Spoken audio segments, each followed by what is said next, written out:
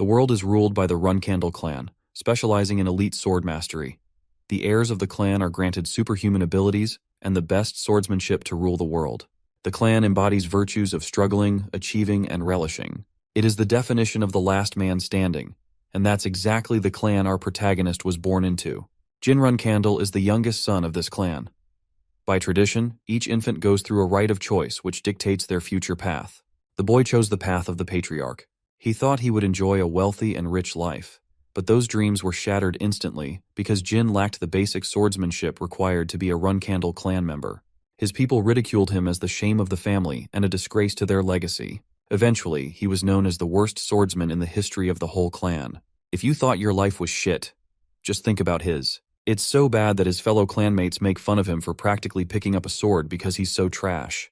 These bug-eyed, bitchless loudmouths ridicule him for not being able to wield his holy sword Balasada. Poor guy has no choice but to ignore them.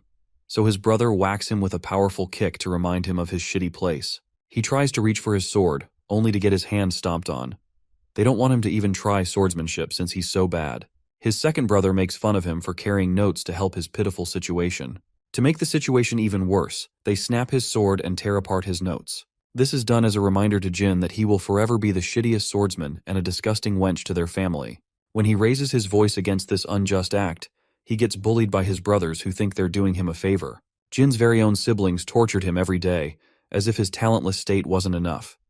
But he didn't care about that. He just wanted to try harder and harder to somehow and someday earn the trust of his family. So with that spirit, he gets back up, to make himself worthy of the clan.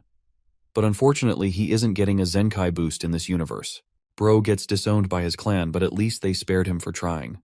Jin was reduced to a vagrant, before inevitably crossing paths with his teacher, and realizing that he too boasted talent. He had a kind of power that was forbidden in his clan, the power to wield magic. 3 years have passed since then. Jin is a busy student hard at work when suddenly he gets swallowed by the shadows. He turns to find a giant entity called Solduret, the master of the shadows. It's a lucky day for our boy as he's been chosen by a literal god to fulfill a contract. By forming this contract, he will be able to wield the power of shadow and become immune to curses. The god of shadows is surprised when he notices that Jin had been cursed from a young age, which is why he couldn't unlock his talent. The curse called Blade's Delusion suppresses the talent of a swordsman, which is basically a death sentence for someone in the Runcandle family.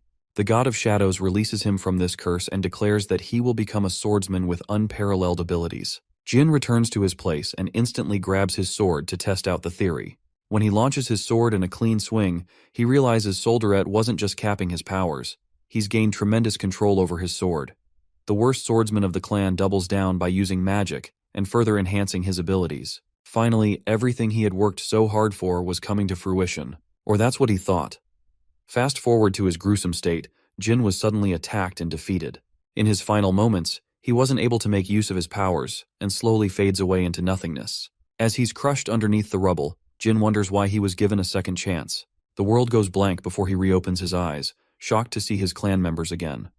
More so, he's in the same sword sanctuary where the Balasada awaits him. Baby Jin remembers this day and realizes he's returned to his past by more than 20 years. The boy clutches his sword, earning the praise of his family. This time, he grabbed the weapon of his own will. 6 years after he chose the Balsada, the midget couldn't reach the top shelf. He's been in the Storm Castle for a while now and has to endure 3 more years before he's finally free. The boy feels caged when suddenly, one of the maids is horrified to find a dead bird in his room. Jin assesses the situation, realizing only 2 people could do something so audacious and brutal. The 2 people in question are his snickering brothers, the brats who have no regard for the poor animal. Daytona is 9 years of age, while the white hair punk is Haytona, sharing the same age. While they're laughing at the bird, Jin feels sad. These 2 clowns ended up becoming murderers in his original life. Right now they're children. But even then they killed a poor bird to scoff at their own brother. The shitty yin-yang pair has no limits. They're trying to get a reaction out of Jin, ridiculing him for not wielding the Balsada. Jin prepares to speak when Haytona reaches to attack him. When his punch is blocked, even he is stunned. Because Jin isn't playing around as he launches a powerful counter in his face. He gives Haytona a thunderous beating to remember, and even though Jin is barely exerting his powers, he still beats the crap out of his brother. Finally, our boy leaves his bratty brothers with a warning to stay out of his way. Khan arrives, surprised that our boy has defeated both his brothers. Jin simply told him that they got into a fight with each other, resulting in their defeated condition. Of course, this is far from the truth. But still, Khan wants to take them to the doctor. However, Jin refuses against such an act. He takes them someplace else. Jin leaves them vulnerable to a heavy storm. It may be cruel treatment, but he believes it is necessary to teach his brothers the consequences of their actions. Khan is in no authority to question the young master's orders. Strangely, he senses an unusual, sinister aura emanating from the young master. Khan wonders if Jin deployed the use of mana. Realizing that Jin is responsible for putting his brothers out of commission, Khan deems it necessary to report to the patriarch of the clan. Back at the Storm Castle, Jin sees the snitch making his move. He knows that Khan is their guardian and reports everything to the patriarch. Jin concludes that he must have sensed the use of shadow force. In other words, the source of his powers after he made a contract with the god of darkness. It also implies that even in his second life, his latent powers of darkness are active, allowing him immunity against the curse he inherited in his first life. No longer subject to a curse, Jin has changed history as he will no longer be remembered as the worst swordsman. He's happy about that. His next obstacle is a confrontation with his father, the patriarch. After Khan's report, the patriarch tells the guardian knight to assemble the flag bearers. He senses the need to have a meeting with his son. With all 200 knights of the Runcandle family prepared, the legendary patriarch of the Runcandle family marches his return to the Storm Castle. Mary is surprised they were given a sudden order to assemble. Dyphus, her comrade flag-bearer, is also clueless. They were in the middle of an epic battle when it happened. Dyphus wonders if it has something to do with Jin. They can hardly piece together why it's necessary for the patriarch to see his son. Luna interrupts them both, gesturing to stay quiet. But Mary is still curious because she doesn't get all the hype behind Jin's specialty. Back at the Storm Castle, one of the maids informs Jin about the arrival of his father. The pipsqueak wonders what else the guardian knight told his father. He thinks that his father must be curious about the power that he used, since it's different from both mana and aura. The meeting is necessary to determine whether Jin's powers will benefit the clan or not. The patriarch arrives with his many knights, donning his beautiful blade. He demands both Haytona and Daytona to be summoned. After their summoning, he directly asks about their mistakes. The brothers try to act cheeky and answer that they didn't do anything. It was Jin who attacked them with a weird power like magic. But of course, they're only saying these words to trap their brother. But this level of manipulation isn't enough to persuade the patriarch, as he leaves both his sons with cold advice. Their survival in the clan will be short-lived with such a feeble mindset. He basically called them pussies, and then demanded Jin to be summoned. Jin stands before his father, Kiron Runcandel, the head of the family as well as the strongest person. So powerful, in fact, that he is classified as a divine star knight and a demigod. After reaching the heights of such power, Kiron's human emotions have been dulled. The only passion he shares is an obsession for his clan's greatness and prosperity. In his original life, Jin was treated like a nobody. He had nothing to impress his father, but in this life, the boy walks with confidence and stride, knowing that he can no longer be underestimated. He makes his entrance as the flag-bearers glance at the boy, kneeling before his father. Sieran questions why his son addressed him as the patriarch instead of his father.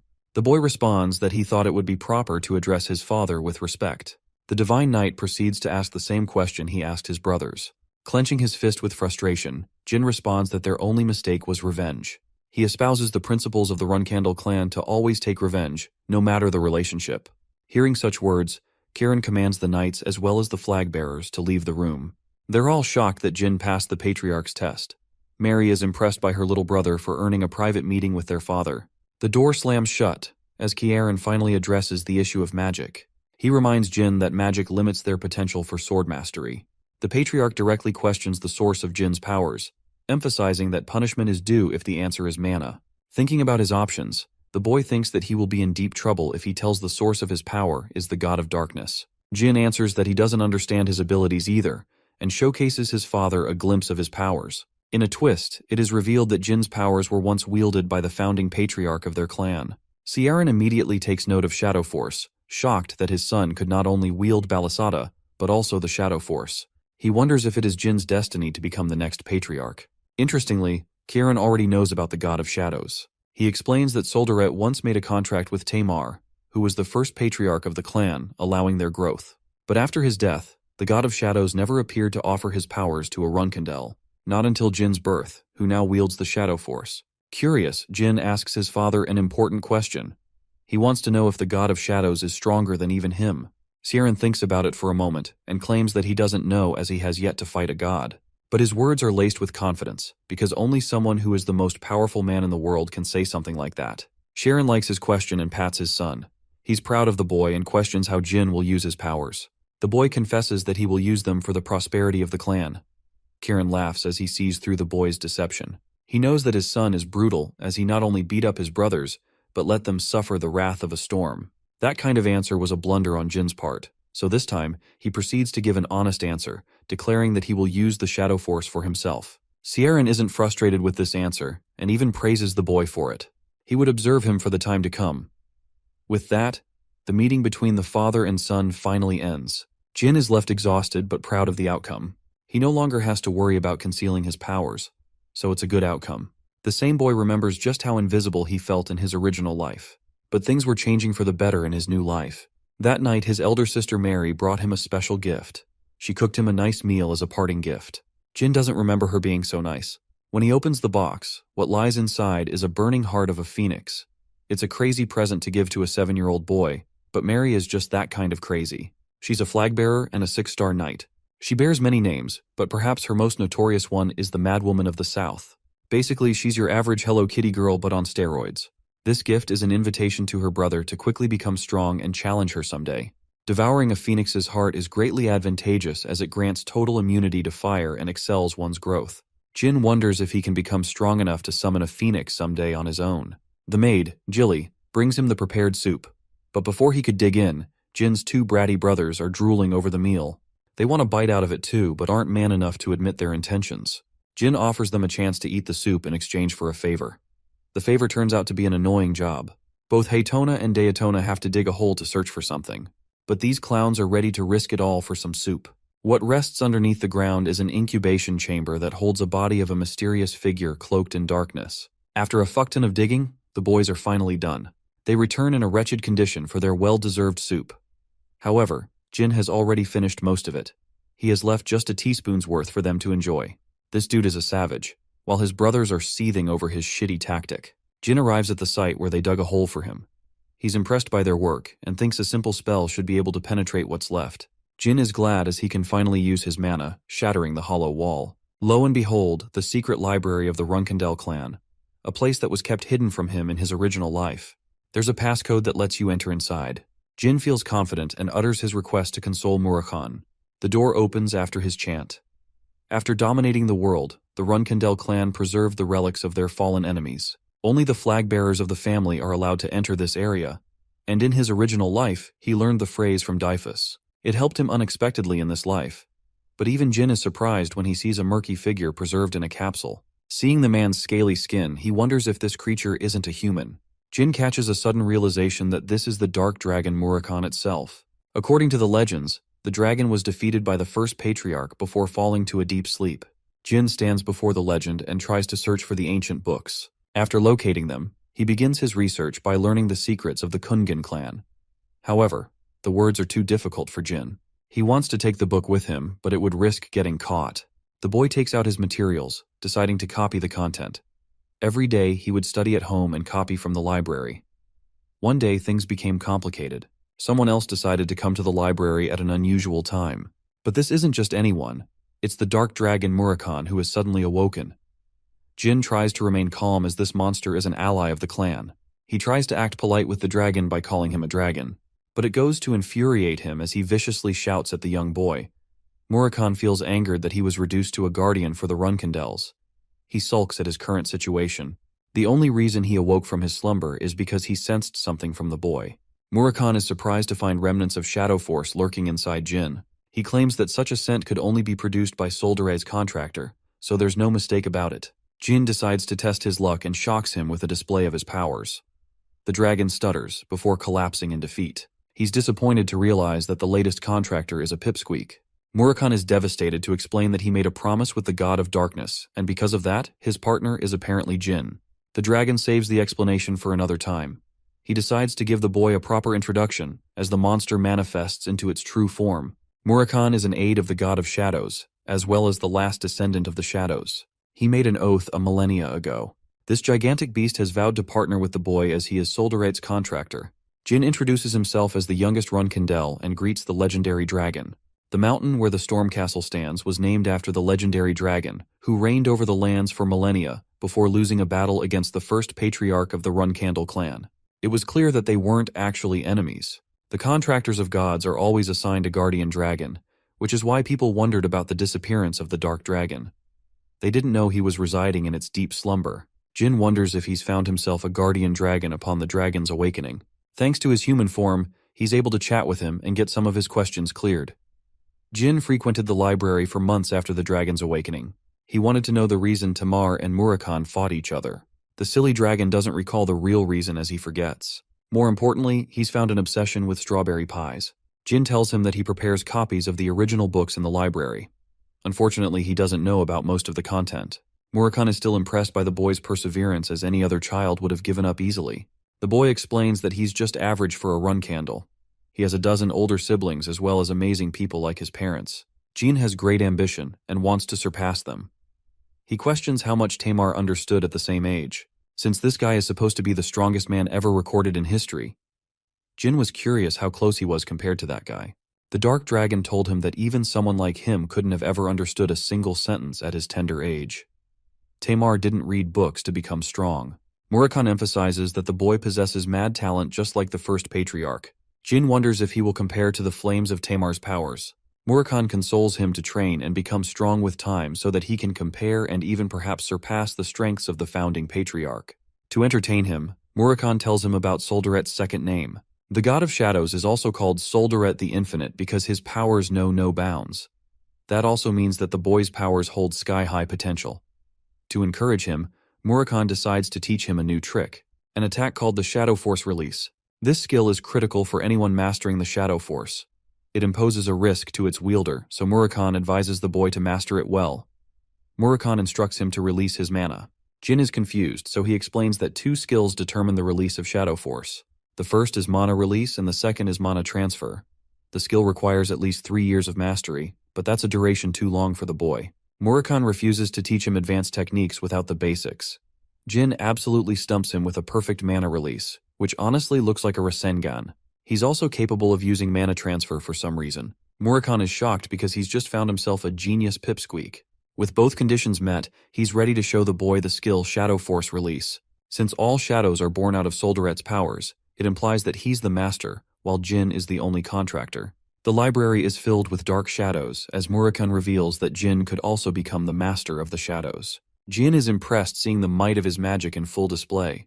The scene cuts to the flag-bearer Luna, who is nearing the completion of her mission. Estimating 4 months to be the completion target, Luna stands amidst the dead monsters while wondering what her younger brother would like as a gift. 6 months after Murakhan awakened, Haytona and Daytona left the castle after turning of age. That leaves the young master, who receives a celebration cake from Jilly on his 9th birthday. The kind young master wants everyone to enjoy the cake. Khan the Snitch makes his sudden appearance, apologizing for his sudden message. Lady Luna, the boy's older sister, has come for a personal visit. Rising as the first flag-bearer of the clan, an excellent knight and the eldest of all the siblings, Luna Runcandle is the strongest among the heirs. She stands different from the rest, uninterested in pursuing the path of the patriarch. Luna doesn't care about her siblings. She treated him like a nameless stranger in his original life. So now, it seems strange that this distant sister of his has come to pay him a visit. Jin wonders if something happened with the clan. He's even afraid that his sister might have discovered his secret visits to the library. Luna pats her little brother and treats him with unusual kindness, even caring for his condition. Jin states that he feels guarded by her sister. Luna thinks that her brother believes they're enemies, and that she sees him as an outsider aiming for the throne. She feels frustrated with the thought and consoles her baby brother. Luna apologizes, kneeling down to pay her little brother proper respect and a request to speak in private. Jin is stumped with such a request and meets her with a smile. When they're both alone, Luna states that she hurried home for an important matter. Since Jin's sudden rising, the rest of their siblings are keeping a strict eye on him. This means that they could act against the boy when he leaves the storm castle. The once cold and distant sister expresses her fear that Jin might lose his happiness amidst their family's trifles. She despises the traditions of the Runcandle clan. Her words make Jin realize why Luna stopped pursuing the path of the patriarch. But she failed to mention such words in his past life. Jin wonders if he wasn't worthy in his original life to hear such consolation. But it's also because his sister is worried that Jin's siblings could threaten him soon. He forms his response, refusing to step away from the fight against his brothers. Luna emphasizes that she's not advising him for her own sake. Her baby brother acknowledges the fact and even claims that he faced the threat of assassination once. Met with this surprising revelation, Luna taps into her terrifying powers, furious that someone could even attempt to hurt her brother at the Storm Castle. She tries to ask for the assassin's name, but Jin tells her that he doesn't know, and that he's fine for now. The boy is happy to learn that he has earned empathy from one of his siblings. Luna embraces Jin, apologizing for the troubles of their family tradition that come with the Run Candle clan. Embracing her like this, Jin had no idea his sister could be so kind. Luna doesn't want to stomp on his birthday celebrations and offers him an adequate gift. It's a blue pendant. She tells him to turn around. The necklace is capable of summoning Luna once after being shattered. She wants Jin to use it when he's in a sticky situation. Luna is happy for her brother's birthday, and they proceed to have a loving celebration. Unfortunately, she has to head back to her duties. She bids him farewell. Later, Jin shows up to the library with the necklace, surprising Murakami as the necklace is an invaluable treasure. This treasure once belonged to the Demon Beast King, an item that many people risked their lives for. It also grants immunity to the wearer against inferior spells, as well as enhancing one's own. Jin explains that his eldest sister gave him the pendant. What's more is that he's shocked to learn that Luna probably already sensed Murakami's energy. But she won't tell the clan because she cares about her little brother's well-being. Coming back to Luna, she knows something is up between Jin and Murakami. But she chooses to trust in his powers and support her little brother no matter what becomes of him. Jin thought that the first 10 years of his life would be slow and boring at the castle. But in this short time, he learned a lot. He received gifts and benefited from his relationships after meeting amazing people. These were the things his past self dreamt about. The day finally came when the boy turned 10 years of age. He fought against Khan in a sparring session, preparing to leave the castle. The boy's incredible strength at this age impressed the Guardian Knight, who realized why the Patriarch remained interested in the youngest child. Jin boasted the eyes of an instructor who was trying to see if Khan was a fit as his teacher. Concluding their training for the day, Khan pays his respect to the young child. He can only train the boy until he leaves the Storm Castle. Jin is ready to meet his expectations. There came a point where Jin felt immune to flame thanks to the Phoenix's heart he received from Mary. He is thrilled to find that some of his powers have started taking into effect. It's only a matter of time until he absorbs the Phoenix's powers. Jin is to leave the Storm Castle the upcoming day. Jilly spots his books and is instructed to pack them for his reading session. As usual, the boy requests strawberry pie as his snack. He heads out for a walk at an unusual timing. The boy arrives at the secret library to meet Murakami. The Dark Dragon had anticipated this day to come. Jin wonders how they'll keep in contact. But the dragon isn't worried about such an insignificant problem. Even though he's weaker than his original state, Murakami explains that he can recover his strength when Jin can become stronger, as he's a guardian dragon. Murakami wants the boy to grow up just like Tamar. Jin asks an important question about the clan. Soldaret once told him that the Runkendel clan shared a history of being a spellsword clan, and the first patriarch is noted as the greatest spellsword user in history. However, this history is lost in the myths as the clan only prioritizes swordsmanship in recent times. The reason they object to magic is because of a pact that was made 1,000 years in the past. While they regarded Murakami as their guardian in the past, it's clear they might hate him in recent times. It's a shame because the boy would have drowned in riches for reviving him in the previous era. Then again, it's his shitty clan, so there's a chance that it wouldn't happen. Murakami assures him that he'll track the boy no matter where he goes. As for his capsule, he's planning to keep a hallucination of himself. A hallucination so powerful that they won't be able to see through his deception. The hallucination isn't going to hold for long because of the dragon's waning powers. However, Murakami plans to maintain the hallucination for until the time he becomes an adult. He's brought Murakami a special treat for celebration. The Dark Dragon fawns over the invitation to get drunk and enjoy the party. He's even ready to become acquainted with Jilly if it means more strawberry pies. As Jin is preparing to leave for his clan's family home, he is warned how busy his life is going to get. Jilly can no longer service the boy with her delicious meals, but she's ready to serve him when the time arises. Jin is welcomed by the Guardian Knights Jerome and Holtz for his escort. They begin their travels. It's the end of the 18th century, as Jin finally leaves the Storm Castle to head to his family home, the Garden of Swords. They're met with heavy snowfall along the way. Unfortunately, they won't be able to use a portal under such a condition. Suddenly, the carriage comes to an abrupt stop as Jerome and Holtz warn Jin to stay inside the carriage. The carriage is under attack, but Jilly is confident in the strengths of the 7-star knights who will guard them with their might. However, they are outnumbered, fighting 20 men to 1. Jin realizes something critical and immediately tells her that they must leave as the Guardian Knights have secretly betrayed them. This means they're working with traitors or imposters, which also implies there's something wrong with the carriage. Jilly is frustrated and brings out her full power to protect Jin for the sake of the clan.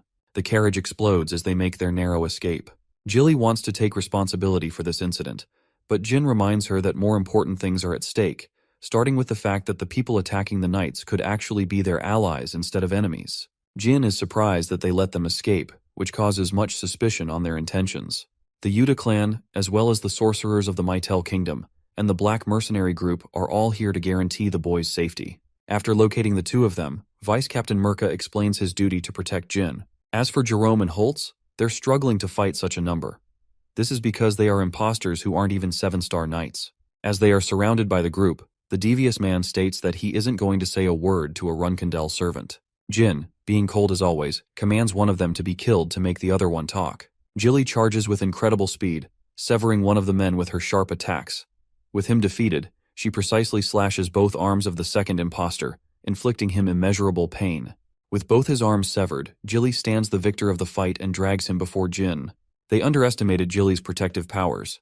Despite being a maid, she is a loyal 7-star martial artist. Whoever targeted Jin's assassination should have sent higher-level knights for the job. The limbless punk warns them that the age of Runkendels will come to an end. Surprisingly, Jin agrees with him. Because this midget is so full of himself, he cares about making a name for his own good instead of the good of the clan. The imposter blurts out his association with Zyphals, a sorcerer clan that rules a big part of the world. They're the rivals of the Runkendel clan, and they only strive to reach mastery in magic. After Timar's death, the Zyphals clan forced them to sign a pact forbidding the use of magic. That ensured all magical powers of the family were permanently sealed. The Zyphal clan became the direct enemy of the Runkendels for more than 1,000 years. This clown imposter is one of their pawns. Jin doesn't think he's useful, so he lets Jilly handle the rest. The man is begging to be killed, but Jin isn't so kind. He's reflecting on what could cause such an attack. More importantly, the boy believes a Zyphal extremist attacked them instead of the clan itself. What's more is that Jilly was fooled by their disguise. It means someone else is involved in doing such dirty work. The boy offers his gratitude to the vice captain of the knights for saving his life. He's prepared to tell his clan everything so the man could be rewarded properly. Mirka is stunned because the 10-year-old boy does not sound like a normal child.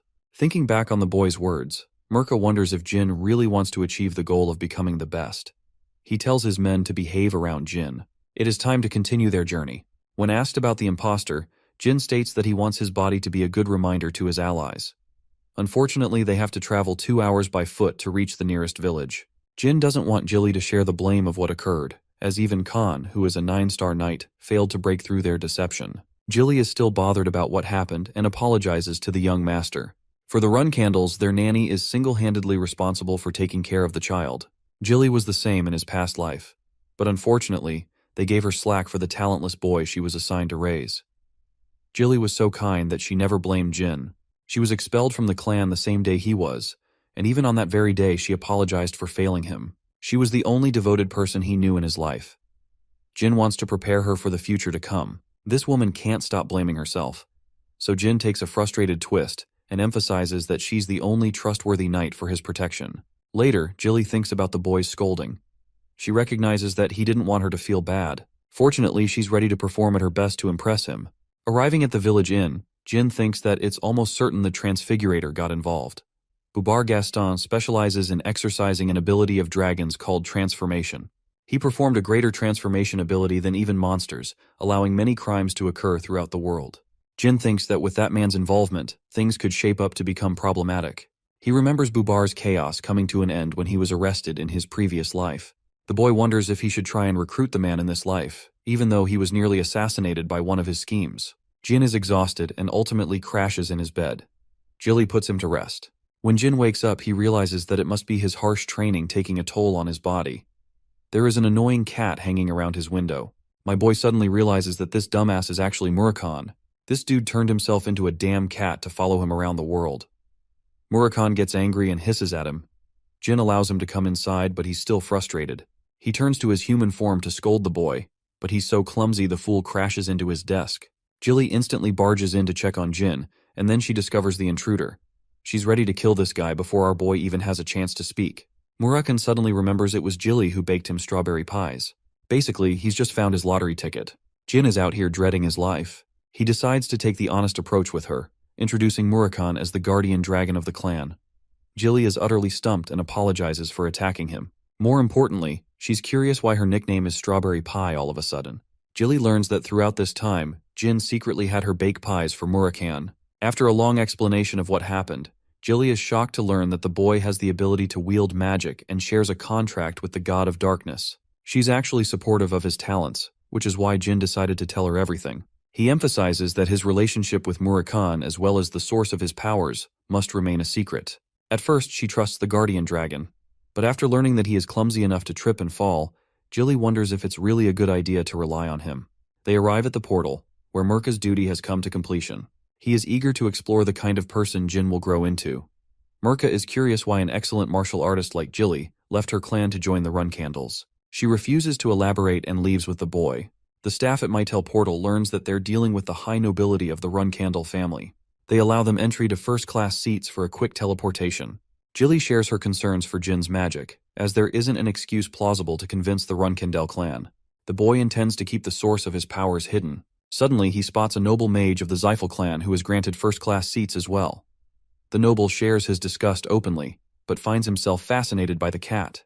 Murakhan is a gigachad as he slashes the pathetic noble, giving him what he deserves. The Zyphel noble is surprised that Jin is composed and quiet despite his provocative remarks. Veradine introduces himself and offers a hand to the boy. Jin remembers him. This man had gone on to become a gifted sorcerer and an incredible candidate for the next patriarch of their clan. Even though Jin also shares a talent in sorcery, his talent is next to nothing compared to Veradine. The boy is cautious of him and reminds Veradine that his men nearly pulled out their blades, and they would have been killed for that. He dishes out equal provocation as a joke, but Jin emphasizes that he wasn't just joking around. Veradine gets actual chills from the boy, but he imparts him with advice not to stir up trouble between the two major clans. Jin claims that both their fathers are people of great stature, and that they would never go into war over a children's fight. Veradine is impressed, but Jin is verbally abusing this man. He tells him to shut up for the rest of the portal ride. Veradine is almost enchanted and wants to befriend Jin, but it would complicate their clan's relationships. So instead he vows to make him his rival for the ages to come. As for Jin, he's surprised Veradine is maintaining his school even after his joke. It's almost as if the Zyphels are chaotic and messed up in their heads. Teleportation is underway.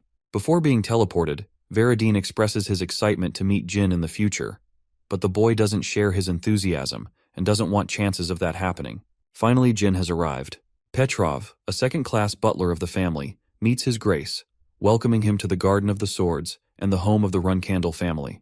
The Garden of Swords is a sanctuary of blades for the most reputable members of the Run Candle family. To have one's weapon be marked in this garden is the height of honor for a Run Candle family member. The boy once shared the same goal, but with the weaknesses of his past life, he became naive and foolish. Now that he's equipped with a cunning nature, Jin believes he will have an easier time in the house. The boy meets his mother, Rosa Run Candle. Ciaron is alarmed by the cat he picked up on the way. The fact that he claims ownership over the animal is considered a proud quality. Jin has decided to name him Kitty Run Candle, but this kind of name is seen as offensive by his brothers, as it is an animal undeserving of their name. Ciaron asks why he did that. The boy counters that he wants to take responsibility for the cat, a creature that he claimed as his own. He wants to ensure he takes care of it, even though the Run Candle name is a heavy burden, as Jin will have to seek revenge should anyone bother his pet. The patriarch is impressed with the boy's ability to make quick enemies. His siblings aren't an exception. Jin emphasizes that he doesn't shy away from taking his enemies down. His father appreciates this kind of attitude and hopes his older siblings stay sharp and don't underestimate him. 4 years have passed since then. Jin is a 14-year-old classified as a 2-star knight. His training session is concluded with Garen, and his next training is scheduled with Luna. Jin doesn't want to share lunch with his family and prefers eating with the cats. Velop has brought him lunch. He's a commoner who is going to be expelled from the clan soon. Interestingly, he's so calm and always praises Jin's mightiness. Our boy tells him to stray away from the path of humility, as he often gets looked down upon. Jin encourages him to take some pride in his abilities, since he's also a Run Candle cadet. Velop sulks as he's got the lowest grades and his swordsmanship is trash. On the other hand, becoming a cadet of the Run Candle clan is a feat in and of itself. He might have the worst grades, but he's better than average. Jin really wonders how a meek and introverted boy like him could become a dangerous enemy in the future. What's more is that he ended up taking his own life. Velop's life might face a similar end. so Jin wants to prevent that future from occurring. This time he's hell-bent on making sure he stays in the clan. Later, the young master is assessing his current abilities. It's destined for him to reach 3-star swordsmanship in the upcoming years. But for now, he has to train with Luna, who wants him to execute the training differently than from yesterday. Luna suggests that he use his mind's eye to visualize his training. Acquiring the mind's eye is the greatest weapon for a swordsman. It's a form of high-level meditation, a skill that is only achieved by 7-star knights. Jin doesn't understand why he's being taught such a skill so early. Luna restricts the use of aura in their training, so Jin doesn't understand the purpose. He places good faith in his older sister's advice and increases his level of focus to learn the technique.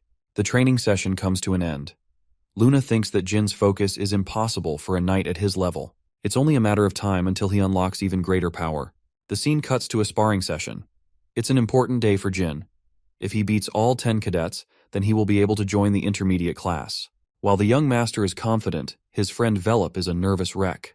The coach instructs the cadets to spare 3 times going against different partners. Only the top 10 best fighters will face Jin. The competition begins with each cadet displaying a good level of swordsmanship.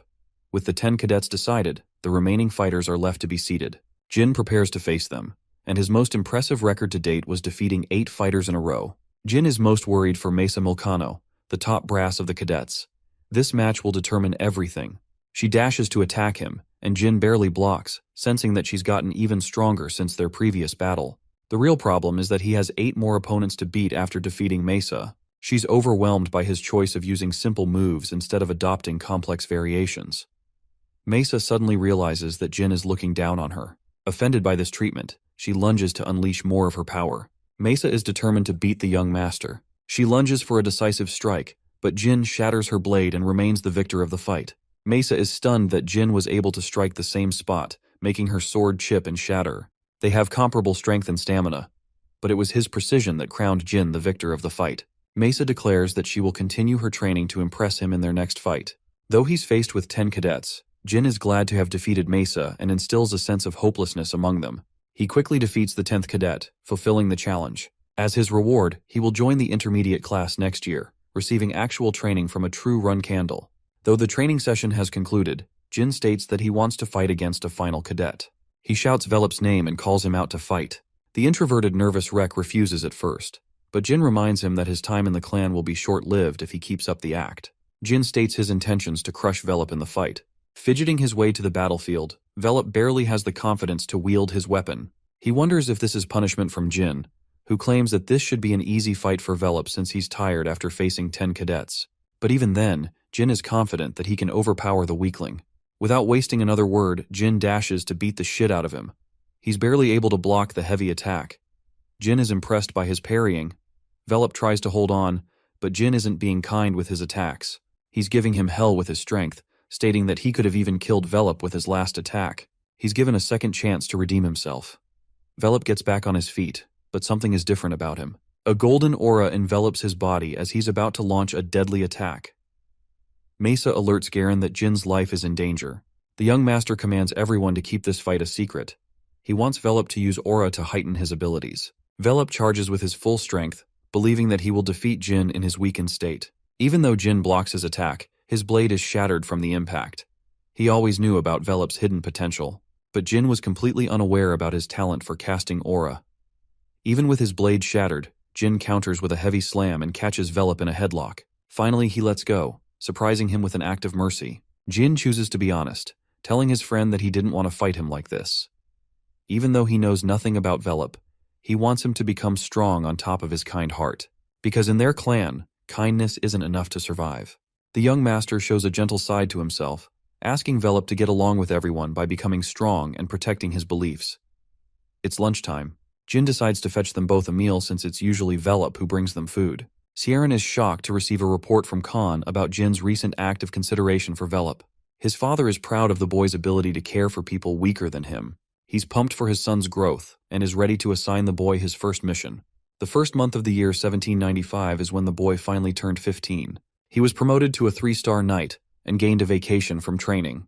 The intermediate class used real swords instead of wooden blades. Each blade was handcrafted for every cadet, so some had to get their weapons made. Jin was also looking for a weapon, and more than him, Luna had been eager for this day to come. She was the one who would pick his weapon of choice, as she begged him to do so. Her baby brother trusts her choices and thinks she'll find the perfect weapon. Well, that's until she brings out what seems to be a giant sword. Even Jin is shocked. Luna states that she once used the same weapon at his age. She even came up with the design, and it's her prototype for her main weapon. Jin, however, has a difficult time accepting her choice. He declines the weapon, hurting Luna's feelings. Seeing his reaction, Luna decides to opt for a different weapon, a weapon that would suit his fighting style. Luna spent much time on his weapon of choice. Since he chose the balisada when he was an infant, she figured the bradamante would be the perfect replacement. It's the weapon of the first patriarch, a blade that comes to his liking, as it is one of the most valuable treasures of the clan. Jin wanted to obtain this weapon in the future, but he's glad Luna offered it to him for free. Both swords are excellent for the users of Shadow Force. Jin couldn't have obtained the weapon himself because of sibling rivalry. It's a heavenly gift from Luna that he obtained so easily. Luna states that he doesn't have a need to repay her in any shape or form, since she's also aware he's keeping his defenses up around her. Since she's upset, Luna instructs her brother to close his eyes for another training session. She tells him that the Runkandel siblings are always fighting against each other, but even so, she wants to remind him of her undivided love, as Luna is ready to support him no matter what. She says these things as Luna has felt immense loneliness and feelings of isolation before Jin's time. She hopes that her little brother never has to go through such feelings in his life. With that, they return to their training session. After the training, Jin excitedly shows off his new weapon to Murakhan, who doesn't think it's a great weapon for his current skill level. It's necessary for the boy to acquire some level of mastery with his Shadow Force to activate Bradamante's potential. Jin is way too weak at his current level, but he hopes to reach 3 stars in Shadow Force soon. Murakhan is offended by the boy's arrogance and emphasizes the caution one has to take just to use holy weapons of the Patriarch. Instead of 3 stars, he advises the boy to reach 5 stars instead. Jin is a defiant child who doesn't want to wait too long. He hopes to accomplish the target by next year, a claim that upsets Murakhan. To further annoy him, Jin takes his book, threatening to rip it apart. Fortunately, Jilly comes to inform the boy about Garen, who wants to meet him for a briefing of his latest mission. Jin is surprised. He learns that his first mission will begin after the end of the break. Although he is glad, he doesn't understand why it has to begin right after the break. Jilly knows that missions are tough even for the intermediate cadets. Jin is intrigued and wants to explore the matter with Garen. He enters the room to meet Garen, realizing that he is to execute a mission with 10 novice-class cadets. They will be split into groups of 2. The objective is to scout the border area of the Jian Kingdom. This kind of area is normally too dangerous for cadets of the beginner level. Jin thinks it will be tough, especially when you consider the fact that his teammates are weak as hell. The boy thinks his father has something to do with the mission conditions to be so strict. He wonders if Velop is related to the matter. Nevertheless, the boy is prepared to prove his skills to the Divine Star Knight, proving that his resolve is harder than steel. 4 days passed. They were on their mission to rescue Sember Bill of the Bill family. They took the initiative to set up camp near the border immediately, then they will commence operations. Each day, a group will be used to exchange information with their base camp. Jin is the leader and wants his allies to address him as such. Anyone injured will rest and take breaks plentifully to ensure the success of the mission. Jin learns that there aren't any werewolves in the area. He's impressed by Velop's insight, who is acting as the mediator for information. The group leader furthers the search on Area 13. Something about the mission bothers him. While it's true his father played a part in assigning the mission, everything is going comfortably smoothly. The boy wonders if his intuition had been incorrect about the mission. The land beyond Area 13 is called the Land of Halfman. It's a dangerous area well beyond the skill level of the novice cadets. Jin wants a smooth victory instead of exhausting his resources. Suddenly, Velop comes with a striking development on the situation. Jin receives the alarming news of Group 2 succumbing to an enemy attack. He immediately prepares to move, and learns from Velop that they were attacked by 3 human assailants. It's possible there are more than 3 enemies. Jin tells his subordinates to return to the base camp. He leads the charge against the enemies while reducing their intentions. There are many questions troubling Jin, but he's prepared to exact his revenge against the enemy. Traces of blood terrify Velop. He fears Mesa's group got annihilated. However, Jin thinks there is hope as there aren't any pieces of flesh around. It's possible only one assailant is attacking them. Jin comes to discover a bloodied bandage. With this discovery, he deduces that Group 2 switched tracks after sensing another threat near the vicinity. He wants Sierra to go with Eddington and David, while Jin is to pursue Group 2 with Velop. They both manage to find Group 2 fighting against their enemies, but Mesa is nowhere to be found. He commands Velop to attack the one on the left. Jin coats his weapon with Shadow Force, increasing its attack potency. He launches the blade, instantly killing one of the assailants. As for the second, Velop launches his attack, but Jin is quick on the draw and slashes him from behind. With that, both assailants have been defeated. Jin learns about Mesa's capture. He gives the assailant two choices, both spelling his doom. This terrifying 15-year-old is ruthless and promises to kill every person the assailant has ever known. The man doesn't want his family to face doom, so he spills information about his connection to the Kinzalo faction. They're a terrorist group who became responsible for killing the king of the Jian Kingdom in the original timeline. Under the guise of revolution, they wear a secret intention to conquer the world. Jin inquires about their intention. Unfortunately, the assailant is one of their underlings, so he doesn't have much information about their main base. He tells him about a different base that houses 20 martial artists and sorcerers. As for his final question, Jin wants to know why they kidnapped Mesa. He learns that it was their order to capture the female cadets for a political goal. After receiving this information, Jin lands the killing blow, refusing to be merciful to his enemies. 1 hour has passed since Mesa's capture. He wants his subordinates to request support after healing. Jin is prepared to tackle all 20 assailants himself. His comrades are against such a rash decision, wanting to provide them with their assistance in a dangerous mission. Jin emphasizes that it is his duty to protect the people of his clan. He believes in his strength to complete the mission, and doesn't prefer entertaining objections to his orders. Jin instructs Velop to be in charge in his absence. With that, the group leader dashes to save Mesa, hoping to reach her before it is too late. Jin has to defeat competent enemies stacked against his skill level. It's true that he's strong, but he's not strong enough to defeat all of them alone. So his plan is focused on rescuing Mesa instead of defeating his opponents in a head-on fight. Jin activates detection magic and pairs it with wind detection for even greater effect. This lets him uncover the enemy's tracks. Jin continues his rush when he is suddenly attacked by a bunch of assailants. The Runkandel young master shocks them with his ability to cast magic spells. He defeats one before getting his hand trapped by a mage. Jin slashes the assailant from behind and remains unaffected by the flames thanks to his immunity. The mage deploys the use of ice magic to beat him, but even that is rendered ineffective against this monster. Defeat is certain as the sorcerer meets his end. Jin wonders if the assailants are underestimating his faction because of their beginner-level experience. He understands the Kinzalo hierarchy and knows that Mesa won't be harmed until she reaches the officer. It's the only glimmer of hope he has to save Mesa. Jin intends to distract his enemies and casts flame magic to do the job. This will make them focused on the fire while Jin executes his next move. He comes to their base, slowly waiting for his enemies to make a mistake. Jin spots their leader who knows there is a culprit responsible for the fire. Unfortunately for him, Jin strikes him down when his men are far away. He obtains the keys and busts open the captivity room. There, he discovers a trapdoor and sees Mesa at last. She's shocked to see him in such a dangerous location. Jin frees her, but suddenly the entire structure begins shaking. Mesa begs to be left behind in case the situation gets difficult for them to escape. Jin cares less about that and focuses on saving Mesa. After coming outside, he comes to terms with a horrifying revelation. A half-man has just killed a bunch of enemies unexpectedly. This terrifying monster is none other than the white werewolf. Jin knocks Mesa unconscious so she doesn't do anything rash. The werewolf questions if Jin is responsible for the flames. Jin introduces himself as the son of the patriarch and stands to face the werewolf, who is impressed to find an underling of the Runkandel clan. Many days before the mission, Jin was trying to master his weapon, but Murakhan always jumped him for being absurd. He warned him against preemptively activating the sword and overloading his body. Much to his annoyance, Jin stopped his pursuit. In the present, he is faced with his most difficult threat.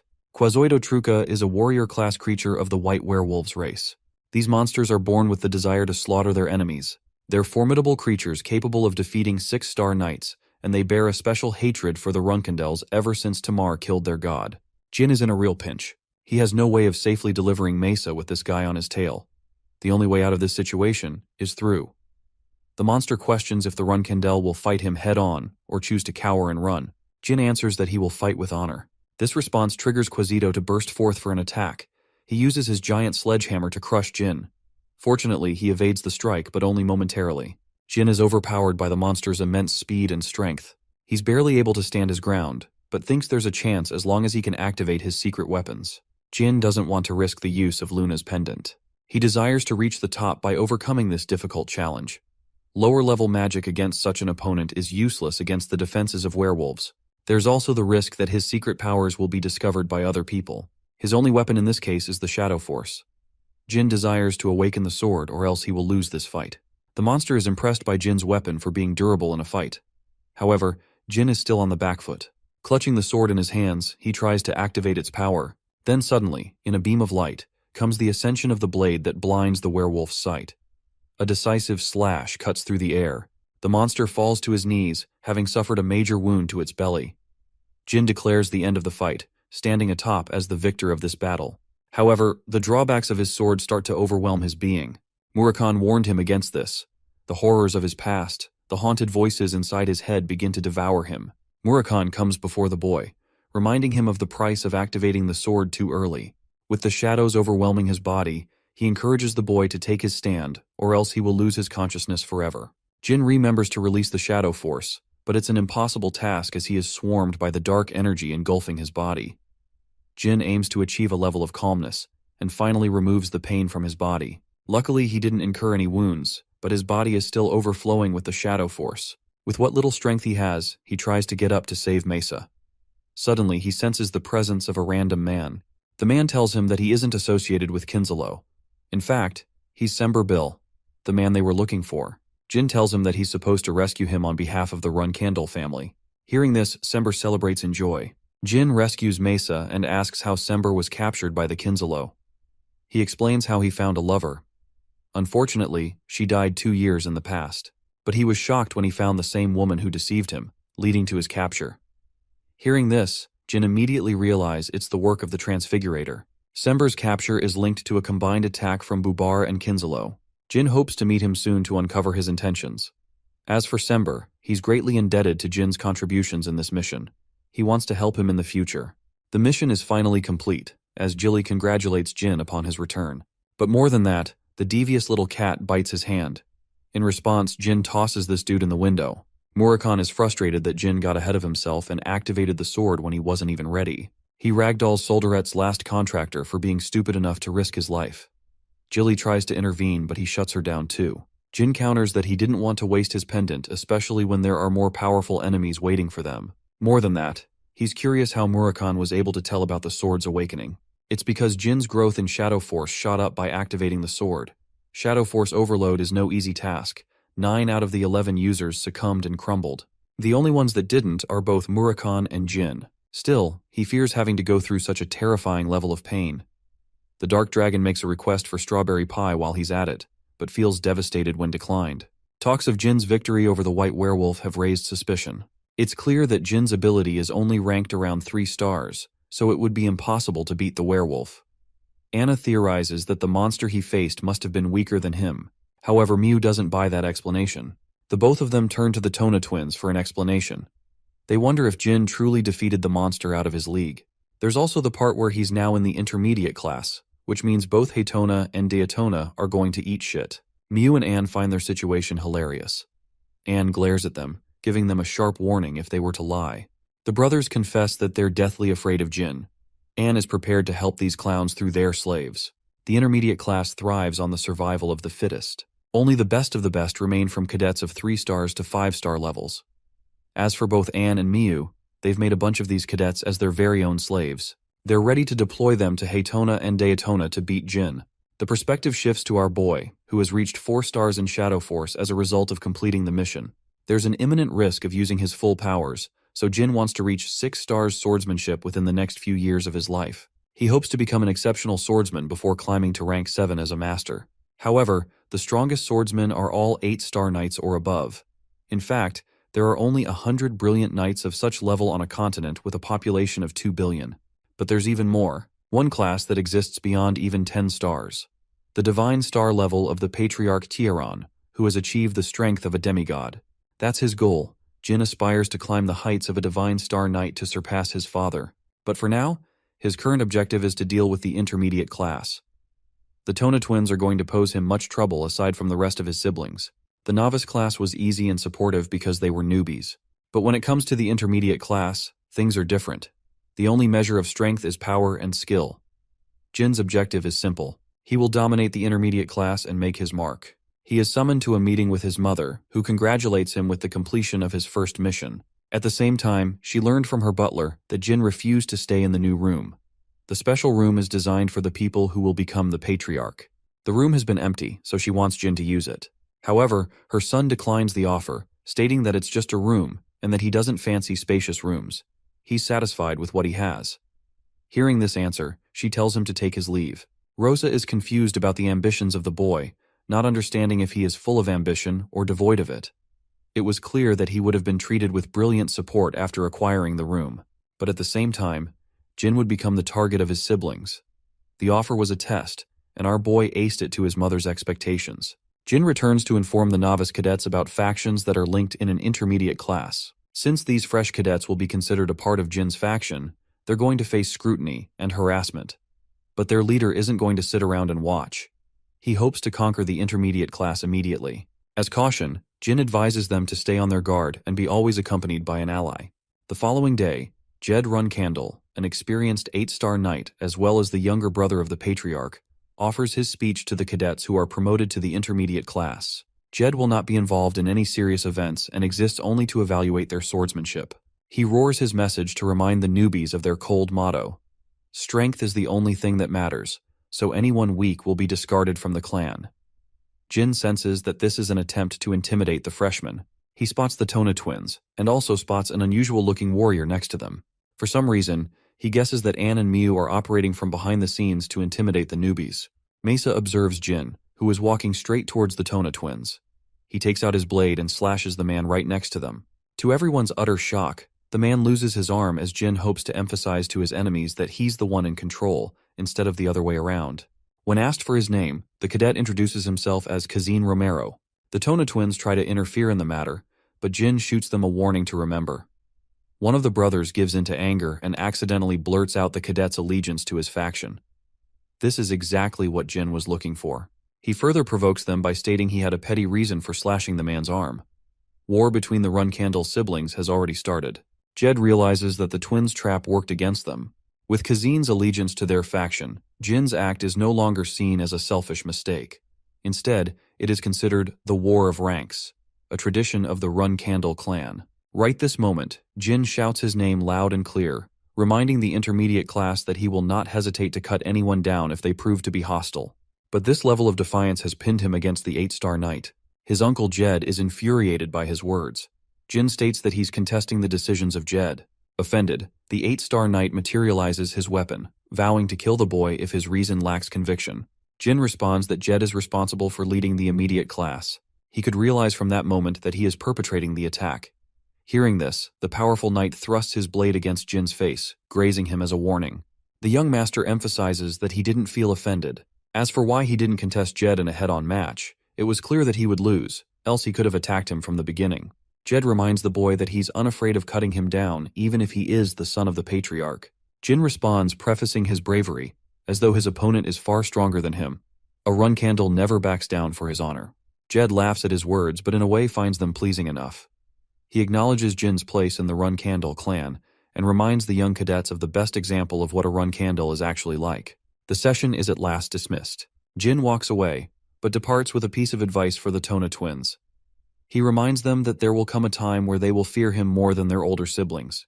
Back in his room with Murakhan, Jin tells Jilly about the War of Ranks. He's certain that Miu and Anne are secretly manipulating the strings of their conflict from behind. Jin slashed Tae Cadet, who stepped out of line. He was a man who was once part of Anne's faction, but somehow joined the twins' faction. It's impossible for them to have 5-star knights in their group, since the leaders aren't supposed to be weaker. Jilly fails to understand Anne and Miu's intentions, but the boy is glad that he's being seen as an enemy and a rival. They can abuse their power to manipulate the difficulty of his missions to ensure Jin fails. But apart from that, there's not much they can do, since Jin is capable of fending off their threats in individual operations. That's exactly what Jin is intending to do. Since he knows he will be forced to handle difficult missions, it will allow him to stack a number of wins and become stronger. He can also take Murakhan along for safety measures. Jin has a different role for Murakhan. The following day, the Tona twins and Jin share a meeting with their uncle. They are informed about the special training privileges they will receive as Runcandle pureblood heirs. The training will be difficult, but it will embody the character and motto of the Runcandle clan. The Runcandle's fighting style is deprived of standard swordsmanship. They have special moves reserved for flag bearers to learn. Since their fighting style is mostly unorthodox, it sets them apart from other clans. Jin predicts that it's because the physical abilities of the Runcandles are unique. The bloodline of these swordmasters allow them God-given talent for sword mastery. It's in their blood to be born with such special ability. Compared to that, Their training will be focused on simple movements. The task is to hold a steel ball. Jin senses that there's something inside. The steel balls are called singing stones. They generate specific sounds upon each strike. Jed demonstrates by striking the steel ball, which produces a sharp clang, deafening their ears. Then, the Commander Knight strikes a second time, but there's a twist. A beautiful melodic sound is created. Each sound depends on how hard the ball is struck. The objective is to strike perfectly to release a beautiful sound with each strike. Jin realizes that this is the most effective form of training for the run candles. But even so, it's still too easy and simple to be called a secret training method. Jed attempts to produce the third and final sound. Jin is curious. The blade hits the stone when he suddenly realizes the effects. Jin pushes his brothers away as the steel ball explodes to oblivion. The Tona twins are shocked while Jed is impressed by the boys' sharp senses. The stones will always explode when struck with too much power. This basically means their lives are at risk in the name of training. Jed explains that all of their previous siblings experienced the same effects of the explosion. Jin wants to know how Luna was able to dodge. Jed explains that she didn't even try to dodge and succumbed to the destruction of the blast. But she was so powerful in her defenses that it didn't even hurt her. This response leaves not just Jin but also his brothers completely speechless. The power of having a cracked elder sister. Jed assigns them their mission, which is to train until they can create the beautiful sound at will. The scene cuts to Luna, who learns about Jin's recent assassination attempt. She is aware of Miyu and Anne playing around, but she also knows they're not foolish enough to attack him at the Storm's castle. What's more, their lives would be at stake if the Patriarch uncovered their plans. Luna's maid wonders if the boy lied to her sister at the time. She knows it is possible since he was so young, and they have yet to find any traces of the assassination in the past 5 years. Luna remembers him being extremely cautious of her, but remembering his face, she could tell that his words were genuine. Luna instructs her maid to keep an eye on Miyu and Anne's schemes. She wonders what Jin is up to, especially when she recalls her experience with the singing stones. The very next day, Jin is barely able to maintain his posture. It's the toughest form of training he has ever been a part of. Jed is supervising their training. Our boy was severely mistaken when he thought this training was related to their physical abilities. Instead, it is focused on increasing one's aura. Jin has to increase his aura to make up for his lack of strength. He aims to remain calm. It's not an impossible task, as the Tona twins managed to complete it in his previous life. Jed observes each sibling struggling, but only Jin shows the most amount of progress among the three. It's possible that he will overcome Luna's record for the singing stones. The training concludes with the Tona twins facing utter collapse. Jed is impressed by their endurance nonetheless. As for Jin, his dear uncle is offended that he's the youngest of the siblings because this boy is a diamond in the making. The dude is slowly becoming his nephew's #1 fan. 1 month passed. The intermediate class was finally being handed its first missions. The mission is to protect the recruits of the Minche Blacksmith Guild. Each faction is assigned their missions, until finally, it's Jin's faction's turn. This group of 10 cadets is tasked to slay an enormous number of 25 orcs, nearly double their number. It's not the easiest mission, especially when they've just joined the intermediate class. It's evident that a lot of them won't even make it past their first mission. The other factions make fun of Jin's group, just like he predicted they would. Mesa stops her comrades from arguing, demanding that they maintain their composure as Runkandels. They have no choice in the matter of choosing their missions. The only way out is to execute on them. Mesa wants to shut their haters down for good after achieving victory. Diatona ends up striking the singing stone so hard that it explodes right on him. Jin barely evades the explosion before getting struck by the blast. He doesn't want to train around these clowns because they're careless about their surroundings. The Tona twins are in the process of exploding the stones. But for Jin, something strange happened. His senses became so sharp that it felt like he could sense the object coming from a mile away. At this point, he's confident in his ability to evade the steel pellets should the singing stones ever explode. Jean wonders if this training has something to do with the mind's eye training he did with Luna.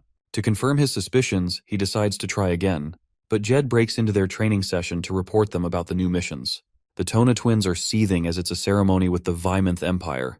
It's not a life-threatening mission, but a draining one.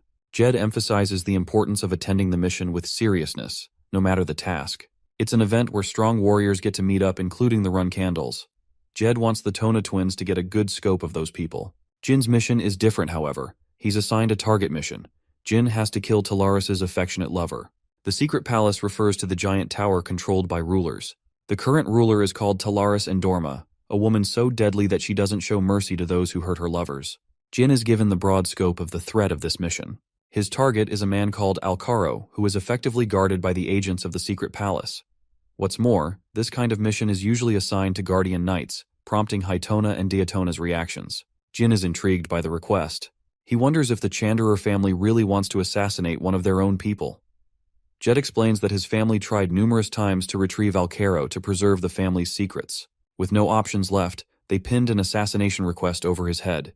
Jin accepts the mission with conviction, much to Jed's shock, as it is well beyond Jin's current skill level. Jed decides to entertain his answer. He tasks the three to go out for the mission in 3 days.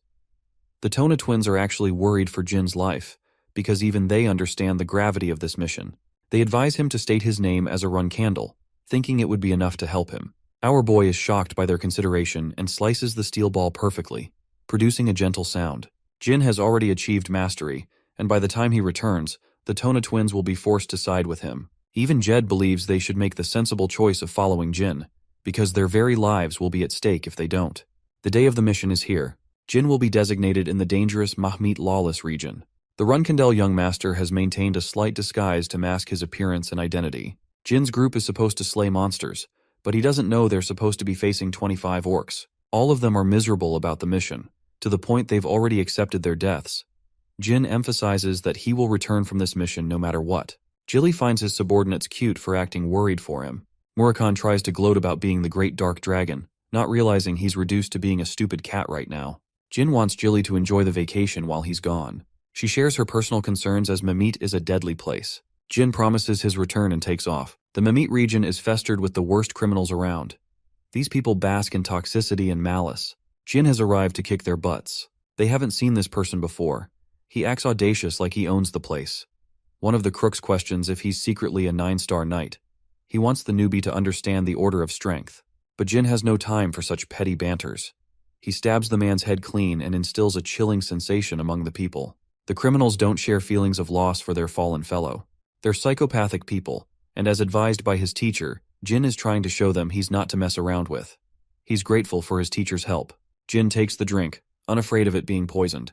He tosses the payment and eats breakfast. The bartender wonders if he's looking for someone.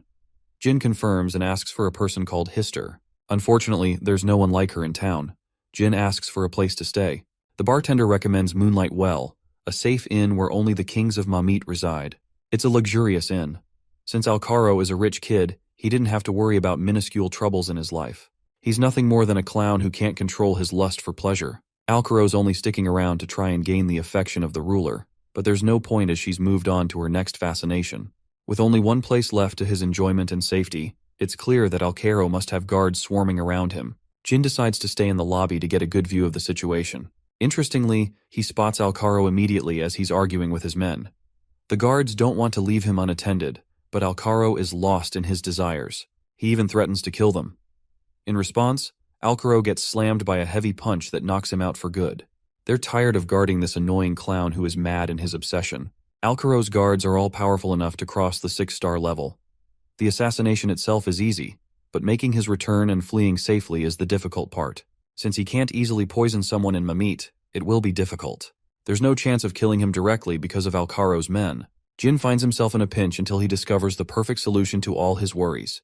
The following day, we catch a glimpse of Cirrus Endorma, the ruler's daughter. She learns that 6 men are guarding Alcaro strongly, a man who may as well be called a fool. Funnily enough, she's also prepared to kill him because the woman is sick and tired of his antics. As they're approaching the inn, an enormous thunderbolt strikes the establishment and pulverizes the place.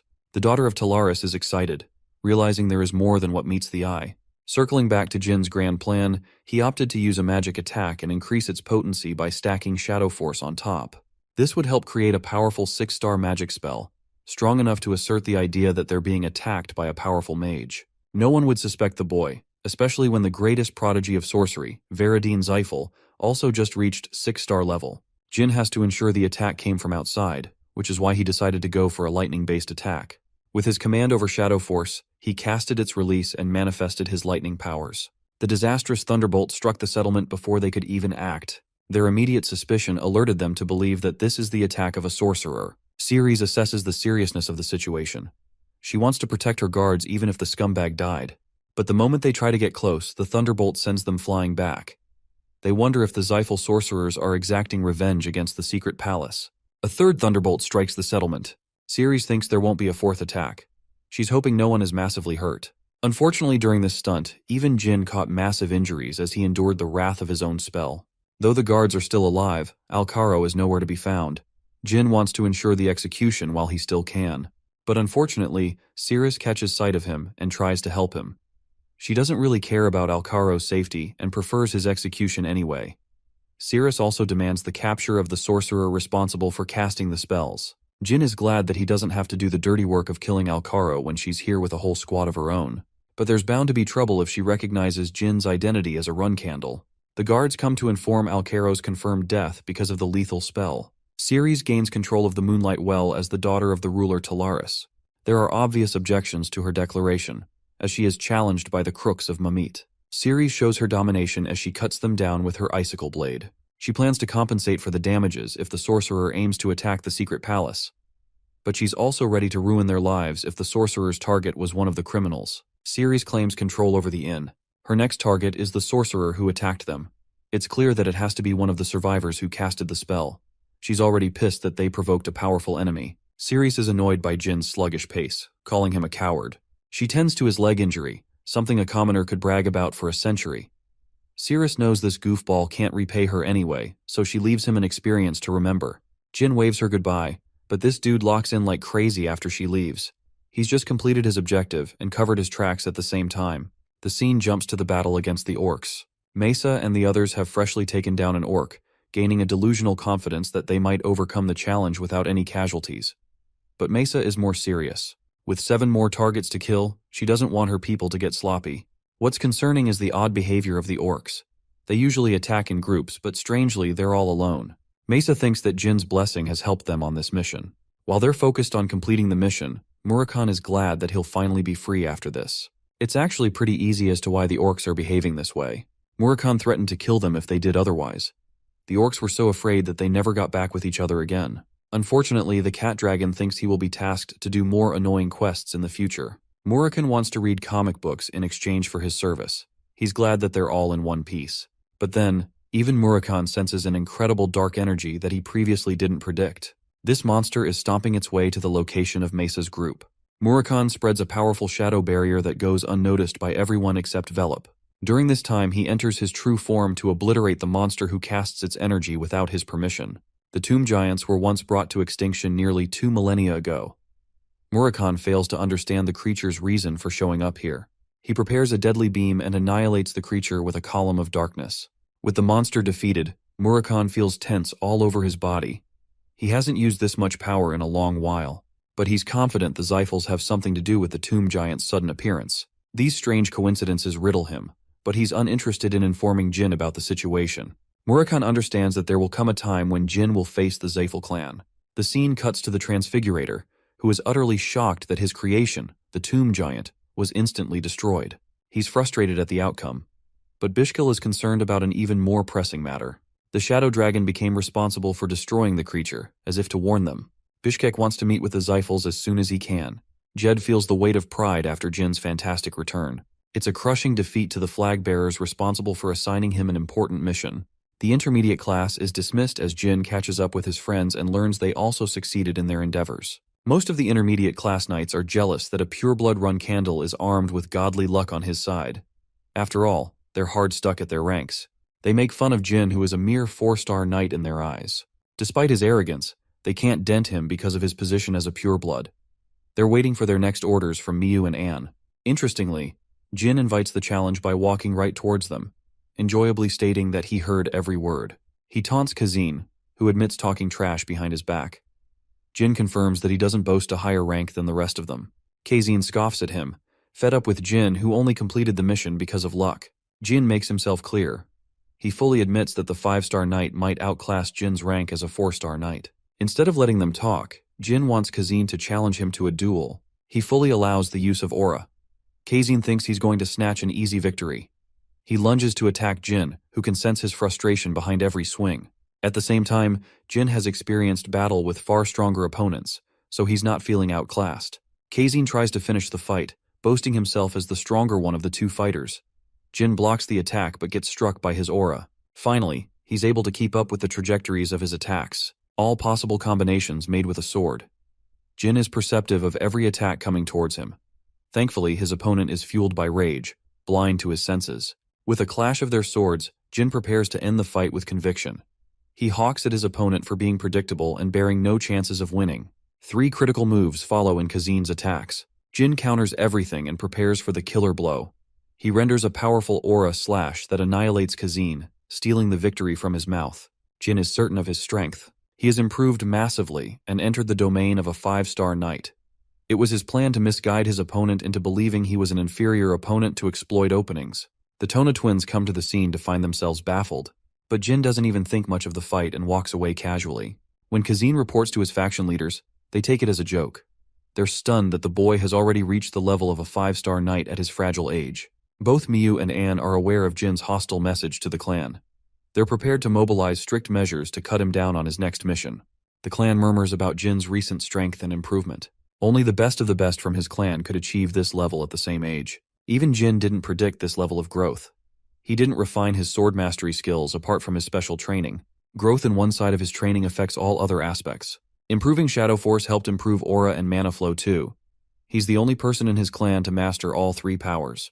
Jin spots a bunch of flowers he's never seen before in his room.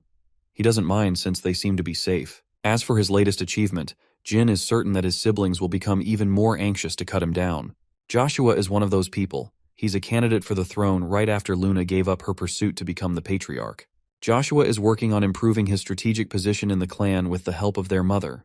At first, Jin wanted to conceal his skills, but he changed his mind. It's clear that the whole world will know about his accomplishments. Instead of gloating about his achievements, Jin wants his father to take notice. Siren isn't satisfied with Joshua sitting on the throne. Ehi wanted Luna, but she lacked ambition and walked away despite her incredible talents. With Luna gone, the next candidate became Joshua. All of this happened long before Gin made his accomplishments show that he is worthy of the throne. Jin is aware that his father will definitely test him with a difficult trial. What's more is that he might provide personal protection to safeguard Jin, in case he gets ambushed before the test. Thanks to his Kieran's intrigue, Jin will survive the wrath of his siblings. Knowing that a banquet will be hosted upon his father's return, Jin is expecting great things. A few days after this conversation, invitational letters from clans all over the world have come crashing in. Jin has maintained a peaceful life against the flag bearers. They don't want to risk attacking him while he's sharing the limelight. The Runkandel family reputation would be at stake in that case. Petrov suddenly comes rushing in with news of Jin's latest mission. Their mother is infuriated, disappointed by her children's actions. They were bold enough to send Jin right to his death by assigning him a mission in the Zyphal territory. Jin crashes the party with his appearance. Luntia, Ran, and Vuigo glance at their youngest brother. Their mother Rosa instantly cancels the mission, crushing both Anne and Miyu's plans. She roars at the scumbags who openly decided to plot their own brother's death. Miyu and Anne share extreme hostility, as if plotting their brother's death should be taken lightly. They're walking on eggshells. Conflicts were encouraged for the sake of competition when they grew up. They all had to face hardship while growing up during their time in the intermediate class. Rosa validates their concerns, confirming the necessity of competition. But at the same time, neither Anne or Miyu reached the achievement of a 5-star knight at a young age. Jin is literally built differently, basically. In other words, their mother does not want to lose an exceptional talent to their antics. What's more is that Luntia, Ran, and Vuigo are getting equal trouble for their involvement. They're punished by returning precious swords to the clan. Rosa even threatens to confiscate every sword in their possession if they do not oblige. Faced with so much commotion, Rosa waits for Jin's response. She wonders if he's going to be kind enough to receive the punishment, or if he will use this to his amusement. She wants to test the boy's resolve. Jin raises his voice, intending to take on the mission. Rosa is shocked that he fails to grasp the danger that comes with accepting the mission. The territory of Zyphals is terrifying, but Jin is confident of his victory. He's all for the mission he was assigned by his beloved sisters. Actually, he even sides with his sisters for helping him take on a mission within his powers. Rosa taunts him for putting on a courageous act. But the 15-year-old shares concerns for the reputation of the clan if there is a sudden change in missions. Rosa blasts his excuse, knowing that he's just being exploited through this mission. Since they can't fight directly, that's what Jin is hoping for. He knows he's no match for his sisters at present, so he wants to prove a point by completely destroying them with this mission. Rosa is still cautious and reminds him of the danger. Jin is glad to take on the fight for the condition of retrieving the swords from his brothers after his return. Both Vuigo and Ran are even ready to stop him from going on a mission so dangerous by offering him a sword now. But Jin isn't buying into their schemes. because if they were on his side from the beginning, they would have stopped Miu and Anne's schemes. Rosa accepts the boys' conditions. She fears the possibility that Jin might one day become like Luna. But now, Rosa is happy with her son's recent development. With the meeting coming to a close, Anne taunts him for boasting a lucky track record. She's even ready to send some of her own slaves to finish the job. Jin doesn't acknowledge their words and hopes to give them a slap on the face with his return. The intermediate class knights from their faction are none other than the hooligans who were taunting Jin since the first day. Kazin is one of the three. Jin shows no signs of distrust to their faces, but deep down, he knows they're waiting for the right opportunity to strike him down. The mission objective is to hijack items after infiltration. 4 relics rest in the historic sites of Kulin. It was once a thriving land that now belongs to the Zyphals. After discovering the land, they mercilessly slaughtered the natives. They only act like they respect Kulin's people, but deep down, it's clear they're still facing enslavement by the sorcerers. While the Zyphals generally try to play with reason, they are extremely cruel, and Jin knows from experience in his past life. Even the sorcerers were hunting a special relic in this land, a mirror that is boasted as a top-secret relic. One journalist was able to cover the mirror in great detail by investigating and testifying from Kulin's people.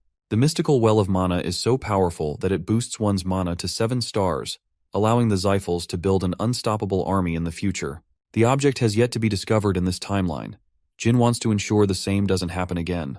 The relic rests in the 3rd warehouse guarded by the Zyphals. They will have to take caution against the sentry spells in the area. Kazin offers his undivided support, but Jin obviously knows it's a bunch of crap. Kazin's men recommend keeping an efficient approach on the journey, but Jin has different ideas. He's not in the mood to play around, so he spikes their food with a sleeping drug. Their bodies flop to the ground.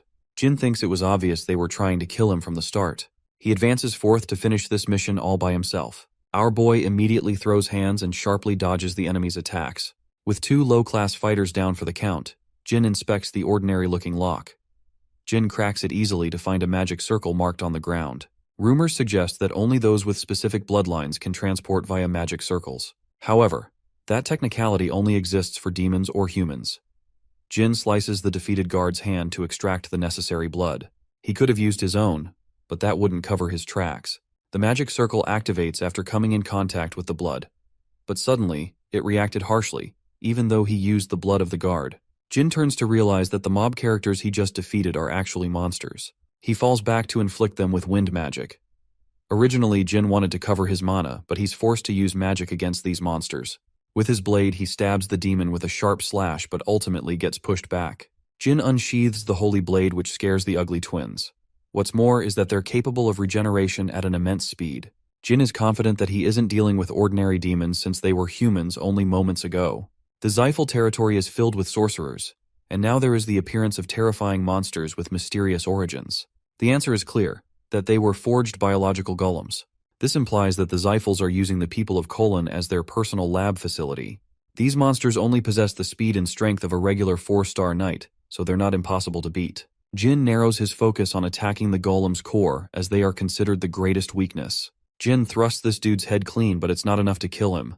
The monster is even more enraged than from before. Jin impales the creature's abdomen, but it's still not enough to defeat the monster.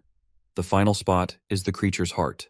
Jin defeats the golem at last, pitying the humans who were forced to become such creatures. He kills the second golem in the same manner, and with that, both creatures are subdued. The pitiable remains of the human begged for a release. Jin eased his pain by dealing the finishing blow. It's clear to him that there is an outside evil force turning innocent humans into bloodthirsty monsters. His heart is filled with anger after discovering the horrors of the Zyphals. The swordsman wonders if his sisters knew about this fact. And yet, Jin's spirit burns to complete the mission. He has no leverage against the Zyphals even if he exposes their shitty schemes. Experimentation and creation of biological golems is a taboo, so it would put incredible pressure on the clan's reputation. Jin safeguards what little evidence he has to use against the Zyphals in the future. What's more is that the sorcerers aren't jumping him to attack, implying that it's just a regular warehouse. Jin observes guarded relics. He has to overcome their spells before obtaining them. First, he wanted to try and solve each spell, but with the discovery of the biological golems, Jin takes a reckless approach by combining Shadow Force with his flame magic. He obliterates the site in the hopes of delivering a message for the Zyphals to remember. Back at the Run Candle Castle, both Anne and Miu are slapped around by their elder sister Luna. She is royally pissed that they sent him on a deadly mission. Luna questions if they're so bold as to wage a war against their youngest brother, who isn't even a flag bearer at his current level. Luna hopes they reflect on their shameful actions. Anne fights back against her sister, claiming that she shouldn't be the one to talk when she has never had an interest in ranks. Luna happily tells them the news of Jin's successful mission run. He has recovered the relics and reported its completion to their mother. That's why Luna was scolding their stupidity, as they've allowed Jin to seem even more capable than his rank. Before sending them away, Luna reminds her dear sisters that they're dealing with someone who loves to pay back double when it comes to revenge. She's literally fearing for their lives, knowing Jin could very well destroy them soon. Luna returns to her room after giving her sisters a verbal spanking of the century. Her maid shares the same concerns. If anything, Jin isn't the type to forgive and forget. He's going to become so powerful with his rate of growth that he will surpass his sisters, and probably even kill them. Luna asks for an update on the person who assigned Jin's assassination. It's clear that neither Anne nor Miu were responsible for such an atrocity. It couldn't be the Tona twins either. Luna shares her suspicions for Joshua, Daifus, and the others. They can't easily be investigated because of their rank. Luna recommends sitting back and waiting. Jin's growth is another reason she isn't too worried about him. Our boy has returned home at last. Jilly is teary-eyed because she was afraid of losing him. She loves him so much that she's ready to put down her life for him. Jin has submitted the report, making it seem like an outside force helped him this time too. More importantly, he shares his findings by presenting them with the heart of the golem. Murakhan thinks he got way too lucky. But even the Dark Dragon receives a shock to his being when he learns that they were biological golems. Murakhan fears the worst from the Zyphals, and seems confident that they're responsible for their creation. He insists on visiting the Kulin territory with Jin because he's got a bad feeling. Even though our boy is afraid of going back, he thinks it will be all right with Murakhan guarding his ass. Jin hopes to arrange an excuse to venture into the Zyphal territory again. The 3 delinquents that he knocked unconscious returned after Jin's mission, but they were soon banished from the Runcandle clan. Jin's training continued as he mastered the singing stones. Jed wants him to stop training with the cadets as he's got a meeting with the Patriarch next week. The Tona twins are stunned. It's possible for him to become a reserve flag bearer to maintain his reputation until his role is officialized in the clan. Our boy was happy to operate on his own at last. He wears a happy smile as this will allow him to become even stronger. Kieran marched his army towards the Garden of Swords. He keeps coming back because of Jin's amazing progress. Khan admits that the boy's abilities were once exceptional, but now they're in another league of their own. Jin boasts the will to fight with ambition and determination. Siren remembers the day he provoked his dear siblings when he arrived in the Garden of Swords. He wanted to destroy his enemies in the long run. They tried stopping him in many ways, but the fact that he survived the Kulon territory proves that he can survive against his siblings' best attempts to kill him. He even fought a white werewolf and defeated the creature, not with the help of others, but standing on his own. Siren is proud of his son's determination to keep up with his promises.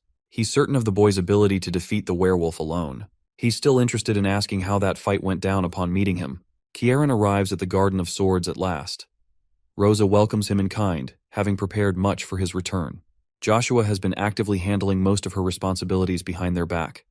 But Chiron still thinks Joshua is imperfect. The Patriarch emphasizes that their enemies fear him, but not his children. When he passes Jin, Kieran spots fancy new blades. He wonders if Ran and Vuigo happily extended their swords to Jin as a gift. The Patriarch roars in a sudden laugh when he hears that Jin obtained the swords by completing the mission. The little boy keeps on surprising him. Kieran shares a meeting with Jin in private. The boy has never been part of a banquet hosted by his own family. In his previous life, he couldn't even participate in these banquets. That's how worthless he was. But today, he's a guest of honor standing next to his father. It may have taken a cycle of reincarnation, but he has everything he wants. Kieran explains that the banquet is held in honor of the boy's extraordinary achievement. Jin assumes there might be a total of 1,000 guests.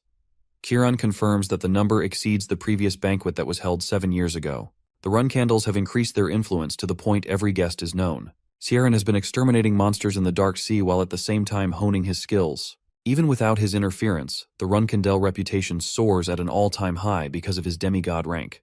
The Patriarch fears that if he bites the bullet, the very people participating as guests could end up becoming enemies of the Runcandles.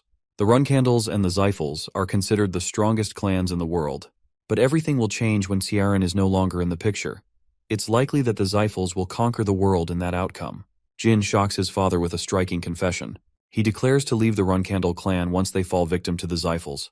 The reason is simple. It's because the blame would befall upon the leading Patriarch.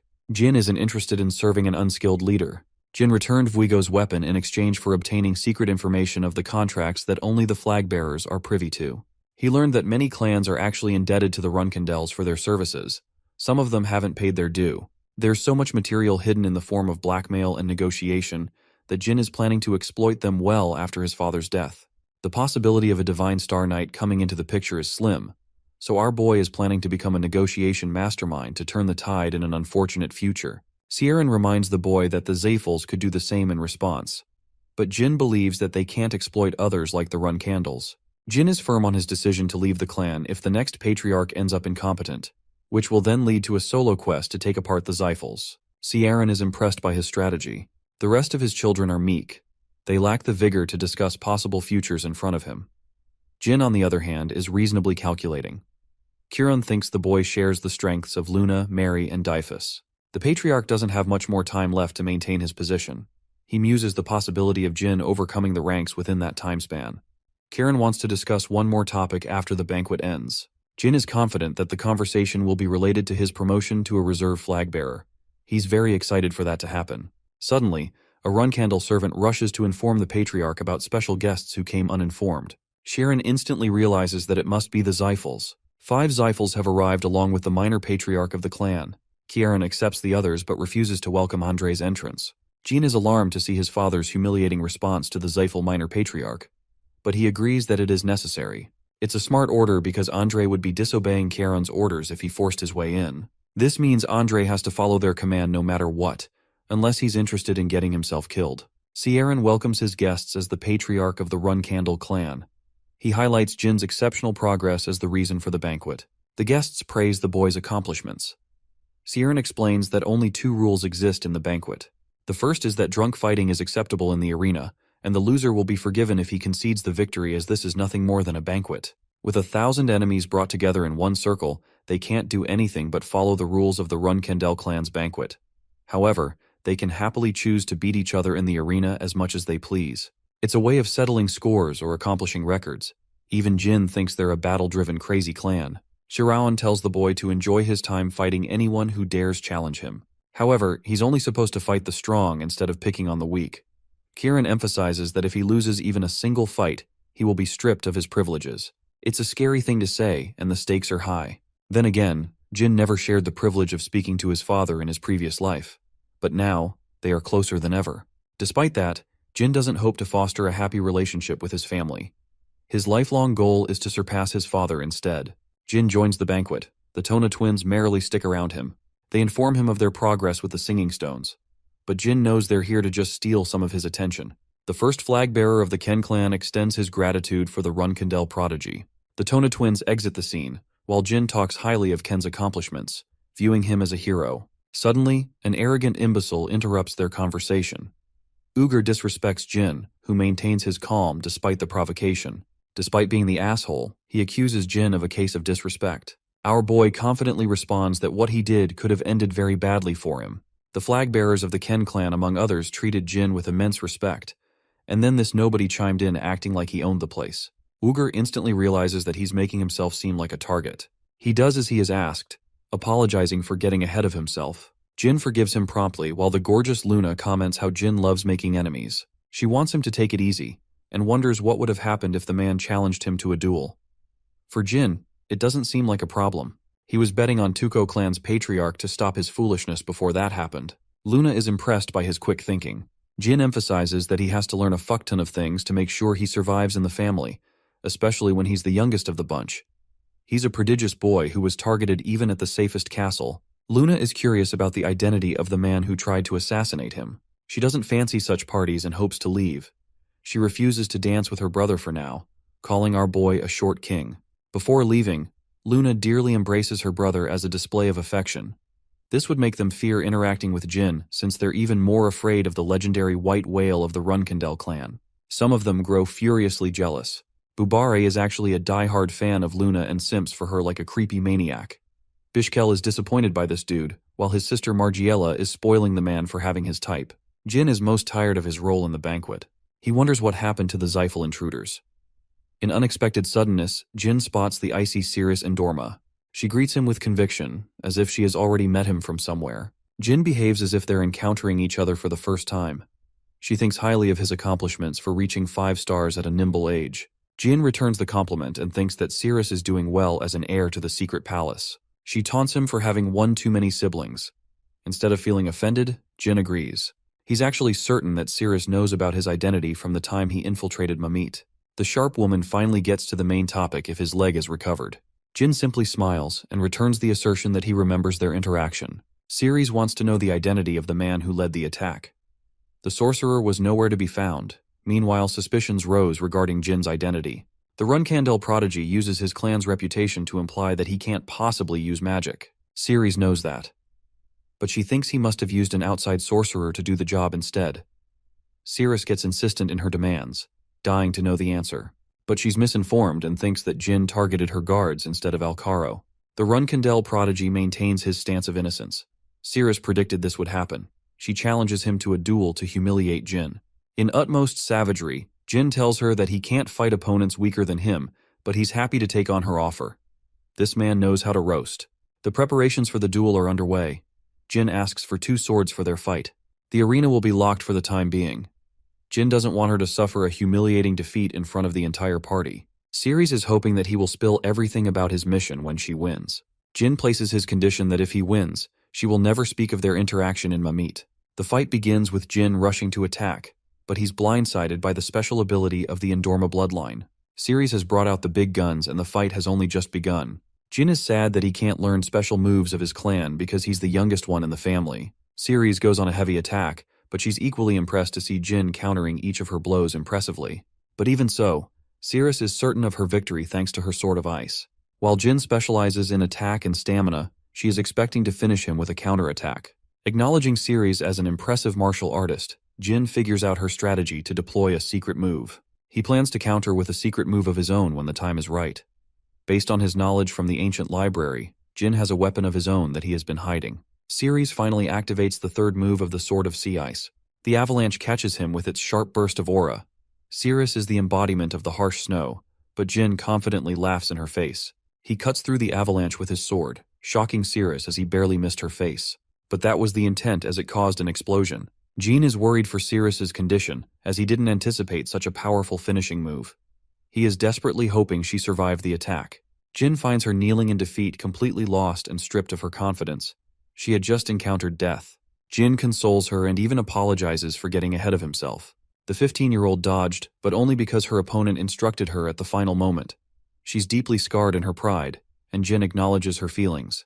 Instead of getting angry at him, Cirrus tends to the wound on Jin's face. She is humiliated that Jin had to save her life just now. Accepting her defeat, Cirrus turns away, honoring their promise.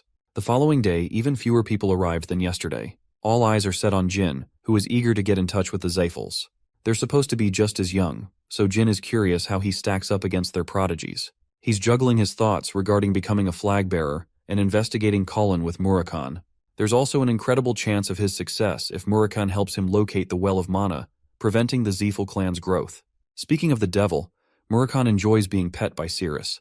She laughs, realizing Jin named his dumb cat. An unexpected visitor comes to meet them. It's Veridine from the Zefel clan. Jin doesn't even remember this clumsy fool, while on the other hand, Veridine thought of him every day. Jin doesn't remember the clown even with 2 hints. Veridine thinks our boy must have a serious case of dementia so as to not remember him. Jin breaks his teasing and emphasizes that he was messing with him. What he can't believe is this same guy ends up becoming a 9-star sorcerer in his prime and rises as the patriarch of his clan. And here he couldn't even find Jin after looking for him the whole day. Jin is disappointed because this guy can't even navigate in a small hall for the life of him. Veridine is impressed by his amazing achievement, but tries to one-up him by stating that he rose to 6 stars in his magic. Jin isn't actually impressed. Instead, he's disappointed. Because with the way his magic improvement is going, he'll even surpass Veridine's magic by the time he reaches 18 years of age. Jin is almost certain of the fact that he will become the strongest sorcerer in the entire world in his quest. Jin curiously asks why the Zefels popped up out of nowhere. Veridine explains that he begged to come along to see Jin. The entire shit show at the beginning happened because one teenager wanted to meet another teenager. Veridine promises to welcome Jin to his clan's banquet without any harm. He doesn't care if Jin goes on to attack the Zefel territory if that happens. Jin thinks he's being stupid for allowing his enemy such an easy advantage. More importantly, our boy has noticed Bubar secretly eavesdropping their conversation. Jin calls him out, so Bubar turns into a simp and asks for Luna's return. This man was writing love poems for her all night. The dude thinks he's Romeo, but all he needs to do is take a look in the mirror. Even Veradine spits out his drink.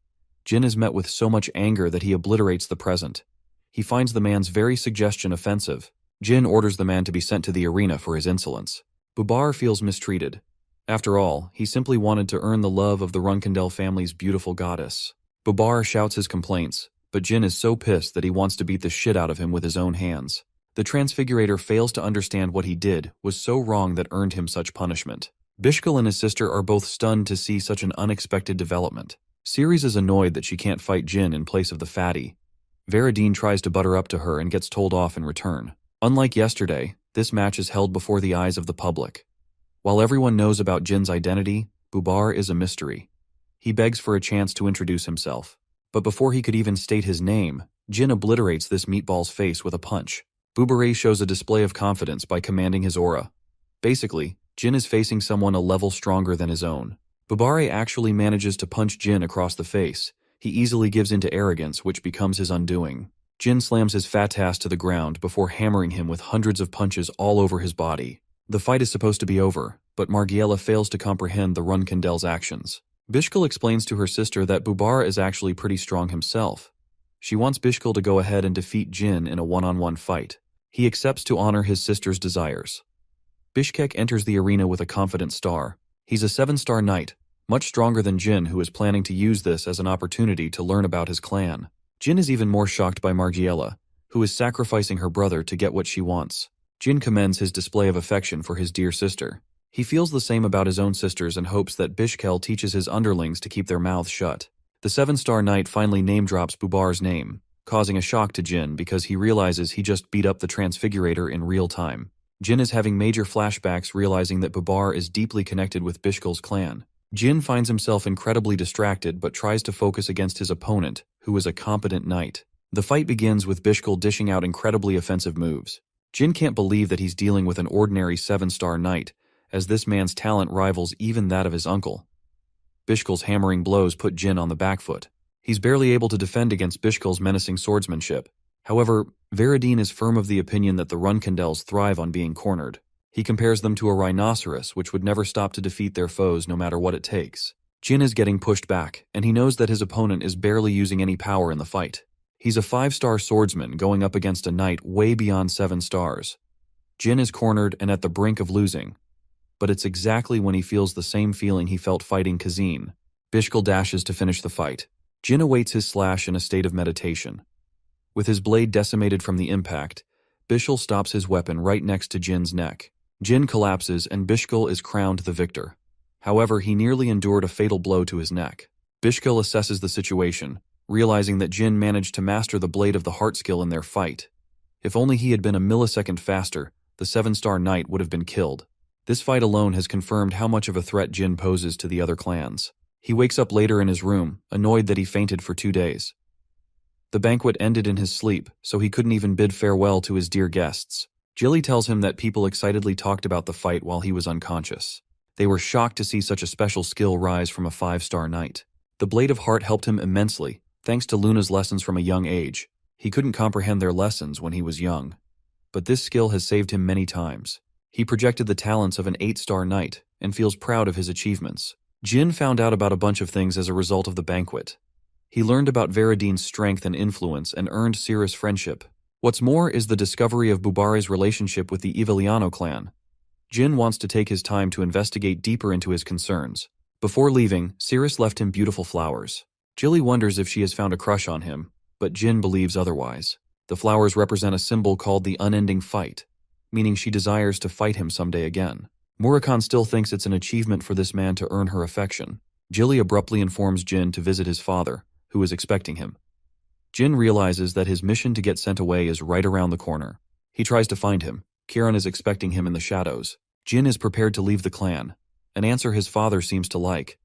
Their current location is called the Crypt, a place where select few heroes of the clan are honored, heroes that saved their clan many times in millennia. Sieran shares that the first patriarch rests in a different location.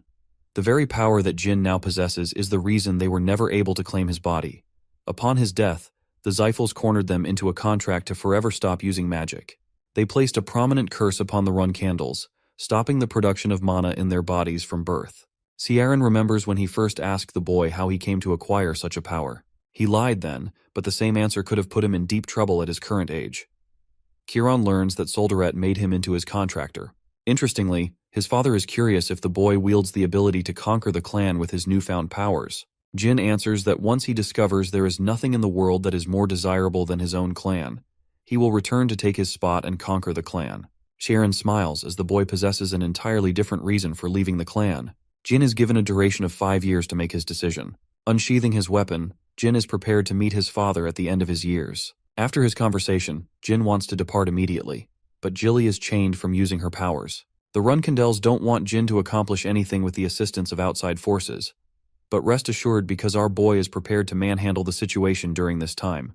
He feels sorry for Jilly for enduring harsh treatment for his sake, but she's more than happy with his accomplishments for becoming a reserve flag bearer. Jin turns to look at the Runkindel estate a final time, realizing that this is where his journey truly begins. The perspective shifts to Kieran's contemplation. He may have become the strongest in the era with his might, even if he failed to void the pact made with the Zyphals. But for his son, he boasts the power of the God of Darkness. Kieran is excited about what will become of him, and if he will be responsible for freeing the Runkindels for their lifelong curse. That night, Jin left without saying goodbye to any of his junior cadets, or even Luna. He thinks she wouldn't mind because he's just going out for training. Jilly wonders where they should go.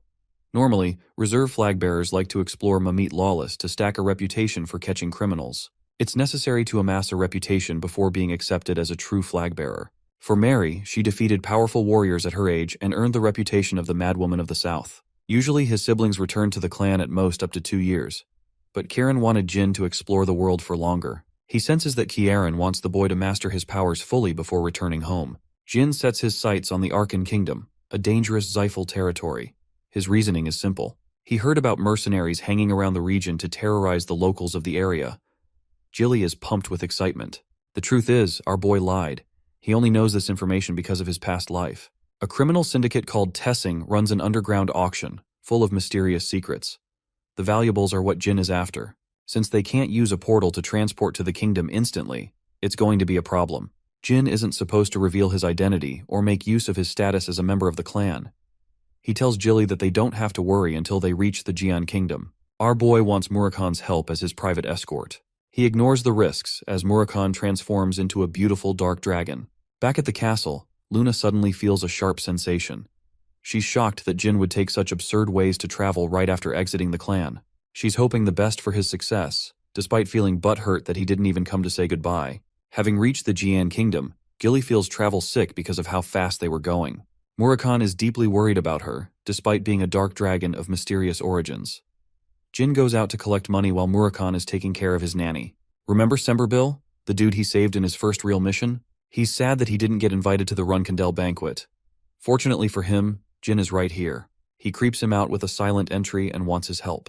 Jin requests that he obtain a good amount of money for them, surprising Sember. Unofficial flag bearers are told off against revealing their true identities, because their mission is to survive with their own powers instead of using the Runkindel family's name. This becomes a major problem for them when it comes to obtaining wealth. They spend the first few months grinding out funds for travel. This way, they live through the life of poverty and experience what it feels like to be a commoner. In Jin's case, this never happened. They got a good head start thanks to the wealth Sember promised. He returned the favor in kind. As they're preparing to teleport, Jin hopes that Dragon Boy over here doesn't just throw up like last time.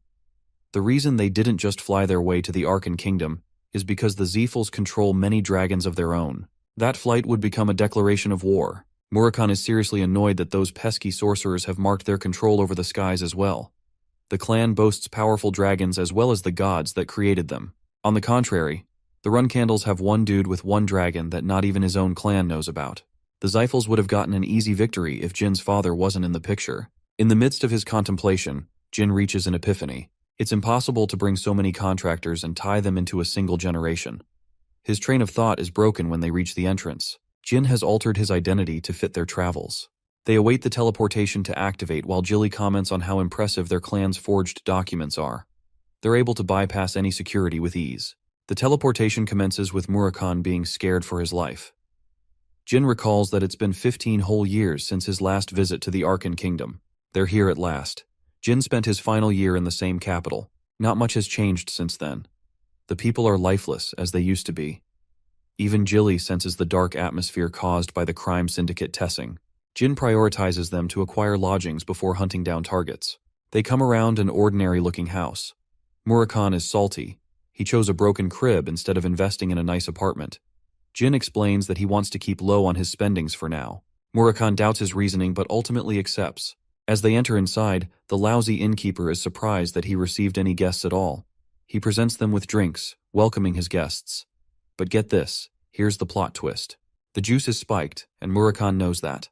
He smashes the glass in his face for pulling such a measly trick. Dragon Boy kicks him across his face for having the balls to mess around with his group. Murakhan kicks him around mercilessly without remorse. Jetu, the information merchant, was actually a great buddy of Jin in the past. He helped him find a place when he was freshly thrown out of the Runcandle clan. However, Jetu was secretly a scumbag who betrayed Jin in his past life. He was tricked and lost all his wealth.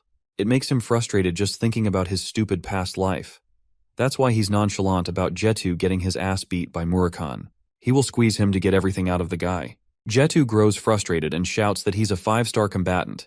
But Murakhan legit does not give a flying fuck. He's just beating him black and blue. He had no plans of stopping either. But Jin intervenes as Jetu is nearing death, begging for mercy. Jin is in the mood to interrogate and emphasizes that he will kill the merchant if he fails to give an insufficient answer. Jetu answers Jin's first question, all the way up to the part where he reveals his disgusting business dealing in human trafficking. He begs to be spared to help them, as previously his plan was to take advantage of the newcomers by selling them off while unconscious. Jin stomps his hand, crushing his fingers as he reveals his association with the underground auction house. Now that Jin has gotten him to testify about Tessing, he's ready to work with the merchant. Much to the dismay of his friends, Jin wants to patch him up. He explains that they're dealing with a crime syndicate as well as an underground auction house. It's the perfect target to crush and make a name for themselves. They need an adequate guide working under their heels. Jetu happens to be that person, so Jin personally ventures out to get a healer for the snob. Arriving outside, he feels suffocated concealing information from Jilly and Murakhan as they are unaware of his reincarnation. The doctor patches the merchant to health. He's incredibly annoyed and wonders what kind of person he's dealing with. More or less, Jetu doesn't want to betray Jin's expectations. Speaking of Jin, he wants him to lead the way to the auction house. Arriving in front of the grandeur of a beautiful estate, the guards are surprised to see Jetu with his so-called guests. They're given an easy entrance thanks to his name. Jin enters the house to find a bunch of musicians and waiters enjoying a premium party. One could hardly consider them criminals of a syndicate. Jetu explains that the organization has a cover leader called Salka, but their real leader is hiding elsewhere. He's called Spider-Hand Alu, and he's the one who decorated the place to hide his dirty professional life. Alu isn't just your average thug, however. He's got the influence to crush the underworld. He's also a powerful martial artist, stronger than Jin's current rank. Jetu reveals that the Runcandels are also associated with him. While Jilly and Murakhan treat this rumor as a silly joke, Jin thinks that it's possible that one Runcandel could in fact be responsible for this deed. This person might be the same one who cursed him at birth. After all, the curse he suffered from is a 9-star curse that strips the talents of the swordsman completely. In the past 15 years of his new life, this is the first connection Jin has discovered relating to his lifelong curse in the previous life. He wants to investigate Alu and destroy the crooks under his reign. The master plan is to defeat their enemies in one day. Jilly raises caution about the skill of their enemies. There's also a problem that they're dealing with a platoon of sorcerers in the enemy territory. Jin still wants to take on this challenge. He has a plan. A plan that sounds so crazy that Murakhan doesn't even understand it one bit. Jilly doesn't think it's a great idea since he's a Runcandle, but Jin is ready to drop the plan if their plans end up backfiring. Jetu leads them right to the underground auction house, which is undergoing its current trade of human beings. Jin sees this and realizes this dirty little Jetu wanted to knock them out and do the same. He's happy that there aren't any children among the people. Murakhan is anxious, but Jin is playing out his plan with patience. He wants to wait for a useful auction item. The item he's looking for is a ring artifact. A week passed. They've been coming here all the same without making any purchase. Jetu states that it's necessary to buy something, or else the criminal organization might pose some trouble. Jin leaves that problem in the merchant's hands. Jetu accepts on the outside, but he faces immense internal conflict because Tessing won't forgive them for refusing to purchase. Luckily for him, a magic book artifact is presented at last. It's an invaluable item once belonging to the sorcerer who ruled the world. Jin immediately recognizes the fake artifact. After all, the Zyphals would never allow such a treasure to get traded openly. Everything in this auction has been the same. The items are always fake, but foolish sorcerers keep purchasing them anyway.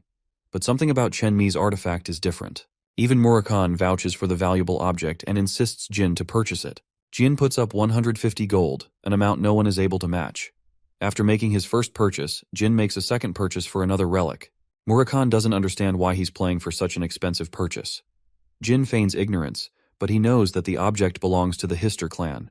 It's a memory of his teacher in his past life, so he wants to give it to her as a gift if they ever encounter each other. After the purchase, Murakhan inspects the legitimacy of the book. He's pleased with the results, but he certainly can't understand the second book Jin purchased. It's in a special language that only a few people can understand. Jin immediately calls for his next objective. He wants to meet with the leader of the syndicate immediately.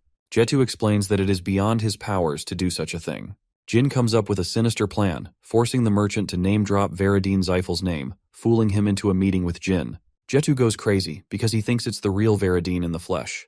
He happily crashes into Alu's place to tell him to meet Veradine. Alu's men come around to escort the so-called Veradine. Instead of complying, Jin bashes him with a punch before casting a strong fireball. The poor guard tries to clear the misunderstanding, but Jin blasts his ass for a case of disrespect. He wants Alu to come meet him in the open on his knees. The humbled boss of the crime syndicate did as he was instructed by Jin. He apologizes for being respectful. Jetu thinks he has won the jackpot, becoming accommodated with the Veradine Zeifel himself. Even the magic spell Jin used was powerful, and would be impossible for anyone to use at this age. 1 week prior, Jin explained his plan to impersonate Veradine. It was a crazy idea to fool Alu, who is influenced by the Zeifels and wouldn't want to mess around testing Veradine's true identity. But that wasn't Jilly's main concern. What she feared was their own clan discovering Jin's attempt at impersonation. He demands Alu to lift his head and presents him with the secret magic tomes. Alu apologizes for trading them without the clan's permission. Jin feels offended that Alu sold off many valuables of the Zeifels to ordinary people. The crime syndicate's leader apologizes as he is a martial artist who doesn't know how to deal with ancient artifacts. Alu offers to recover the traded relics, but Jin is so pissed that he demands access to the client logs, threatening that his clan will investigate the matter privately. Alu finds himself at checkmate. He thinks his life built inside the Arkan Kingdom is no more as the Zeifels have become furious of his actions. It's clear that the entire organization will cease to exist if the Zeifels become infuriated. Alu presents him with all the information necessary. He even offers to bring over highly confidential documents from his house. Jin immediately calls out his bluff, stating that Alu would use that time to plot something behind his back. With his plans uncovered, Alu finds herself struggling to utter even a single word. He turns around and instructs his men to keep them busy while he's gone. Alu is frustrated and becomes desperate in finding a way out of this mess. Gilly and Murakhan scout the information logs. Murakhan communicates with the boy through telepathy. Alu would soon discover Jin's real identity, but he isn't worried. Jin finally found the ring he was desperately looking for. Best Nanny Gilly is concerned for our boy's reckless methods, while the information merchant Jetu brings him a list of all the slaves Jin requested. Jin forces his way through Alu's guard, knocking him out in a single punch. Jetu doesn't understand his intentions, but Jin's mission with him has put him under major fire. So much so that he recommends the man flee to the Vymonth Empire because he's not surviving in the current place. Jetu wants to go along with Jin. He begs to stay by Veradine's side, thinking that he's going to steal all the glory. Jin finally reveals that he's not even Veradine himself. The poor informant's dreams are utterly crushed. 2 hours after that, Alu returned to confirm that the real Veradine boasts silver hair. This means they got heavily played by a bunch of no-name clowns. Alu learns that they escaped after retrieving information of all the slaves. In a fit of rage, he slams his own man in the nearest wall, killing him at once. Alu wants his men to find the imposters so that he can repay them for such humiliation. Meanwhile, Murakhan is concerned the crime syndicate's leader will locate them. Jin emphasizes that he wants to confirm the rumor of the Runkandels working with the man. They've already acquired the valuables. Murakhan is about to ask how Jin acquired the ancient ring. But before that, they have a fight to deal with. Alu has arrived, armed with his weapons to kill Jin and his friends. Unfazed, the 5-star knight simply tells him that they've reported the client list to the rest of the world, meaning his life is over. With that settled, it's time for the fight. Jin wants to solo his ass, and instructs Murakhan to handle the rest of the goons. Alu thinks they're underestimating him, and orders his sorcerers to attack. Murakhan simply waits for them to come at him. He's strong enough to fend off each of their blows without even moving from his spot. Murakhan annihilates the remainder of Alu's men, being a one-man army of his own. Alu tells them to attack Jin and Jilly with their magical spells. but the spells are all weak in comparison to what Jin can pull off. He simply blocks them all thanks to the effects of the stone Luna gifted him long ago. The Dark Dragon is annoyed by their pesky numbers and reveals its true power. In a fit of fury and rage, Alu starts slaughtering his own men, having lost his damn mind. The upcoming battle is for Jin to fight, as Murakhan has already eliminated the small fries that could have caused trouble. The annoyed leader demands to know who ordered such a mission. He rushes to attack Jin, impressing him with his speed. Alu makes one thing clear: he's not going to die here. Murakhan reminds Jin that this time, he's facing a true 7-star fighter, unlike Bishkal, who was clearly holding back in their fight. Alu thinks Jin is extremely overconfident for challenging him. The swordsman draws his blade as the first clash connects between the two fighters. Alu is shaken to discover that this guy isn't a sorcerer but a swordsman. He pressures Jin to go on the defensive, before clawing him with a bunch of heavy attacks. Jin tries to counter. Jin realizes that he's dealing with someone way out of his league.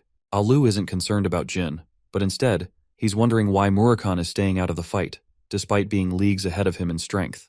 Murakhan is enjoying Jin struggling in this fight. Jilly shares her concerns, but the Dark Dragon emphasizes that it's necessary for Jin's growth. If there's a miracle, Jin might even win. Alu overwhelmed the 5-star Runkandel, believing that he's going to win. But the reality is, for the Runcandles, they're used to facing enemies far stronger than them. Jin deploys the use of an incredible magic spell, blasting him away. Alu is starstruck that he's fighting a magic swordsman. Jin coats his sword with electrifying magic. Alu cuts down the attack and believes that Jin is wasting his time. A shadowy glow illuminates as the swordsman chants, "Awaken Helm." The shocked martial artist cannot fathom what he is witnessing with his eyes. A dark swordsman coated in shadows has taken form. Jin is using this special form to close the gap between their skills. With a few slashes, the fight has already ended. Murakhan explains that Jin activated an artifact called the Myolta Rune. It's an incredible defensive weapon that defends the wielder from all attacks below 7 stars. That's the power of the ring that Jin sought with desperation. It's an object that was going to be revealed several years into the future, but luckily he has acquired it now. With Alu's cut-down body resting on the ground, Jin inquires about his connection with the Runsnadels. The Dark Dragon questions why he's so desperate to find out the man's connection. Alu, in his last breath, realizes that he just faced the youngest pure-blood Runcandle. He seems to know about the assassination that took out Jin as a child.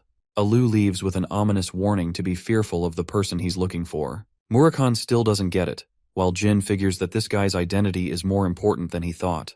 He's confident that he's connected in some ways to their family. Murakhan doesn't get his intrigue. Jin wants to hunt down the mysterious person, and it is critical he finds him for his clan's safety. Jin meditates on the man's words. He's confident that it's one of his siblings from the clan, but the question is who? It has to be someone who figured out Jin's talent from a young age and wanted to eliminate the threat. There's only one person: Joshua Runkandel, the candidate patriarch to lead their clan. The following few days, Tessing's destruction is publicized to the whole world. This is thanks to Jetu's help, and though he was still interrogated by the Zyphals, it's fine because Jin profited the most from the situation. He obtained ancient books, found the special ring, and even defeated a 7-star knight with his own powers. Jilly shares her obvious concerns that he's still underestimating the capabilities of what a 7-star knight is like. This is confirmed by Jin himself, who thinks he's weaker than his nanny even at this stage. Their tracks are covered thanks to the merchant, so it's time to move on to the next location, the free city of Tikan. Murakhan is confused while Jilly instantly realizes Jin's intention to hunt down the 7-colored bird. Don't get it twisted, it's not a rainbow-ass bird. It's like a CIA unit, a trusted agency that has a lot of reputation. But Jin thinks they're the bad guys, so he wants to hunt them down. They travel by sea as Jin is starting to realize that he can't find a good excuse for claiming the things he does. His knowledge of his past life is helping him, but he doesn't know how to explain it to Jilly or Murakhan. What's more is that he has to carry out investigations into many different groups and clans. He's still bothered by Alu's connection, as well as the forbidden magic discovered in Colin. Since he has so much to investigate, the Tikan city is the best way to lie low. Murakhan talks about Chenmi's spell, which is placed on the ancient relic. It's a form of light magic that was used to protect against the Zyphals. The Zyphal clan made sure to eradicate anyone in their path. That's what happened to Chenmi too, and thus it will be the fate of the Runkandels if Jindones end up mastering Shadow Force. It's a heavy burden. Murakhan insists that he learn a bunch of spells. He casts a shadow spell, causing confusion to Jin, who was expecting light magic instead. Suddenly, the room illuminates in a bright flash, blinding the boy's eyes as Murakhan gets a great laugh. Blinding magic can be used offensively and defensively. It's one of the spells Chen Mi came up with, so Jin thinks it's a valuable find. Murakhan is more or less curious about the second relic from the Hister clan. The code is beyond his understanding, so he doesn't think anything valuable can be found inside. Jin insists they keep the book for the time being and crack its contents when the time is right. A week of travel passed as the group arrived in the free city of Tikan, a beautiful place completely free from the influence of the run candles and the Zyphals. It is considered the perfect site for vacations. Jilly recommends looking for a place to stay. Dragon Boy is hoping he finds a lavish place this time. Murakhan's sudden transformation attracted the attention of a little girl, who clearly saw a cat turn into a man. The girl wants to learn how to transform too, while Gilly and Murakhan are stumped. Funnily enough, they try to gaslight the little girl into believing she was hallucinating, and that people can't transform like that. Jin is out here playing politics with a tiny loudmouth gremlin who is stubborn to believe what she sees. Jilly thinks they should take her to the guards, but it might cause immense trouble if the rumors spread. Murakhan tries to talk shit, but she gives him the death stare for stupidly transforming in the middle of the damn city. Yulia spots the guards, but she doesn't like being around them since they cause her mother trouble. Feeling that something might be off, Jin assumes that Yulia's mother could be a criminal. The guard instantly recognizes Yulia's face and calls for the chief. He tells Jin that she's the daughter of their chief in command. So no, she's not a criminal. On the contrary, she's a brooding woman that looks like she will skin you alive. But when she sees her daughter, she crumbles into a sweet and lovable being. Yulia embraces her mother. Elisa introduces herself properly as the chief of the defense guards. Jin returns her kind regards and states that he's traveling with his friends. Jin requests recommendations for a place to stay. Well, before that, the little runt tells something to her mother. Elisa happily shares her recommendation letter for Jin to show to inn-owners around the city, promising them a good place to stay. The group leaves, but Elisa is still concerned about the news she heard from her daughter. Yulia snitched, seeing Murakhan transforming into a cat. What's more is that transformations are only possible for dragons, which concern her. Our heroes are staying in their newfound inn, receiving a premium unlike last time. They're happy to get so lucky upon arrival. Jilly wants to go and grab some ice pops. Instead of being on a mission, it feels like they're on a vacation. Murakhan is curious how the boy is planning to handle the intelligence agency. Jin explains that he's here to locate someone first. The Seven-Colored Bird Agency is commanded by Kashmir, the Phantom Sword. He's an incredible swordsman, so much so that the Runcandle family acknowledged his swordsmanship skills. But that's the only thing the world knows about him. In 10 years' time, it is actually revealed that Kashmir is the fallen prince of the Vymonth Empire. After that, he convinced the Empire and the two most powerful clans to form Tikan into its own nation, becoming its first king.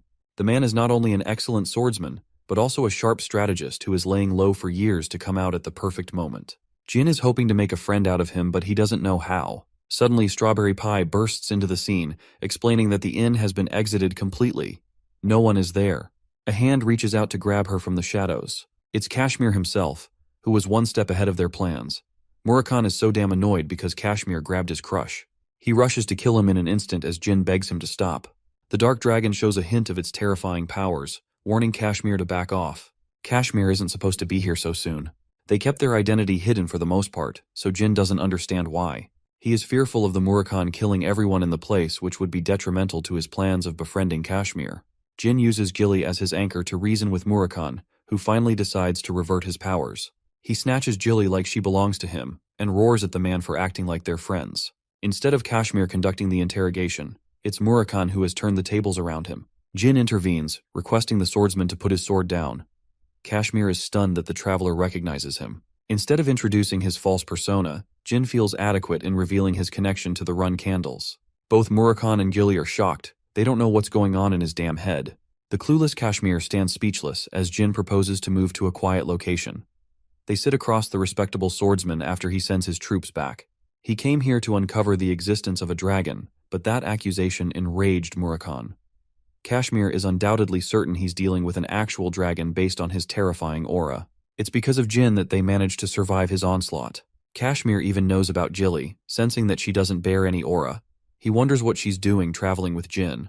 Kashmir is confused and immediately confronts the topic of the dragons. He doesn't realize how Runcandels are able to form contracts with dragons, because only the Zephel clan is capable of doing such a thing. Jin emphasizes that not even his clan knows about this information, which is expected. Kashmir is concerned that he revealed an important piece of his life so easily. Jin questions what drew the man to investigate looking into a dragon. Kashmir happily returns the favor by spilling his secrets.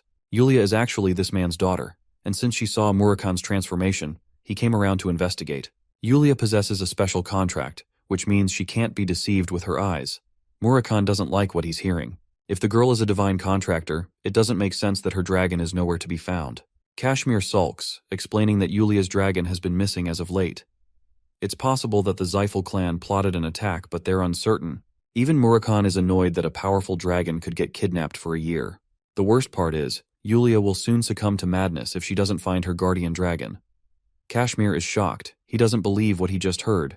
Murakhan explains that Yulia possesses the power to see the future, an ability that even powerful dragons struggle with. The only reason she hasn't divulged to madness is because of her young age. But if she stays like this for another year, Murakhan is certain the girl will lose her sanity. When Jin asks for an explanation, Murakhan adds that her powers are governed by principles of causality. If Yulia has seen the future, then she must operate accordingly. Bending this law will incur a massive punishment. The contractor that chooses not to abide by the future will suffer a future of destruction. In simple words, Yulia sees the world much differently, and she requires a guardian dragon to preserve her sanity. Hearing such agonizing news, Kashmir is overwhelmed. He cripples to his knees and explains that not even his connection to the Seven-Colored Bird Intelligence Agency could help them locate a new dragon. The Dark Dragon reasons that Yulia was looking for them when they got there because the god Asmil wanted her to seek their help. Obviously, he turns down any request to help her, since this matter is out of his hands. Jin uses this as the perfect opportunity to befriend the man by saving his daughter. He encourages the wavering man to regain his composure, as they will personally start looking for Yulia's dragon. It's the perfect crutch he needed to have a favor over Kashmir, but it's not an easy task with all things considered. Since the Tikhon city doesn't have any allegiance to a specific clan, Murakhan requests for the data of every dragon in Vimenth. Jin catches on to what seems to be a last resort at saving Yulia's life. In a different location, Quikentel, a beautiful dragon, speaks to Enya, her contractor. Enya is impressed by Jin Runkendel's epic tales, but her dragon thinks lightly of the brat.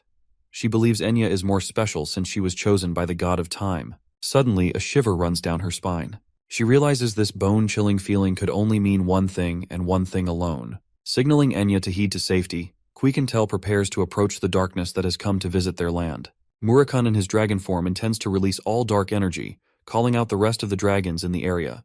He wants Jin to keep hiding and conceal his presence. The dark dragon prepares to release the dark magic. Jin remembers how Murakhan obtained the list and learned of 4 recognizable dragons in the region. He sensed that it could become problematic handling them all at once. Before they left, Kashmir offered his earnest gratitude and begged for them to save his daughter. Murakhan instructs the man to exhaust Yulia's energy each day before she receives her new dragon. Anything that tires her out will work best in the child's favor. Kashmir intends to follow this routine. The second thing is related to ice pops. Poor Jilly wanted to get them, but she couldn't because of their intrusion. This man is rizzing her with ice pops, and even earned her affection for comforting Kashmir. Jin acknowledges that deep down, the Dark Dragon is a really good guy. He warns the boy of the incoming dragons. Rabus and Untiel are rushing at a considerable speed. Jin wears his armor to conceal his identity. Murakhan explains that he used to beat these guys for entering his territory. Dragons worked like that, so now he's acquired enemies. While he's making his fancy introduction, the Earth Dragons are begging for him to leave at once. Their contractor might see him, which would become a huge problem. But instead of taking their advice, Murakhan is offended. They try to reason with him, finally revealing that Quikentel is pissed and is in the mood to kill the Dark Dragon. The Silver Dragon has a complicated history with the guy. Actually, Jin learns that she's his damn ex. Both the Earth Dragons are beginning to leave the vicinity, because their battle might cause a lot of destruction. But it's already too late. Quikentel makes a roaring entrance with her dragon breath. Murakhan warns Jin to brace for impact because she's clearly not finished. He evades each of her strikes, causing a vortex in the ocean. All of her attacks are all 8 stars or above. Jin is terrified by her strength. Quikentel roars in frustration, frustrated that he had the gall to show up at all. Jin learns that Murakhan shared a relationship with her for 500 years. He wants Jin to use Bradamante in case things get tough. He knows just how powerful she is, so it's going to take every last bit of Jin's strength to concentrate into a powerful attack in the hopes of damaging her. Quikentel transforms into her dragonic state. She has a vicious desire to end Murakhan's life. Murakhan tries to have a sensible conversation with her, offering a way to resolve their conflicts after. But she's so pissed that she fires an immense beam, ignoring his offer. Then she tackles him with ferocity and attempts to bite him, but he swiftly evades. He doesn't get what's keeping her so infuriated. She tries to deliver another beam at point-blank range. Murakhan shielded himself from the attack thanks to Jin's help, who is starting to think his powers are needed to get an edge on her. Murakami explains that she's weaker, but enraged. She tears the Shadow Force release, deeming it a pitiful attempt. The Silver Dragon lashes at him for becoming so weakened. Murakami is beginning for her to stop, but ends up infuriating Quiquintel so much more instead. Murakami bites her down, questioning why she's so mad over their breakup. The Silver Dragon dishes out a powerful punch to remind the dumbass that he deserves a proper beating. But this gave Jin enough time to make his move. The Silver Dragon did not anticipate this outcome. It's all up to Jin to attack, and it needs to be the same spot where Murakami struck her. The Shadow Veil concentrates on his sword, as Jin slices her with a powerful Shadow Force release. The attack cuts through her scales, slashing an entire arm off her body.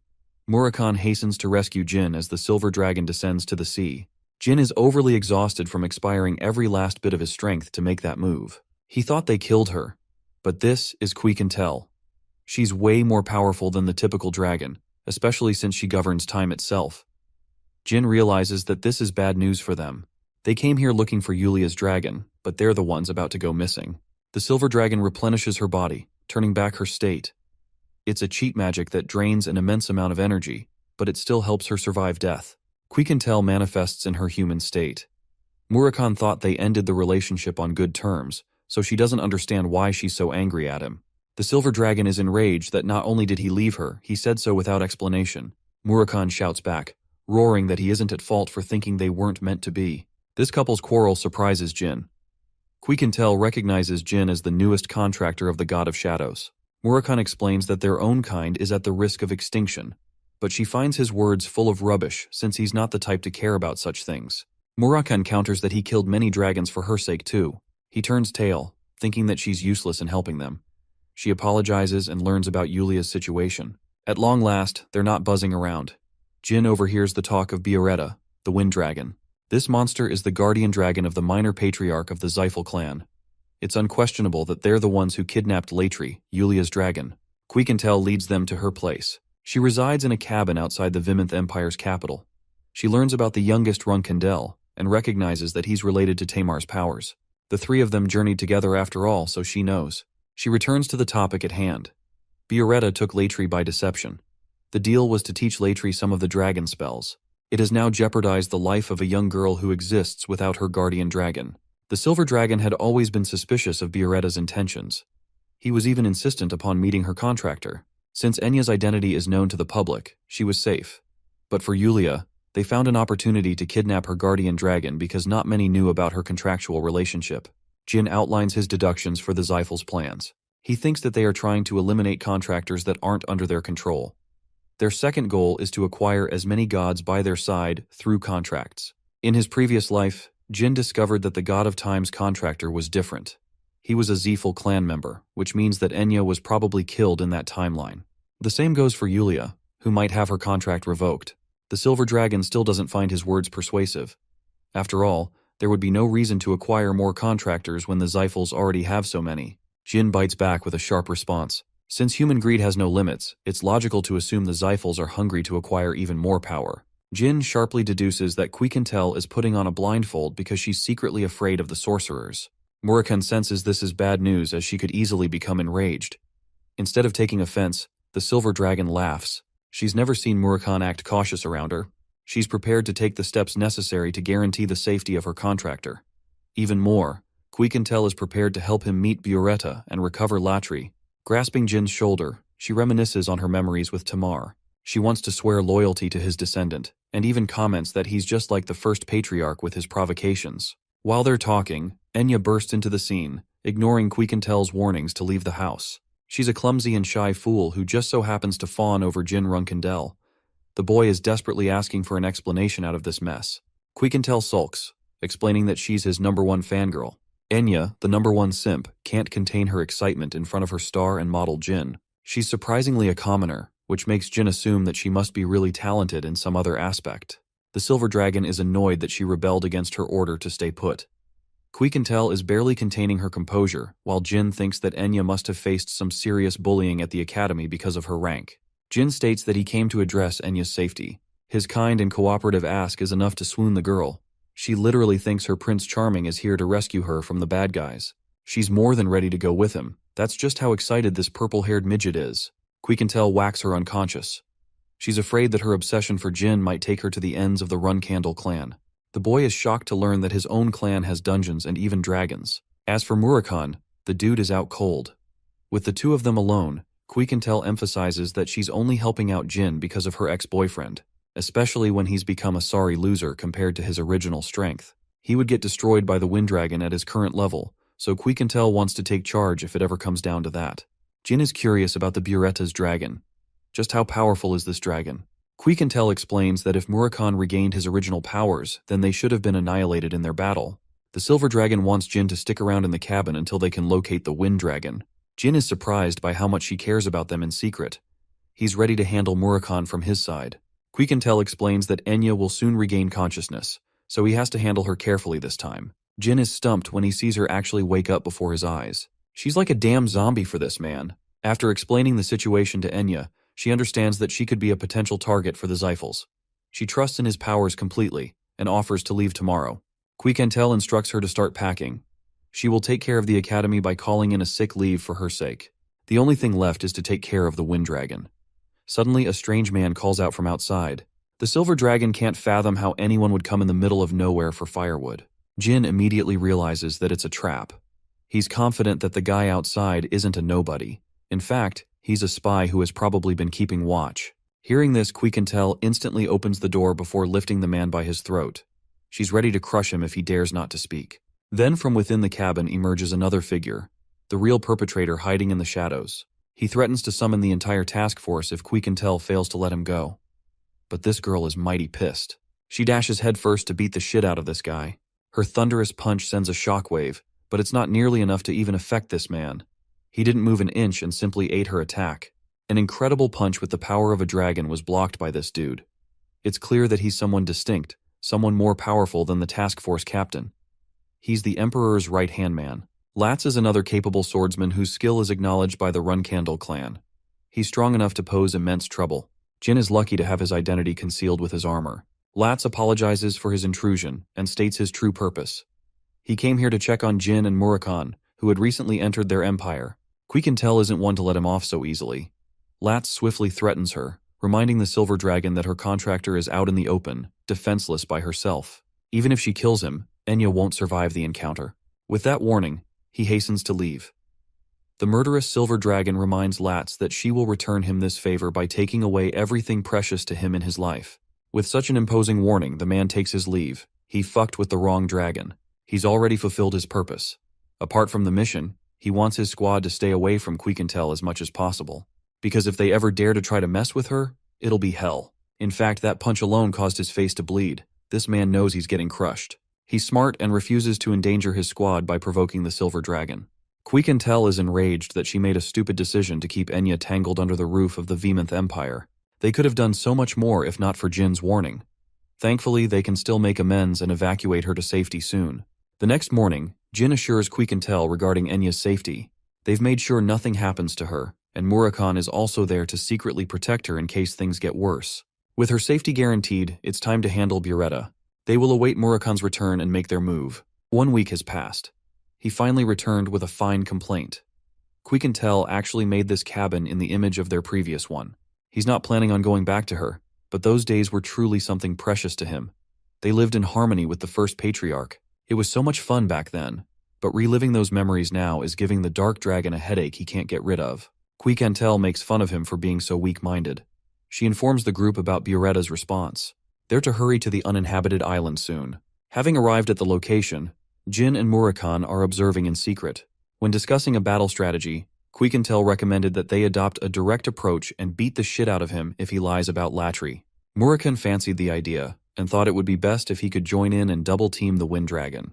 However, the Silver Dragon took offense to the idea. It's a matter of honor for the dragons, implying Bureta won't bring anyone to jump them either. Quiquintel is more than confident in her victory, which is usually a bad sign if you ask me. Though Jin believes that Bureta will likely bring backup to take her down. The Wind Dragon finally emerges, and he's brought Andre the minor patriarch of the Zyphals alongside him. Quiquintel hollers at him for being a coward and going back on his word. Bureta remarks that his contractor received the letter in his place, so he's just going along with the situation. He wastes no time in talking pretty and wants her to get to the point. Quiquintel immediately brings Latri to the discussion, which makes the wind dragon burst out in an uproarious laugh, almost if it is to ridicule her foolishness. Quiquentel is further annoyed and emphasizes the seriousness of the situation. But the wind dragon isn't interested in giving straight answers. She's getting provoked to a corner with each response. The wind dragon warns her not to rebel against the Zyphals. Jin and Murakhan are still hiding. Buretta is done with playing around and threatens her life. But of course, she has been waiting for this moment. The epic fight begins as the wind dragon unleashes its furious cyclones to overwhelm Quiquentel. Transforming into her dragonic state, Quiquentel commands a bone-chilling order to free Latri if he wishes to avoid suffering. The maniac Andre grows excited with her powers. Unfortunately for her, she's dealing with a powerful sorcerer as well. A 9-star sorcerer, in fact, the same minor patriarch who wasn't granted entry into the banquet. Jin finds this opportunity a learning experience for the future. Andre prepares to strike her down. Quiquentel attempts to dodge, but all of a sudden, she has lost her ability to fly. This is one of the specialties of serving the god of the wind. They can negate flight of any creature at will. With Quiquentel stranded to the ground, Buretta prepares a powerful beam to attack her. Not like it matters to the silver dragon, who is overconfident in surviving the attack. Andre pairs his powerful lightning storm with the dragon's beam. The attack is powerful enough to cause Jin to worry, but Murakhan wants to believe in her strength. He knows that they're the ones who underestimated her true strength. In this pivotal moment, the silver dragon responds with her overwhelming control, stopping time dead in its place. She managed to stop the spell from hitting her, impressing Andre. What's more, she intends to rip him apart by the end of this fight. Andre orders Buretta to initiate his next attack, but to his shock, the dragon has been frozen in place. The silver dragon's incredible control has given her the upper hand in this fight. She beats the shit out of Buretta while he's still immobile, cutting him down limb by limb. Quiquentel encourages him to talk more shit like he was doing just a moment ago. Buretta's wing is torn from its body as the silver dragon delivers her onslaught. She's prepared to kill his precious dragon before the sorcerer's eyes. But even Quiquentel has exhausted too much of her divine strength. She is going to need her friend's help to stop the minor patriarch. Pushed into a corner, Andre threatens to use the Origin Stone, a powerful stone that was once destroyed ages ago. It's impossible for the Zyphals to possess this cursed object. The monster unleashes its wrath, shocking even the likes of the silver dragon. The Zyphal sorcerer commands the Age of Domination for his clan. The creature from the Origin Stone inflicts a major wound on Quiquentel's body. The Origin Stone is a safety measure created by the gods to prevent the destruction of the world. It has the shared power of all the gods combined into a simple object. The Origin Stone was destroyed because even they feared it could be used to destroy the world instead. Murakhan can't believe that an item so ancient has resurfaced from its destruction. Quiquentel is severely injured and in no position to fight. Enraged, Murakhan reveals his presence to protect the silver dragon. Since there are only 2 dark dragons existing in this world, Andre recognizes Murakhan as the guardian dragon of the Runkandel family. Andre immediately recognizes Jin by his true identity as well. Andre thinks he's got a much bigger fish to fry now. The wind dragon regains its powers as the Origin Stone corrupts the dragon with its might. Even Murakhan is shocked to see Buretta's resurrection. Both dragons commence a head-on brawl against each other. Buretta prepares to destroy Murakhan, who counters with a punch. However, his attack is easily blocked by Buretta, who mocks him and calls him an easy opponent. Buretta is celebrating that he gets to take down the strongest dragon of the past. With their fight ongoing, Andre tends to the injured silver dragon with his Origin Stone spirit. While he's blindsided, Jin prepares to attack him with the light magic technique of Chen Mi. The spell blinds the sorcerer, who then gets his body severed by Jin's sword. Buretta rushes to attack Jin and smashes him with its powerful tail, sending the teenage knight crashing. He's barely able to regain his stance when 2 more attacks come rushing right at him. It is at this moment Jin senses the absolute urge to use Luna's stone. The legendary white whale of the Runkandel family is summoned as the last to overcome her brother's greatest challenge. When Jin entered the fight, he calculated slim chances of survival against Buretta, and instead made Andre his target. He was able to land a critical slash upon the 9-star sorcerer's body, but it wasn't enough to deal the killing blow. Jin wanted to finish the fight, but he unexpectedly got attacked by Buretta before being overwhelmed by 2 godly attacks that he would never have survived. It was the best moment to smash the precious stone, summoning the monstrous warrior of the Runkandel clan. Even Andre is starstruck by her sudden appearance. Luna is happy to have been called in an important fight. She's even impressed by her brother's ability to keep up with such strong enemies. Jin is truly grateful for her help, as it would have spelled the end of him. Luna, who is now pissed more than ever, hopes that Andre has a really good reason for attacking her baby brother. Since they're fighting the minor patriarch of the Zyphals, as well as a wind dragon armed with a divine artifact, Jin was wondering if they could survive this fight to begin with. But ever since she arrived, the outcome of the fight had been set in stone. Luna is single-handedly more powerful than everyone on the battlefield. Murakami recovers Quiquintel and recommends that they stay away from the fight. He's thoroughly impressed by Luna's entrance, who saved him at the last second. Andre is happy to find a living proof of the Run Candles breaking their pact against the Xiphals. He's certain to report the use of Jin's magic to his clan. But the confident Luna isn't worried. She's going to make sure he never leaves this fight alive. Andre sends the cursed spirit to attack Luna. The result? It gets annihilated to pieces. Luna has had a wide history of fighting the Xiphals, and she's never been impressed by a single sorcerer. In a flash, she cuts down Bioretta's dragonic form. She's happy to have such an easy target, and inflicts so much damage that he's forced to return to his human form. Bioretta prepares to take the fight in combat. His powers are strengthened by the cursed demonic energy. Luna realizes that the Origin Stone comes at a cost of a recharge. She thinks it's pathetic to see the minor patriarch backed into such a corner that he has to become slave to a pitiful strategy. Bioretta rushes to attack her with his spear. The white whale swiftly dodges and happily counters without struggle. She tears apart Bioretta's defenses, sending him on the back foot. Even the Wind Dragon is no match for her cruel and sharp attacks. Luna has had enough fun. She's ready to finish the fight using the finishing move of the Run Candle clan. Luna calls forth the meteor shower. Returning to Jed's memorable words, the Run Candle fighting style relies on unstoppable destruction. It is the definition of overcoming struggle. The Run Candles only have 2 moves in their arsenal. These are called the hidden moves and the finishing moves. Luna has just used the 3rd finishing move of the clan, a beautiful meteor shower, bewildering her brother's eyes. More than its beauty, the attack is wrathful. Andre is terrified as Bioretta exhausts every bit of his strength to guard him. The minor patriarch shudders in defeat, realizing that his opponent, a regular human being, is overwhelming him with crushing difference. The best part is, Luna isn't using any cheats like activating ancient artifacts. She's a monster. Bioretta thinks they might have a chance of victory thanks to the Demon Godstone, reincarnating him every time he dies. By the end of her attack, Luna is a little disappointed.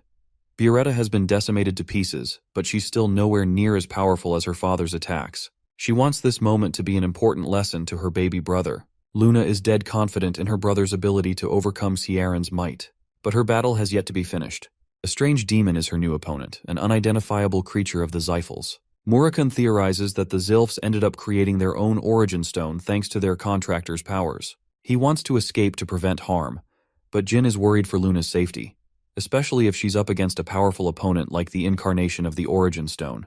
Murakami corrects Jin, stating that he's going to become a burden in this fight if he doesn't let her sister handle the creature. The youngest Run Candle reflects how he came to become a contractor to the God of Shadows. He had the best potential out of everyone and more gifts than he could ask for. Yet, Jin is frustrated that he couldn't salvage this situation for himself. It's below him to accept withdrawing when he didn't contribute to the fight. It's the same as how things ended for his previous life. His thoughts can only be summarized in one emotion: anger. He refuses to become weak like this ever again. Murakami is happy that the boy is festering his ambitions to become stronger and stronger. After all, it's this motivation of his that will lead him to climb the ranks above all. As for Luna, she's underwhelmed by the demon who somehow thinks he can beat her this time. However, she learns just how powerful the demon Andre truly has become when he unleashes a malevolent beam strike. Luna defends with her sword, while the demon ridicules her. Luna calmly responds that she needs nothing more than her sword to fuck him up. While she's uninterested in showing him just how powerful she truly is, Luna hopes to demonstrate true mastery over the sword. She's the first knight to have worn a red aura. Andre is arrogant in his demonic state, believing that he has an edge in this fight with his godly powers. He prepares to unleash a final attack, hoping to end the Run Candle. But Luna is unshaken, and before long the words Crimson Moon escape her mouth. A beautiful splash of red severs the monster in half, but the attack left behind causes a black hole of energy that draws everything near inside. Luna recognizes that she's in a pinch. Jin comes to help her, reaching out for his older sister with an honest hand. She thinks they're even for saving each other that day. Meanwhile, Latz comes to report his newfound investigations to the Vimonth Emperor. He talks about the mysterious vortex, as well as the appearance of the wind dragon Bioretta. There is proof that the dragon did not survive the fight. Latz could up on the mana of a human, but couldn't figure out their identity. The vortex is still active. Unfortunately, Andre is nowhere to be found. The Emperor grows incredibly frustrated with Latz, who is failing him in many ways. He wants to conceal these sudden matters from the media. He also orders Latz to arrange a unit to uphold their relationship with the Xiphals. Finally, Latz is left with a warning. Amir isn't looking for imperfect reports and makes his point very clear. As for Bishkal and Bubar, they come to learn about the Silver Dragon's brawl against the Wind Dragon. The outcome resulted in an entire island getting decimated off the map. The Origin Stone is also reported to have been destroyed. Bubar is annoyed that they ruined his most precious piece, hinting that he may be responsible for the recreation of the demonic stone.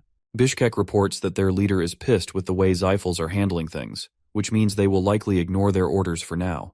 The true patriarch of the Zyphal clan acknowledges Andrei's fall, despite his overwhelming advantages. He wonders if an outside force intervened to defeat them. Talks of a dark dragon have reached his ears. Misha, the other dark dragon, as well as Murakan's sister, is actually so strong that she'd easily overcome the challenge. Hearing this, the Zyphal patriarch orders his guardian dragon Kadun to look for the shadow dragons. He doesn't show any signs of concern for the loss of his brother Andrei, because he knew his brother would get killed someday. After all, that man was insolent enough to arrive at Kiran's banquet on his own whim.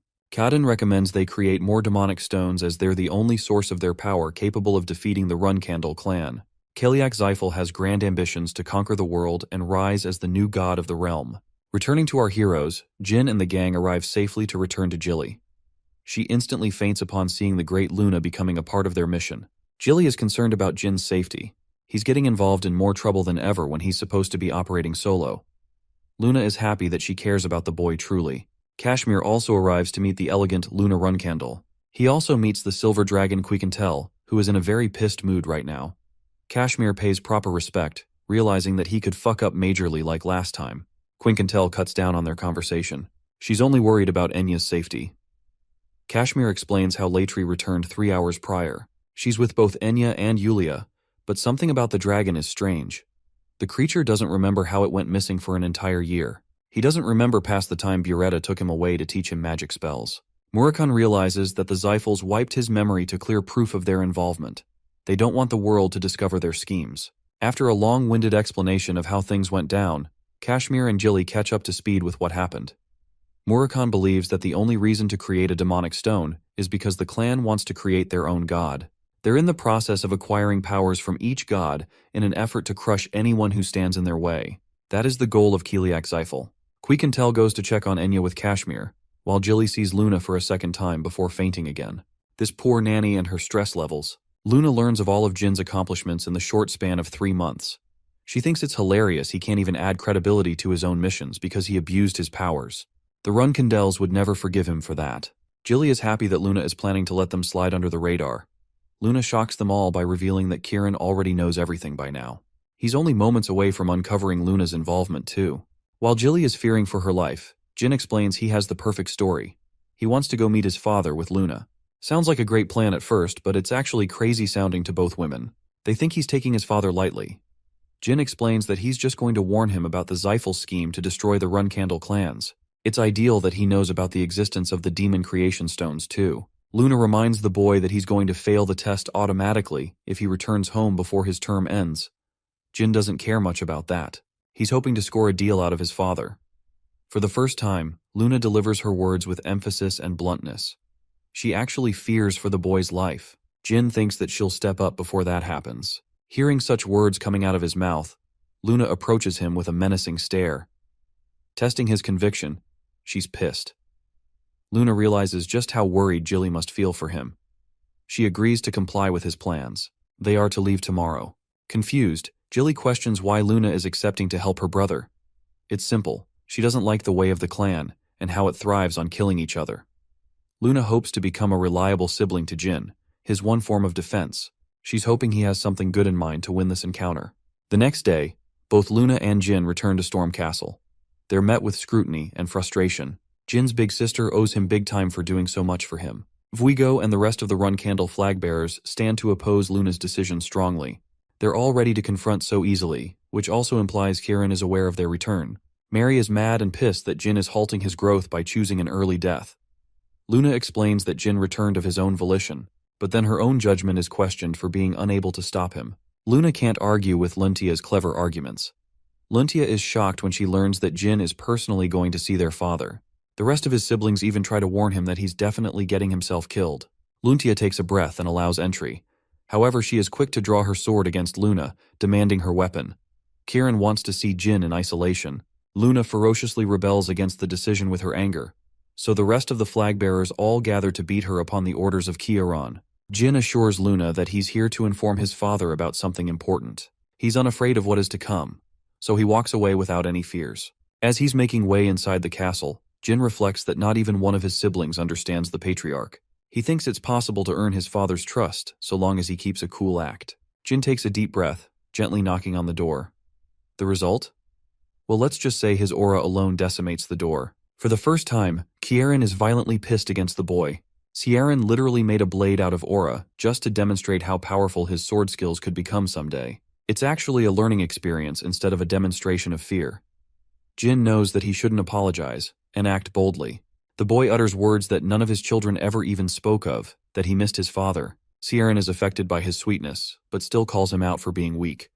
Jin emphasizes his affection, but it doesn't get him very far. Kieran unleashes his sheer intent to kill, overwhelming Jin from the very place he stands. Kieran knows that he's here for a reason. Jin reports that the minor patriarch of the Zyphel clan has been defeated. He is honest about Luna's involvement in the situation. Jin tells him that he has more to state other than what he just said. Kieran takes intrigue and allows his son the chance to speak. Kieran learns of the many adventurers Jin has had along his journey as a reserve flag-bearer. He wonders if Jin was here to tell him about the defeat of the second most powerful Zyphel. Jin argues that Andre is far from the most powerful Zyphel they have, because despite Luna's strength, it's unlikely for the Zyphels to have been defeated so easily. The patriarch confirms the boy's suspicions, adding that there is someone who is even stronger than Kiliak, being more powerful than the patriarch of the Zyphel clan. But Jin has yet to mention the most valuable detail: the artifact that was used in his battle against the Zyphels. The Stone of the Demon God, a mystical replica of the Origin Stone which the gods themselves created. Kieran interestingly mentions Murakan, revealing that he's always known about the Dark Dragon as well as the boy's ability to control mana. His father knew the depths of his secrets. He even laughs in Jin's face because he actually didn't know about Murakan and instead manipulated our boy to spill his secrets. Even Chiron can't help but laugh at the fact that the strongest dragon was reduced to a damn cat. On a more serious note, Kieran wants to discuss the information regarding the artifact with Luna. It's a dangerous object, and he wonders if the kings of the Dark Sea are aware of its powers. He feels the sudden need to return to the Dark Sea to fulfill his mission. Kieran emphasizes that Jin's return will be forgiven, but it's clear that the boy is seeking something for his accomplishments. Jin makes his words clear. He doesn't want any Runkandel to ever step foot in the city of Tikan, because it's the place where he will settle down and execute his missions. Before he can, however, Kieran lays a condition. He wants the boy to succeed in cooperating with Kashmir and win him over, and if he does, then he will make sure to uphold Jin's wish. But Kieran doesn't even know that Jin has already done that part too. He brings Kashmir, who looks like a lost puppy, in front of the patriarch. Kashmir realizes that he's facing the most powerful knight in the entire world. He feels immense pressure just being in his presence. Kashmir strengthens his resolve and pays his respect to the Runkandel patriarch. Jin takes a moment to explain that they both know each other well. Since he is clearly invested in a cooperative relationship with Kashmir, Jin's part of the deal is fulfilled. Poor Kashmir is devastated, thinking that the Runkandels might try to conquer Tikan at this rate. Jin basically lucked out and passed the test without even trying. When Kashmir learns about Jin's condition to forbid any Runkandel from entering Tikan, he's shocked and even happy. Since Kieran has a bunch of other things to discuss with Kashmir, he tells Jin to take his leave. Poor Kashmir is terrified of this man, barely able to talk. Meanwhile, Jin strolls around the manor. The Tona twins are surprised to see him in one piece. He asks the twins for a favor to look after his cadets in the time he's gone. After his leave, they both can't believe that he's fearless even after a discussion with their scary father. Jin returns outside in one piece, shocking the rest of his siblings. He tells Luna to go and chat with Kieran, even mocking his siblings by keeping the information private. Kashmir does return outside, but this man looks like he had the worst time of his life. Miyu is upset that an outsider entered the Garden of Swords without approval. Luntia doesn't want her to keep yapping since they've already done their part of the job. Jin sincerely apologizes to his sister for the trouble. He's going to leave again and prioritize his training. He bids his siblings farewell. A month passed. In the underground training hall, Elisa Badger is training this man like crazy. He's taken 30 losses against this woman in a row, but his ambition and spirit to fight has yet to be quelled. He's ready to eat his 31st defeat. The Zyphel clan publicly addressed the deaths of both Andre and the Wind Dragon. They didn't focus on what caused the death, but many rumors spread regarding his assassination. The most convincing rumor was believed that he fought and lost against the Runkandels. Of course, many thought that a war was soon to follow. Many factions were offering favors to the Runkendels, bestowing them with gifts for their requests. Sieran is such a gigachad. He turned down the gifts and accepted the requests anyway, because he's playing the long game. Unfortunately, Sieran has to deal with Jin's mess because of his proactive moves. He tells Khan about his return to the Dark Sea, but it seems that Kashmir is in an important conversation with the Patriarch, so he wants his messages delivered even if he's fighting the monsters in the Dark Sea. Going back to Jin's training, he's sharpening his swordsmanship. Even after swinging his weapon 10,000 times, this man still can't find himself facing Luna.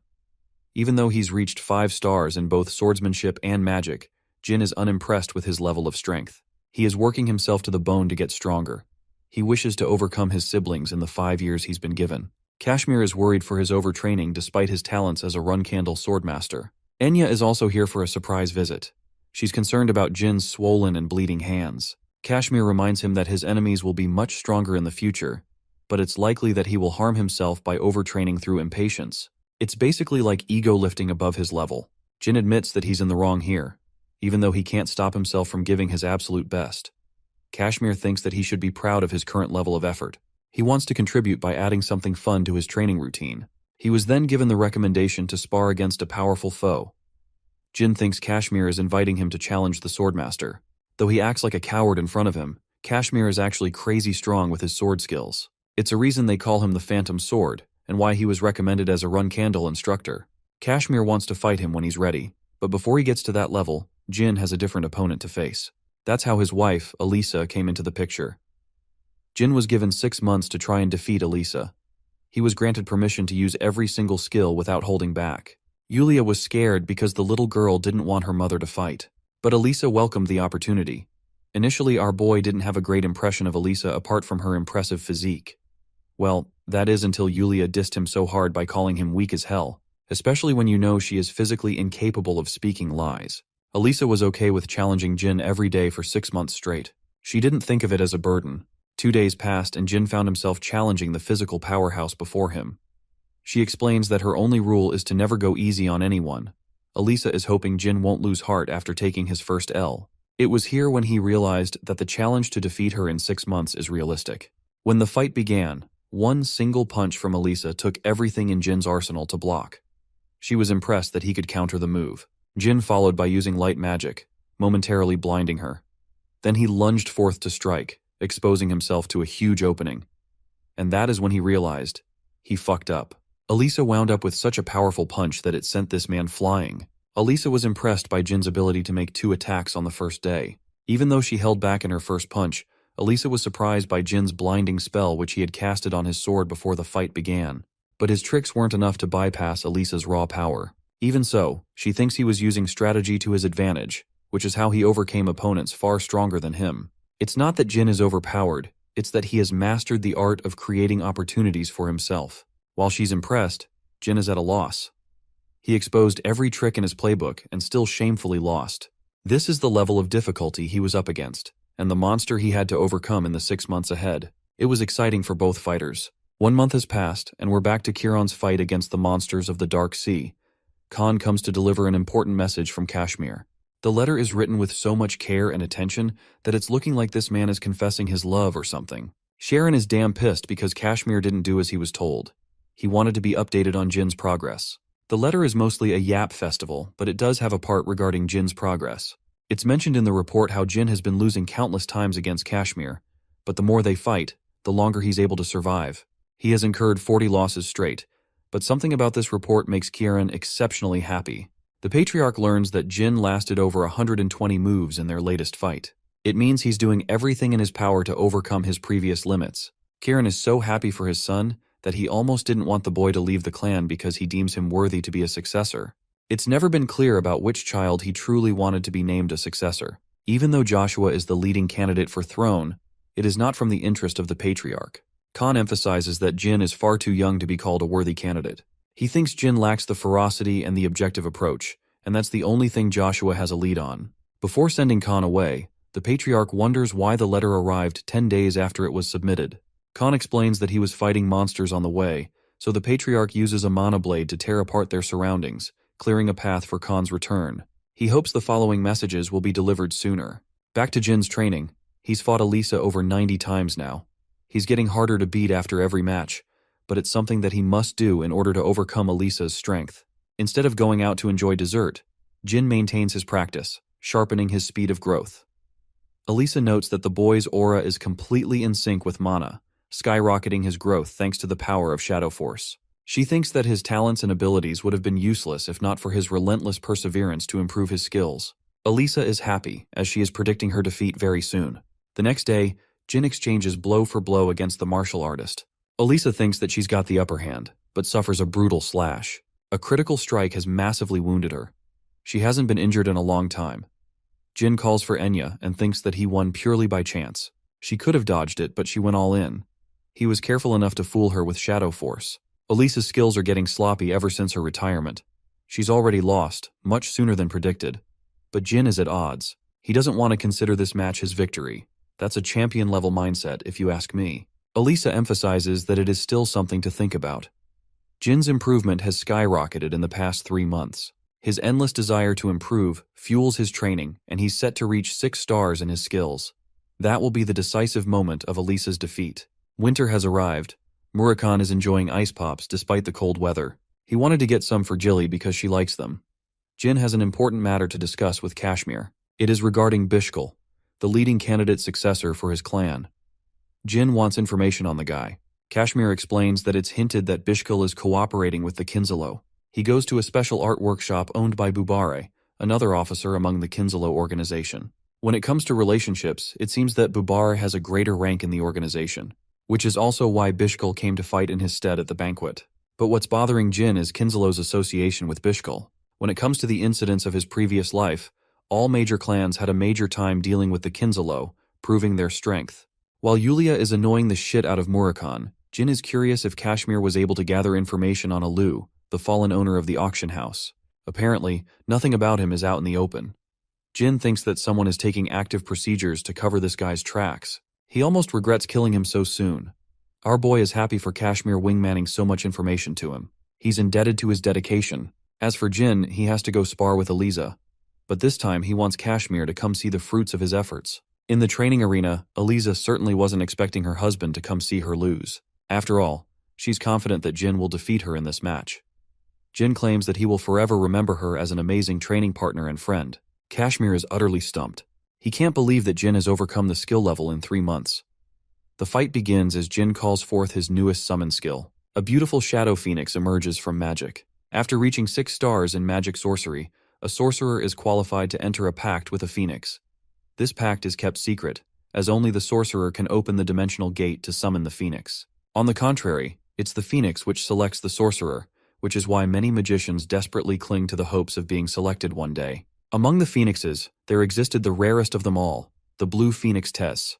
This bird has only accepted the calling of the strongest sorcerers in history. With his preparations ready, Jin and Elisa begin their fight. She lunges forth to crush him, but Tess makes the first move by using a high-level flame spell. There is an additional effect of the flames as it affects Elisa's powers. She senses that the skill pressure is being used. She doesn't have long to finish the fight. Jin closes the distance by attacking her and putting her on edge. He overwhelms her with a wind spell. Fortunately, Jin has faced her enough times to figure out that she prioritizes a dominating style of fighting. She prefers gaining control quickly, and that's exactly what Jin is aiming to exploit in this battle. He exploits her in close range with his sword skills. Then, he follows it up with fire magic, further putting Elisa on edge. She's cornered due to the Phoenix's flames and Jin's forward strike. Elisa realizes that dodging won't get her out of this sticky situation. She uses her full power to catch his blade mid-swing and even endures the flame attack. Elisa prepares to finish him off, but Jin is surprisingly nowhere to be found.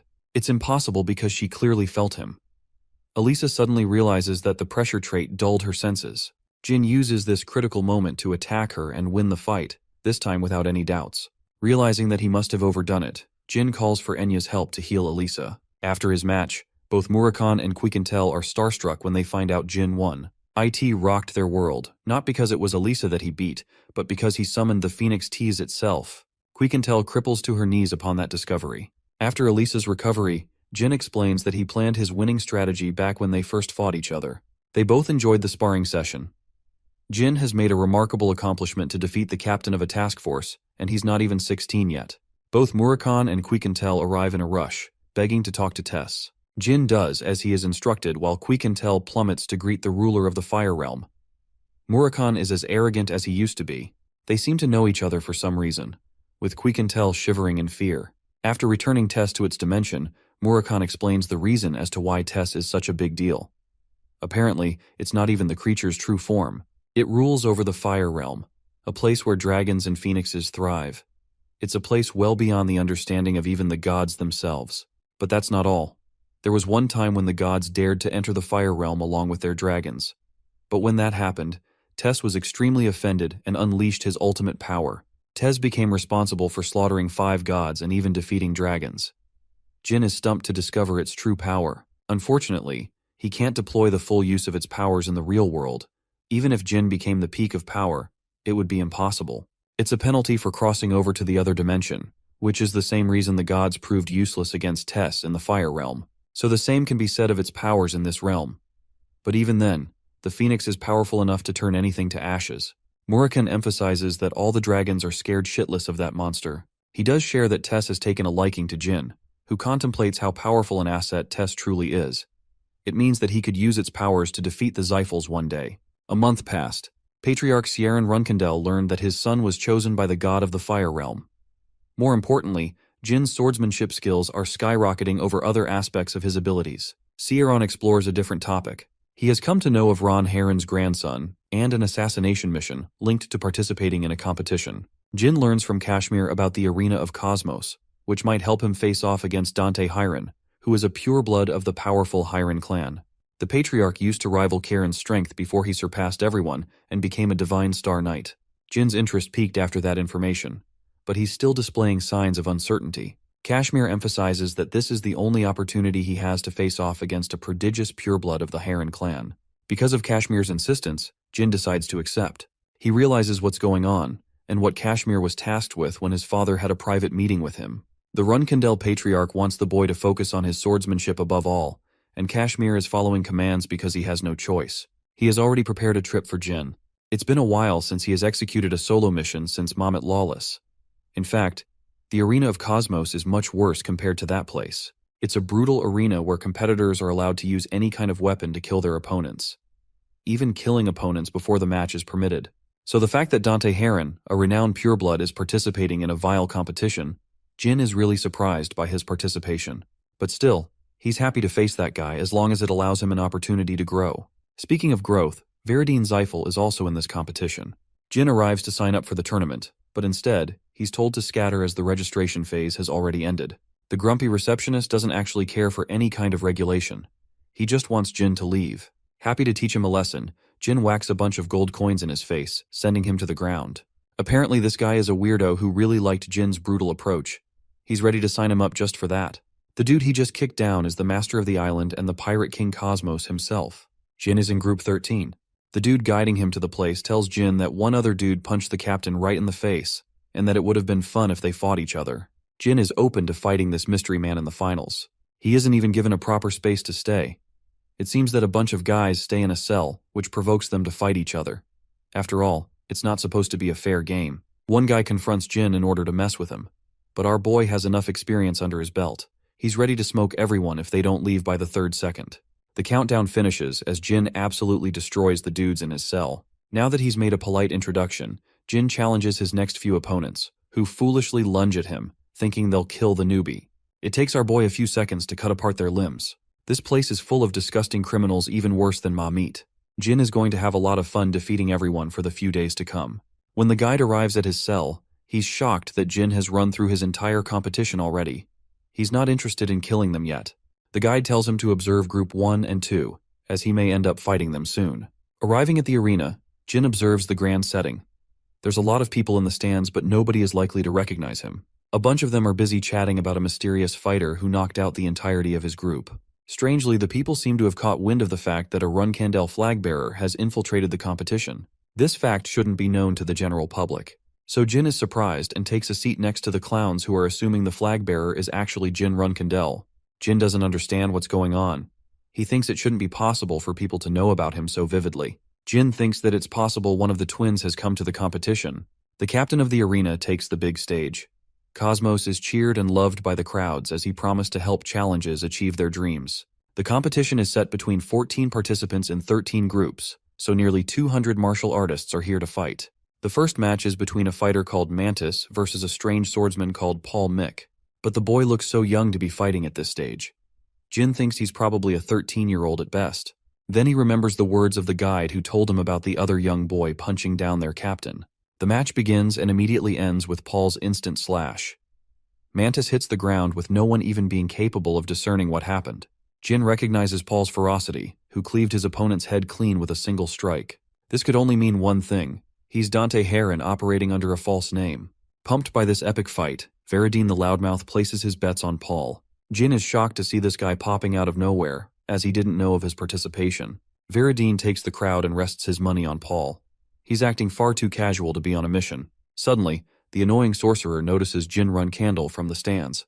Paul remembers meeting Veridine at a Zyphal banquet, but didn't think he'd be happy seeing his amazing performance. The two of them are happy, while Jin is just annoyed. Before the next match, Cosmos interviews Paul on his post-win feelings. Paul is happy to have exterminated a vile scum and seems like a righteous fighter. Cosmos is almost offended and reminds the young swordsman that his provocative words will make every pirate here his enemy. With that, the preparation for the next match begins. Jin observed the following few matches but found himself bored. It's clear that Paul Mick is Dante Heron in secret. His swordsmanship is too impressive for his age. At this point, the boy wonders if he can overcome this guy in a show of pure swordsmanship. He could easily defeat him using his other skills, but that's not what he wants. Jin's match is delayed until the rest of the fights are finished. But for the time being, he's focused on beating down the pirates in his cell. Paul, specifically exhausted from surviving his long fights, walks beside the cells. Before leaving for the arena of Cosmos, Veridine had shortly learned about the competition through a Zyphal elder. He was informed about Dante's participation in the tournament and sent on a mission to observe the swordsman's powers. Veridine came here for information gathering and collecting precious money in the process. He's bored to death with how the matches are going and wonders where the actually strong participants went. That's when Veridine learned that Jin Gray was also here, not just to spectate, but also fight. With most of his battles finished, Jin is exhausted. 35 martial artists are already dead, but only 5 of them died in the arena. Most of the deaths are occurring outside the arena, giving even Jin a run for his money since he can't even sleep unguarded. He is alerted by the sound of footsteps. Someone is making their way, and they're not showing any signs of concealing their power. That means whoever it is must be quite strong. Suddenly, Jin notices an exhausted Dante Heron, begging for a chance to talk. He strikes him a deal to guard each other while they're sleeping. He has observed Jin's skills, so he knows he's quite capable. Dante collapses without being able to say another word. Jin thinks it's shameful that the Heron clan doesn't train its warriors to survive sleepless nights. But it's not just because of that. It's because Dante has been a part of so many battles that he can't possibly go on any longer. There's a few pirates tailing him to strike him down. But what they didn't expect was Jin Run Candle popping out like Slender Man and cutting them down. He threatens their life if they dare to approach the cell. One of the pirates tries to explain that they didn't come here for him, but rather Paul Mick. Jin catches a poisonous spear with his bare hands. He's pissed more than ever that they were targeting a young boy to death. By the time Dante woke up from his slumber, Jin had already carried out his share of the battles. He explains the association of the pirates who came to hunt Dante. Their real mission was to kidnap a Runkendel clan member. Dante is extremely indebted to Jin's help. He laughs at the idea that they hunted him for being a Runkandel. Since he's indebted to Jin, the guy returns the favor by partially exposing his connection to the Vymonth Empire. Jin understands and doesn't complain. Since Jin protected him while he was asleep, Dante is ready to return the favor and get back to him. Our boy desperately needed to hear that from him, because he's also pretty tired and plops to sleep. He tells Dante to wake him up before the matches begin. Without another word, Jin goes right to sleep. Dante's impression of him is unique, as he may seem unapproachable on the outside, but is kind on the inside. The crooks of the arena are all slashed to pieces by Paul Mick, who keeps winning his fights with just one attack every time. On the other side, Jin is marking his impressive line of victories.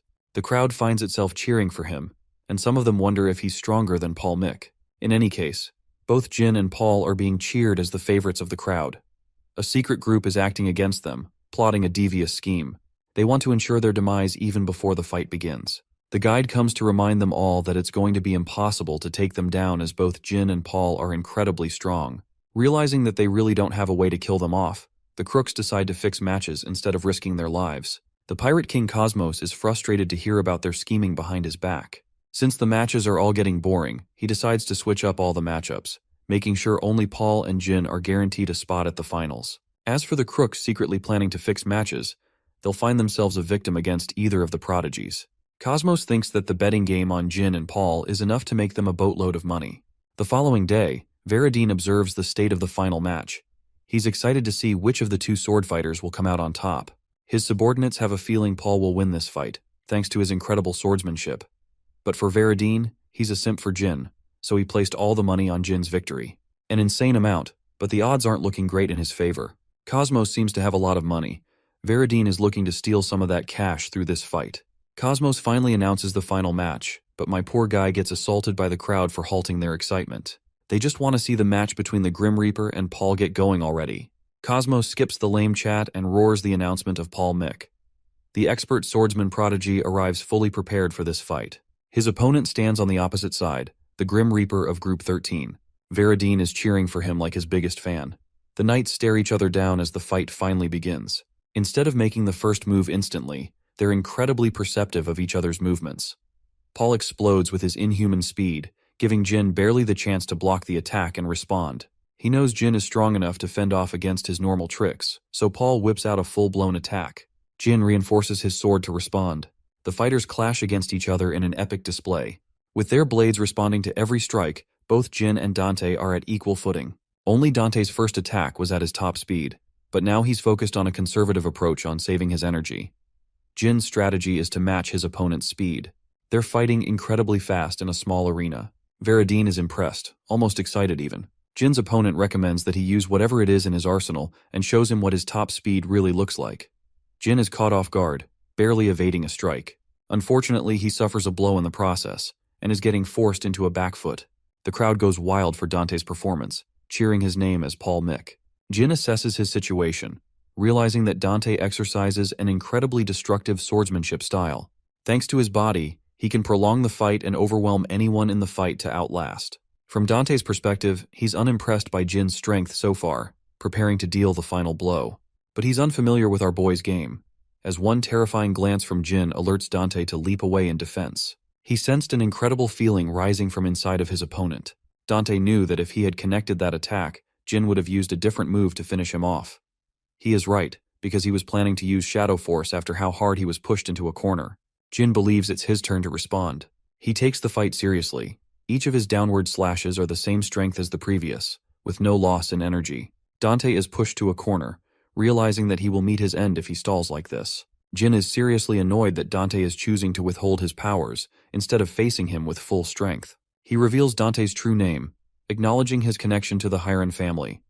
Dante apologizes for hesitating, and thus begins round 2 between the two fighters. Jin and Dante maintain their stance, this time fighting with full strength. Their first clash is a brutal one, with the following attacks pushing Jin away. He reacts with a vicious upward slash, acquiring an opening to overwhelm Dante. With every attack, Jin is physically stunned. His opponent is showing no signs of quitting in this battle. The reality is, Jin is facing a prodigy that only appears after centuries. Dante has a sky-high potential, which was weakened because of the boy's physical strength. It's the same way Jin lived his first life with a curse. Dante's current physical strength is a testament to the hardships he has endured all on his own, to have gotten this far. Jin acknowledges every aspect of his efforts. Meanwhile, Dante believes that the youngest Runkendel was blessed with everything he could ever ask for right at the beginning of his life. But despite his talent and perfect physique, there is also a sense of desperation and dread. It's a kind of anger, an anger that clings to the desperation of becoming the best. The only goal for why he suffered so much so many times in his training. It's an exchange of blows, as both fighters know the feeling of despair. They both pick themselves from the brink of total collapse. But there's a cost that Dante's body has to pay for driving itself to the limits. However, even Jin knows that if he didn't make the finishing move, it would be insulting to his opponent. With a heavy heart, he reaches to slash Dante but stops at the final second, unable to kill the boy. Dante instantly faints while Jin calls for a doctor. Fortunately, Veradine has already jumped to the stage to heal the boy, promising to save Dante. But it's impossible, as Dante's condition has been taken a step too far. He is facing aura overload and has destroyed everything inside his body. There's only one way to save the boy. Veradine hopes that this encounter between the three remains a secret. The Zyphal servants try to stop him, but Veradine isn't having any of it. He shows his association to the clan in the arena. Cosmos is scared for his life and immediately forbids anyone from intervening in the fight. What Veridine is holding is a special object called the blood of the numerous. He was once the god of hope. After his death, he left his tears and blood behind. One could bring back the dead, while the other could heal any illness in an instant. Both were considered invaluable to the world, with many clans actively proposing to hunt down his remains. And now, Veridine possessed the blood of that same fallen god. He is planning to use it for Dante, despite the Zyphal clan's terrible relationship with the Hyrons. It's beyond logic as to why he would do this, but Veridine strongly believes in his values, and thus the healing process is successful. Dante regains his consciousness thanks to the rare artifact. It is still beyond Jin's understanding that he would do such a thing. Veridine reminds everyone that he just suffered a major loss by curing him. Jin thinks he's going to propose a major offer in return for the gift, but all Veridine seeks is a bunch of drinks to hang out with Jin. Our boy is baffled by his stupidly generous offer. He once believed Veridine was a fool, but he's more respectable than he thought. They dap each other like they're the homies for life. The same night, Jin is enjoying drinks with Veridine and Dante. He secured the prize money and the bet money after nearly costing his life in the arena. Jin is generous enough to slide half the money to Dante for his clan. Poor Veridine is jealous as hell that he doesn't get to have a gift. Jin opens the treasure box and finds a map inside. He tosses Veridine an empty box for the keeping. Jin shares his annoyance with Dante, who ultimately decided to hide his strongest move. But Dante thinks it's fine because Jin was hiding his abilities too. He welcomes the opportunity to fight again, this time without holding back. Veridine is excited for the future where they will all lead each other's clans. He even entertains the idea of just chilling for a while for a change of pace. Jin is happy that the next Zyphal patriarch is a kind fool. Veridine is offended by the remark, but it is true. All three of them may be enemies, but they will someday have to face each other. Jin wonders what will become of their relationship. Suddenly, Veridine remembers to bring up something important. He's heard of the rumor of someone impersonating his name. Dante is shocked, questioning who could even have the balls to impersonate such a high-ranking member of the Zyphal clan. Veridine doesn't know either. He doesn't want to blame Jin, but clearly he doesn't know that our boy was indeed the culprit. Jin asks what their initiative is to capture the impersonator. Jin recommends they stray away from pursuing the rumor. He thinks the people will make fun of the Zyphal clan for chasing an impersonator. Veridine is somehow persuaded by this simple suggestion. Jin hastens to make his leave because he has a bunch of things to take care of. Before leaving, Veridine calls him a friend. Jin pauses, smiling in acceptance. Circling back to Kieran, he's annoyed reading long letters of Kashmir every time. In this letter, he finds that Jin won against Dante and finally climbed to the 6-star swordsmanship level. The patriarch is agitated with Kashmir and hopes to have a one-on-one conversation with him soon. Back at his castle, Kashmir feels a cold feeling embracing him. He realizes some bullshit is going to catch him by surprise. Kashmir requests seeing the match that Jin has acquired from the competition. The map confuses him as he's never seen something like it before. It's unclear and imprecise in its destination. Yulia sparks an interest with the map and points to a strange location on the map, sensing something so tragic and horrifying that it forces her to cry. Kashmir is alerted as Murakhan realizes her powers are experiencing a sudden overload. The guardian dragon is necessary to calm her down. Latri rushes to find her. The young dragon helps calm her down in her state. Even a worried Elisa comes rushing to the scene. Fortunately, Latri was able to calm her down to a state of sleep. Murakhan is interested in learning what the girl saw in her vision. Latri explains that it was a hint of the past. It happens when a contractor of Asmil looks into an object filled with feelings. It could have been much worse if Latri didn't hurry to the scene. Latri describes the vision Yulia saw. On an ancient land, lived the natives who served their god and stayed away from the outside world. But then, certain people, namely the Zyphals, arrived and approached the locals. The magicians began asking for more and more from the locals until one day they killed a child. After the killing of one child, the Zyphals killed many natives in search of a divine artifact. Jin, overhearing this conversation, connects the dots in his head. He requests Latri to illustrate the design of the artifact. He explains that it looked like a silver mirror, which confirms Jin's suspicions. It's the object from his future, the Well of Mana. The Zalfs intruded Colin for the artifact, driving its people into hard labor. Jin even discovered how they made biological golems out of those people. This means the map is actually pointing to the location of the artifact. Jin is lucky to have obtained an incredibly valuable map from Cosmos. Murakhan observes his interest and asks if he knows something. Jin feigns ignorance and apologizes to Kashmir for what happened to Yulia. Of course, it's not his fault, as she's a divine contractor. Latri is going to stay by her side to ensure Yulia's recovery. Kashmir recommends that they move on to find the object. His organization will first interpret the language of the map to understand proper directions. Jin knows that it would be impossible since most of the natives of the land have already been killed by the Zyphals. The people who know the language are confined in Colin, so it's a real guess if they'll be able to obtain the Well of Mana before the Zyphals are able to. 2 weeks after the incident with Yulia, a drunkard collapses in the middle of the night. Jin helps him out, offering him another drink for a conversation. Our boy uncovers information from him while he's defenseless. The man explains that his tribe is in a place far away, which is as big of a hint as any. Jin whips out the map, requesting him to read and translate. But when he spots the symbol at the top, the man spirals out of control, realizing that he's been set up. Jin freely exposes the identity of the two dragons.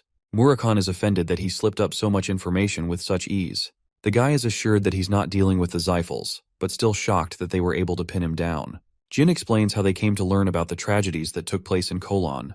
They wanted to find someone to translate the map, and coincidentally managed to locate this guy. Of course, even that dude knows it's not because of sheer coincidence, but he's happy to introduce them to his sister. The woman in question had been anticipating their arrival. Even Murakhan finds it strange that Raosa has been waiting for them in advance. She's the definition of divinity, a person of significance from her land. Raosa proves her powers by cleverly writing out Jin's powers, and even knowing about Murakhan and Latri. She has an aura that transcends all. Jin immediately realizes that he's dealing with an actual god. Raosa emphasizes that she is but a mere vessel, and that if she truly were a god, Colin wouldn't have been lost to their invaders. Murakhan spells her doom, as her powers are not going to last for much longer. Raosa confirms this fact, confirming the Dark Dragon's observation. Raosa takes the map and translates word for word what it means. The message shatters her soul as it was written by her grandfather. Thankfully, the map didn't fall into the hands of the Zyphals and met Jin instead. Murakhan wants to strike a deal with the woman since they're en route to visit Colin soon. Raosa shocks Jin, surprising him about his connection with Soldaret. Since it has been a while, Raosa plans to expunge all her divine powers to summon the God of Darkness. Jin likes the deal and decides to head over to Colin at once. He's unsure whether he could save the lives of the locals, but he promises to do his best. Raosa explains everything there is for him to know about when it comes to the Colin territory. Jin, Murakhan, and Kashmir all arrive at the location. It used to be an open location in his past life, but now, since he executed a mission while he was a cadet, it's clear that they have taken measures to close the place down. The journalist that exposed the existence of the Well of Mana will never be able to carry out his will in this timeline. Kashmir loses hope, but Jin and Murakhan don't care if the place is closed. They're still going in, and the reason is simple. The board is probably a placeholder. There are no guards on site, and there aren't any spells either. Suddenly, Murakhan senses the presence of people. They're the natives who are mining for labor. A pureblood Zyphal is enjoying himself. This man is none other than Muron Zyphal, the madman of the Magic Tower. He's a brother to Veradine and commits crimes like crazy. Since he's a strong sorcerer with 8 stars in magic, he doesn't require any guards around him. Murakhan is a feisty one and wants to kill Muron using the direct approach. But Jin doesn't fancy the idea, because he thinks that there will be problems if they keep killing higher members of Zeiss like Andre. Before they kill Muron, they need a valid reason. Just when they were having this conversation, the journalist Dino Jaglin popped out of the scene. Jin catches him and realizes this is the same guy who became responsible for exposing the Zyphals in his past life. It means that the nerd had been coming here all by himself, challenging the likes of the Zyphals without any powers. Jin is almost impressed and curiously asks what she's writing about. Dino concerningly asks about their association. Jin relieves him by stating that they're also just passing by. Since they both share a common goal, it's best to ally with the journalist. Murakhan really doesn't like that approach. Kashmir thinks it's good to follow the journalist who already knows what's going around in the area. This could even help them conduct a sound reason for an attack on the Zyphals. Hesitantly, Dino puts forward his findings.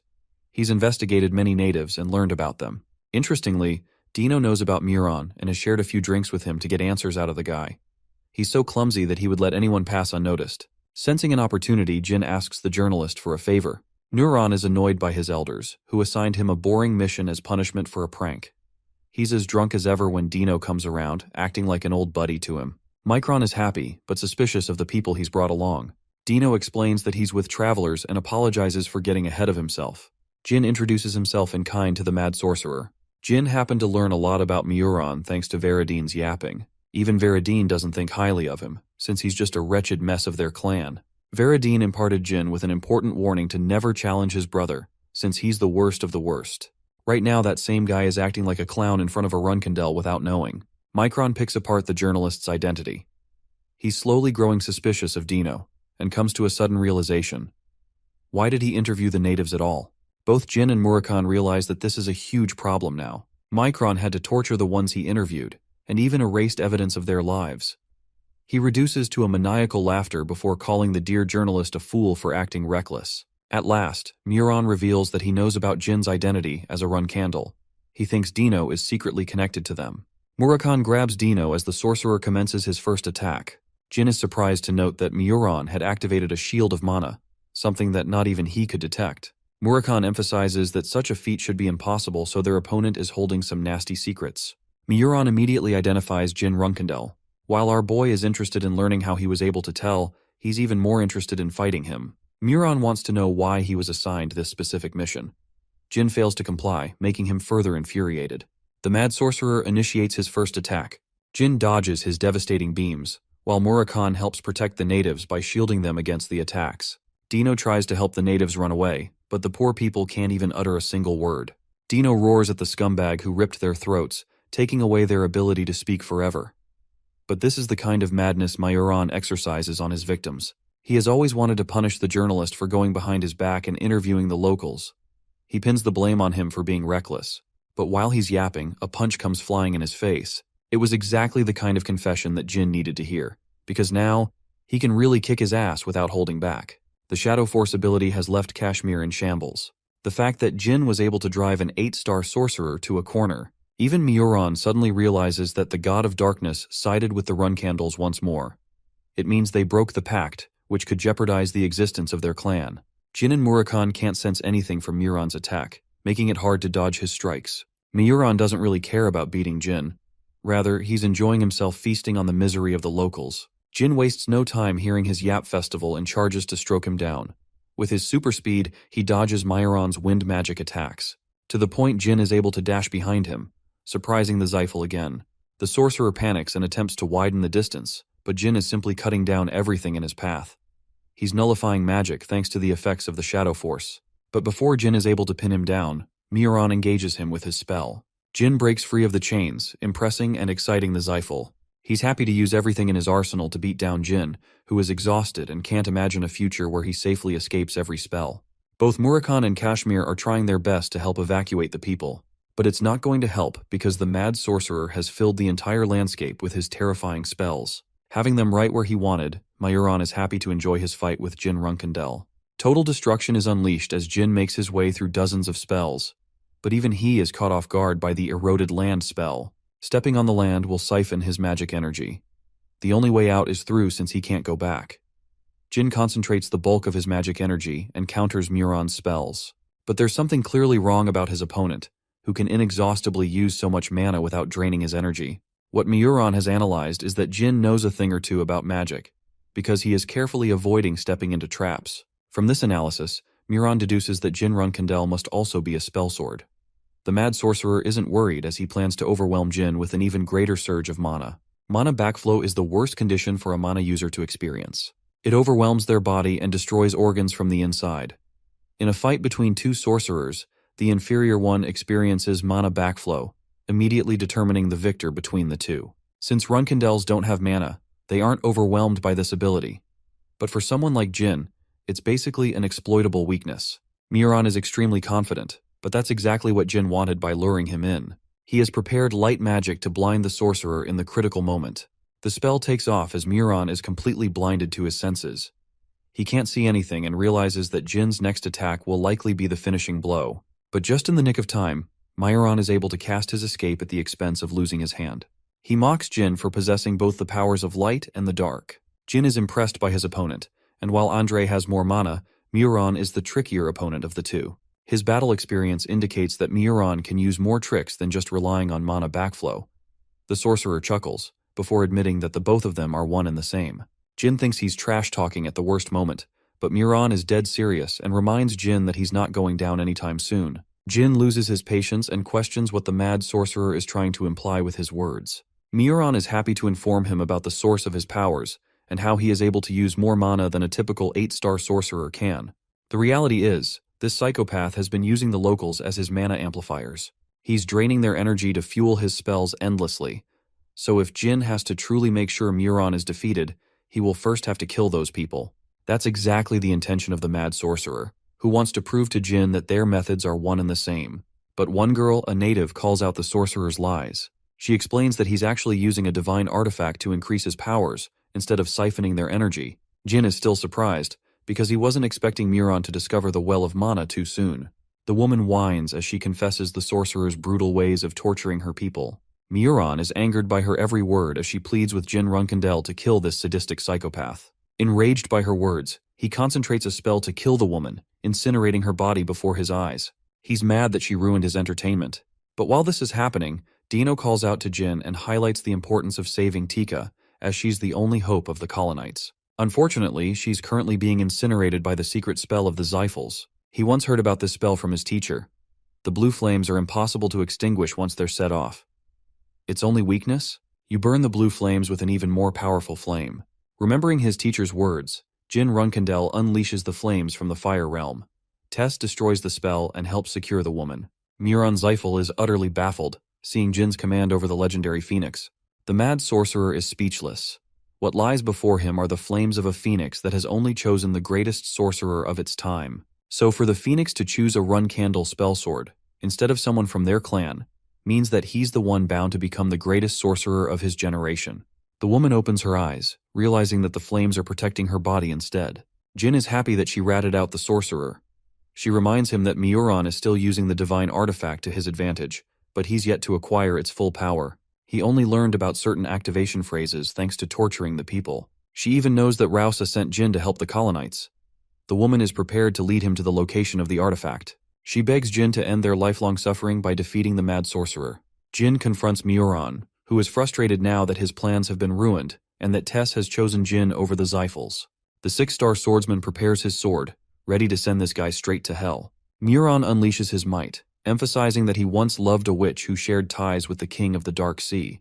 The Zyphal wants to show Jin the true wrath of hell by unleashing his newfound powers. Tess responds with a column of flames, severely overwhelming the Zyphal. For some reason, Muron's sudden transformation has enraged the Phoenix. Murakun joins the fight after having evacuated the natives. He explains how fucked their current situation is. Muron's body is soon going to be under the control of the Demon Beast King. They have to stop him before it happens. Murakun tells Jin to unleash the full might of his powers through Shadow Force. He amplifies Jin's Shadow Force and instructs him to sever the Dimension Gate. But before Jin could execute the attack, he is overwhelmed by mana backflow. So much so that his connection with Tess is wavering, as he's failing to maintain its presence. Mirwan smiles as he has finally brought Jin to his knees. The monster of the underworld is nearing its awakening. Jin musters every last bit of his courage to wield his sword. Giving everything into this one final attack, Jin slices down Muron's body. The incantation is interrupted as the Dimension Gate collapses over Muron Zyphal. The last of his remains are annihilated by Tess, leaving nothing but the scorched remains of his body. Jin notices that his final attack was different from all the other times he used it. It was further amplified by his Blade of the Heart skill. Muron's crippled body collapses into pieces. The fight is finally over. Jin has experienced far too much strain on his body as he too falls unconscious. Regarding Muron's staff, it's a special device only used by the Zyphal Tower Masters. Once waved, it activates a signal and sends it back to the tower. And that means the Zyphals have already learned about Muron's fall. A mysterious presence restores Jin back to health. Murakun spews something inside his mouth. Jin coughs as Murakun explains that he just had a close encounter with death. It's only thanks to Murakun's remedy that he was able to outlive the effects. Jin's body is still a wreck, but Kashmir thinks he did an amazing job. The remedy was provided by the journalist, who uncovered it from Muron one time. Tika introduces herself properly as the priestess acting on behalf of Rausa. She crumbles into tears, offering her undying gratitude to Jin Runkandel, who put an end to the suffering of colonites. She reminds Jin of his mission, that Rausa had only tasked them to recover the divine artifact. Murakun is confused and wants to know more about the artifact, especially when he has lived for over 3,000 years and hasn't heard a word. Murakun has a bunch of questions regarding the god of Kulin. The god Clam is a deity not even Murakun has heard of. Kashmir suggests they look for the artifact at once, as they could come to face Zyphals soon. To add to that, Tika explains that they must first restore the artifact before acquiring it. They need to use the energy of the sun for that task, which is why the mission will be delayed until noon. An agitated Murakhan can't find the patience to wait that long because the Zyphals must be en route to attack. Jin pieces together the information, but still thinks that there is something more than meets the eye. Since Muron is fully defeated and the wasteland is abandoned by the Zyphals, he doesn't comprehend how anyone could reach her unless there was a signal sent outside. The fact that Muron Zyphal was a tower master is common knowledge. Kashmir catches on to his words. The run candle highlights the importance of the present moment, as the signal has already been sent. Their worries are warranted, as Midor Elnor, another tower master serving the Zyphals, is on his way to investigate the cause. The staff was given to him for being a tower master. It's a huge deal. Kashmir knows little about the Zyphals, but the staff is a special object which helps gather sorcerers in time of need. Murakhan is stumped that Jin somehow knows this information when he doesn't. The Zyphals are continuously evolving at an immense rate. Jin excuses what he heard from Luna, when in reality, he remembered thanks to his teacher's memorable words. Nearly 100 sorcerers exist in every Zyphal tower, and a lot of them are around the 8-star level. Engaged against them in an actual fight when they also have to defend civilians, it's going to be a brutal battle. Jin inquires how long it would take them to arrive, and he learns that it's going to take a minimum of 2 hours. Given that time limit, he requests Kashmir for a favor in the time of need. Kashmir is alarmed as Jin's secretive plan could end up killing everyone involved. He wants Kashmir to relay the message to a person immediately, or else they are all doomed. The man accepts the condition and begs Jin to make it out alive. Murakhan and Tika are in preparations to restore the divine artifact. The locals have gathered, but Jin's condition is stagnating. His body reacts harshly as he's driven himself to his absolute limits. Murakhan is pissed that Muron refused to remain honorable in his defeat and instead called the sorcerers of the watchtower. Jin requested for Luna's help last time, as she was their only hope. Murakhan is worried about Kashmir failing to reach them in time, because if he really doesn't, then they'll have to struggle and survive for as long as they possibly can. The minor tower master and his troops are on their way. They located the Kolan territory where the signal was received.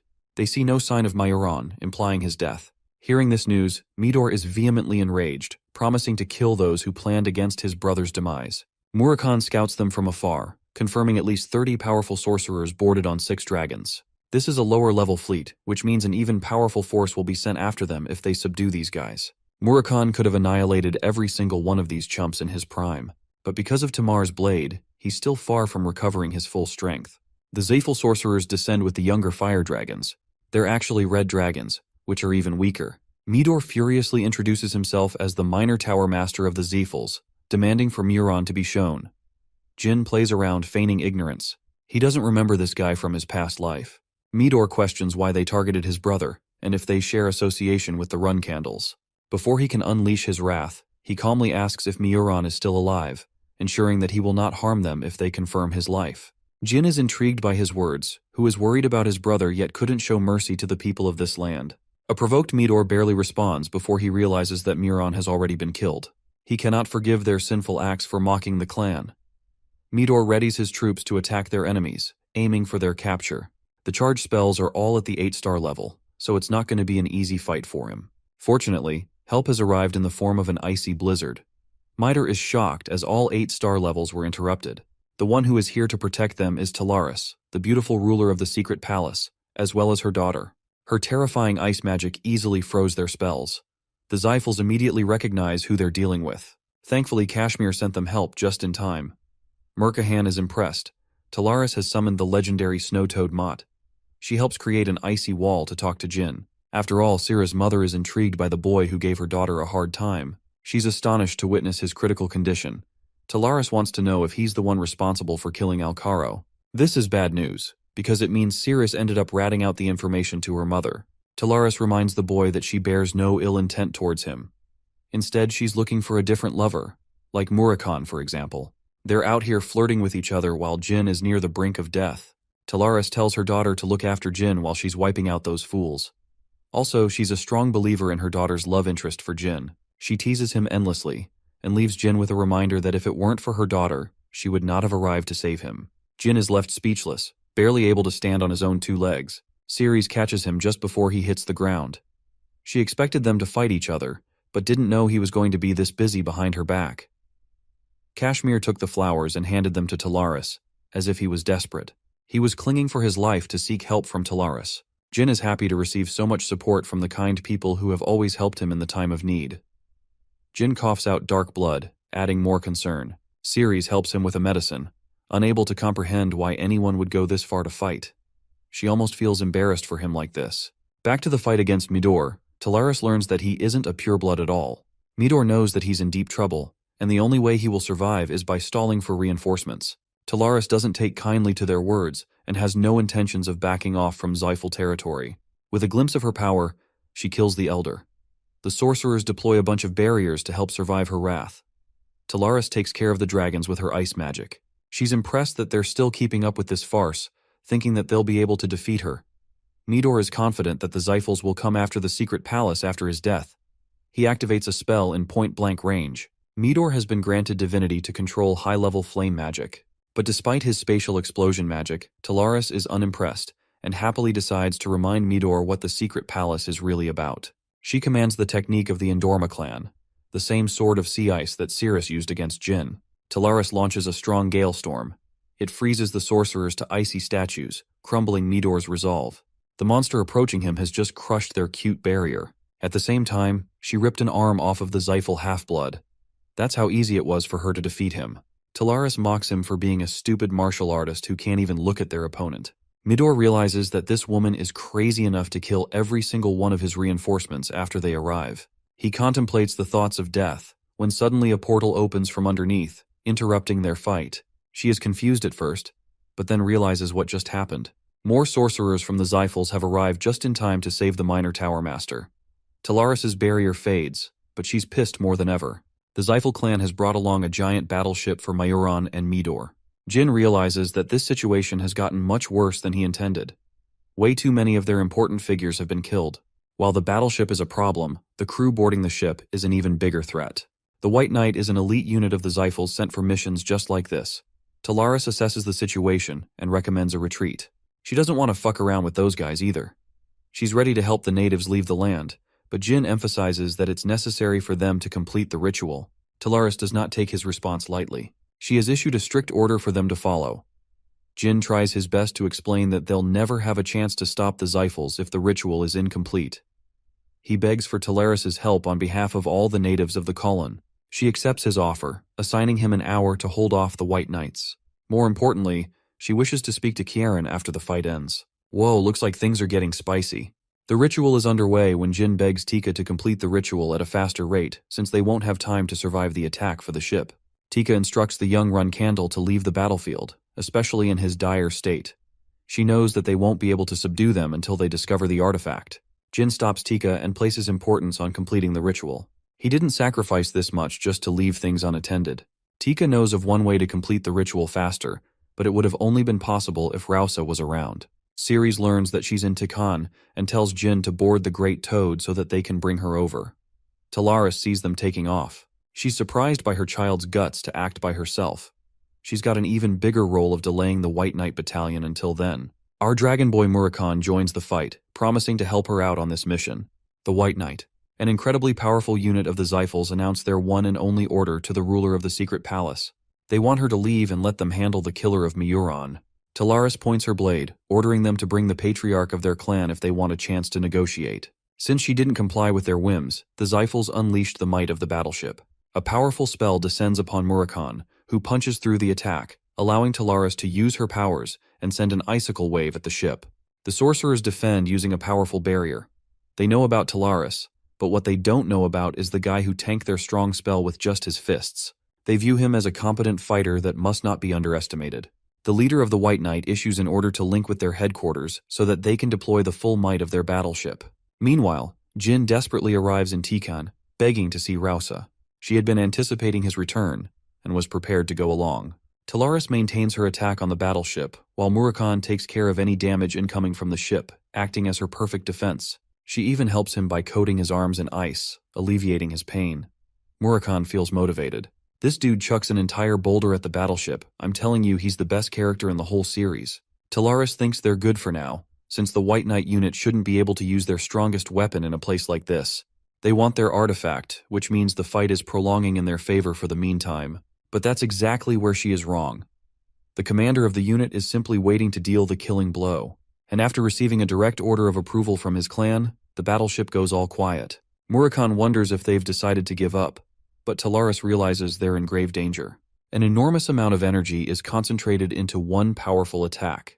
Kiliak has just given them direct permission to annihilate the Kulin territory using the cannon.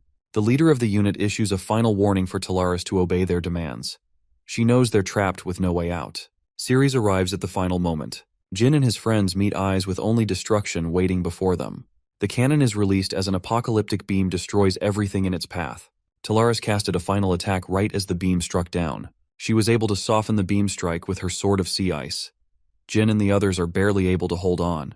He activates Shadow Force to slash the remnants of the beam with his sword. Ceres notes that he's improved impressively, and despite his condition, he was still holding up with her. But with how they're currently holding, Jin is afraid he won't be able to help Rausa reach the ritual site. The ship isn't an easy opponent. It's just as powerful as Talaris, but the commander of the unit is shocked that she was able to stop the beam with her sword. He issues yet another warning for Talaris to stand down, but all she could afford to respond with is a laugh. Talaris isn't worried. The confident ruler of the secret palace emphasizes that she can't be defeated, even if they brought out the best Zyphal sorcerer. She turns the table on them, reminding the Zyphals how outclassed they really are. In response, the White Knight pitches that they could instead target the ones she is trying to protect. Talaris learns that if they're successfully capable of delivering Ryosa to the ritual site, they will win this battle. She's prepared to hold them down, allowing her daughter to get to the altar. This fight will decide the very existence of the secret palace. The Zyphal commander prepares for another beam strike, preparing to annihilate the Kulin territory from the face of the planet. Jin tasks Ceres the duty of protecting Rausa. He's going to carve a path by clearing the battle ahead. Ceres doesn't approve of his reckless approach, as he could very well risk dying in the process. He's okay with risking his life, as he would never have made it this far without their sacrifices. So now he's ready to risk his life for others. Rausa reminisces a bitter memory of her past. She was forced to flee from the land so that the Zyphals could never do her any harm. After all, their mission would be jeopardized as they would fail their god. The poor locals begged for her survival, prioritizing her life instead of their own. They wanted her to bring someone who could end their suffering. Unfortunately, those people were all incinerated by the Zyphals in the end. She was forced to flee the territory, all on her own. Then, she survived on an island with her flailing powers, waiting long for a savior to finally come to her. It was then Rausa had made her decision. Jin Runkandel is hell-bent on getting her to the ritual site, even if they die in the process. A tear runs down her face. Rausa had been waiting all her life to sacrifice her life for her people. The second destructive beam is about to be launched. Jin and Ceres make their way while Talaris slices the beam to hundreds of pieces. Jin has to protect Rausa and Ceres, trusting in his sword and sword alone to help him survive. Murakan warns them of the incoming beam. The Zyphals are relentless in their attacks. Murakan and Jin are fighting for their lives protecting Ceres and Rausa. Just when the Dark Dragon thought they were doing well, Jin suffered a brutal attack from one of the beams, sending him down. Even Ceres cries out in worry. She remembers his words, as he was ready to put down his own life to protect them. In her ferocity, Ceres loses her cool and gets injured in the process. She collapses on the ground, leaving Ryosa to fend for herself. Ceres commands her to keep on going or else their sacrifices would be in vain. With a heavy heart, Rausa prays to her god and keeps on moving. She has long since realized that prayers are not enough to overturn the war. Rausa is firm and has come to a decision. Jin Runkandel is in a space of emptiness. The void calls for his name, commanding that he wake up. When Jin opens his eyes, he bears witness to a future where Ceres has been killed. The Zyphal sorcerers won the war with the help of the blazing fire dragon. Murakan was also killed by Khadun's hands. The patriarch of the Zyphals unleashed an all-out attack where not even Jin himself survived. Then, the penetrating voice of a god comes to welcome him, reflecting his choices to keep the battle going even after coming this far. He asks the boy if he is filled with regrets after involving so many people all at once. Despite his wavering resolve, Jin claims that he has yet to regret the decisions he made. His anger stems from a feeling of hopelessness, that he could not help influence the future, and that all of his friends fell to ruin because of his helplessness. He thinks of himself as a powerless warrior. The goddess likes what she hears and reminds him to maintain this mindset. She cleanses the future and at last introduces herself as Clam, the god who has waited many years for the boy's arrival. Jin fails to comprehend the meaning behind her words. The benevolent god explains that they don't have time to discuss. The path that lies ahead for the boy is full of pain and suffering. Jin in his anger realizes that the future he fears has yet to come to light. He regains his consciousness and wakes up after another headache. He was scared at first, but then he saw Ceres all alive and well. Murakan smacks him for giving them a damn jump scare. The boy feared the worst, but it was all for nothing. Talaris is impressed that Jin was able to invoke the presence of a god. He still doesn't get what is happening.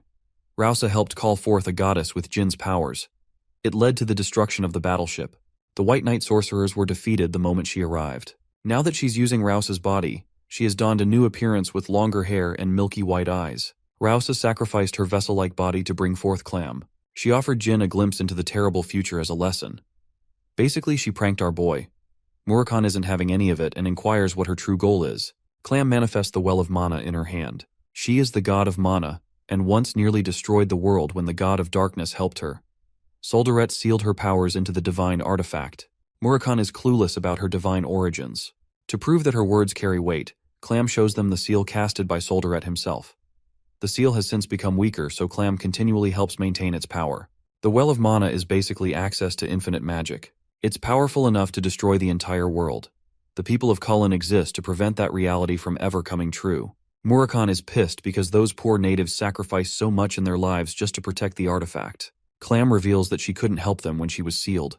Until today, when Jin Runkandel helped in her manifestation. Both Ceres and Talaris are shocked to learn that the boy is actually a contractor of the god of darkness. She offers Jin the invaluable object. Now that he has Soldare's powers, paired with this artifact, he has gained an ultimate weapon. Clam entrusts the faith of the colonites within his hands. She clarifies that the Well of Mana was always a weapon Soldaret intended for the boy to use. Soldaret created the seal at the height of his powers. It's a direct reference to his divine existence. While Jin is happy, he remembers Rausa's reward. She promised to help him speak to his god. Clam knows that it's impossible to make it happen, as the god of darkness wouldn't speak to the boy even with Murakhan by his side. Jin accepts, as he wasn't looking for a reward. As powerful as she is, not even Clam knows that the boy is reliving his life. With her mission completed, she returns to her spiritual form. Thanks to Jin's actions, Colin is free at last. Clam is indebted to the final contractor of the god of darkness, who helped free them from their chains. Talaris is impressed by what she saw. It's not ordinary for a god to be thanking a human. She recommends they make their escape soon, since the Zyphals could attack at any moment. Ryosa, who is now a part of Clam, realizes that her god couldn't answer her prayers because she was sealed within the divine artifact. Clam apologizes as the woman had to sacrifice her body to save her people. The pain that she endured helped free them. Rausa thanks the deity for answering their call and preventing a dark future. She's the happiest she can ever be. Clam is satisfied to be serving the people of Colin in return. She awaits Jin's strength to help free the world of suffering.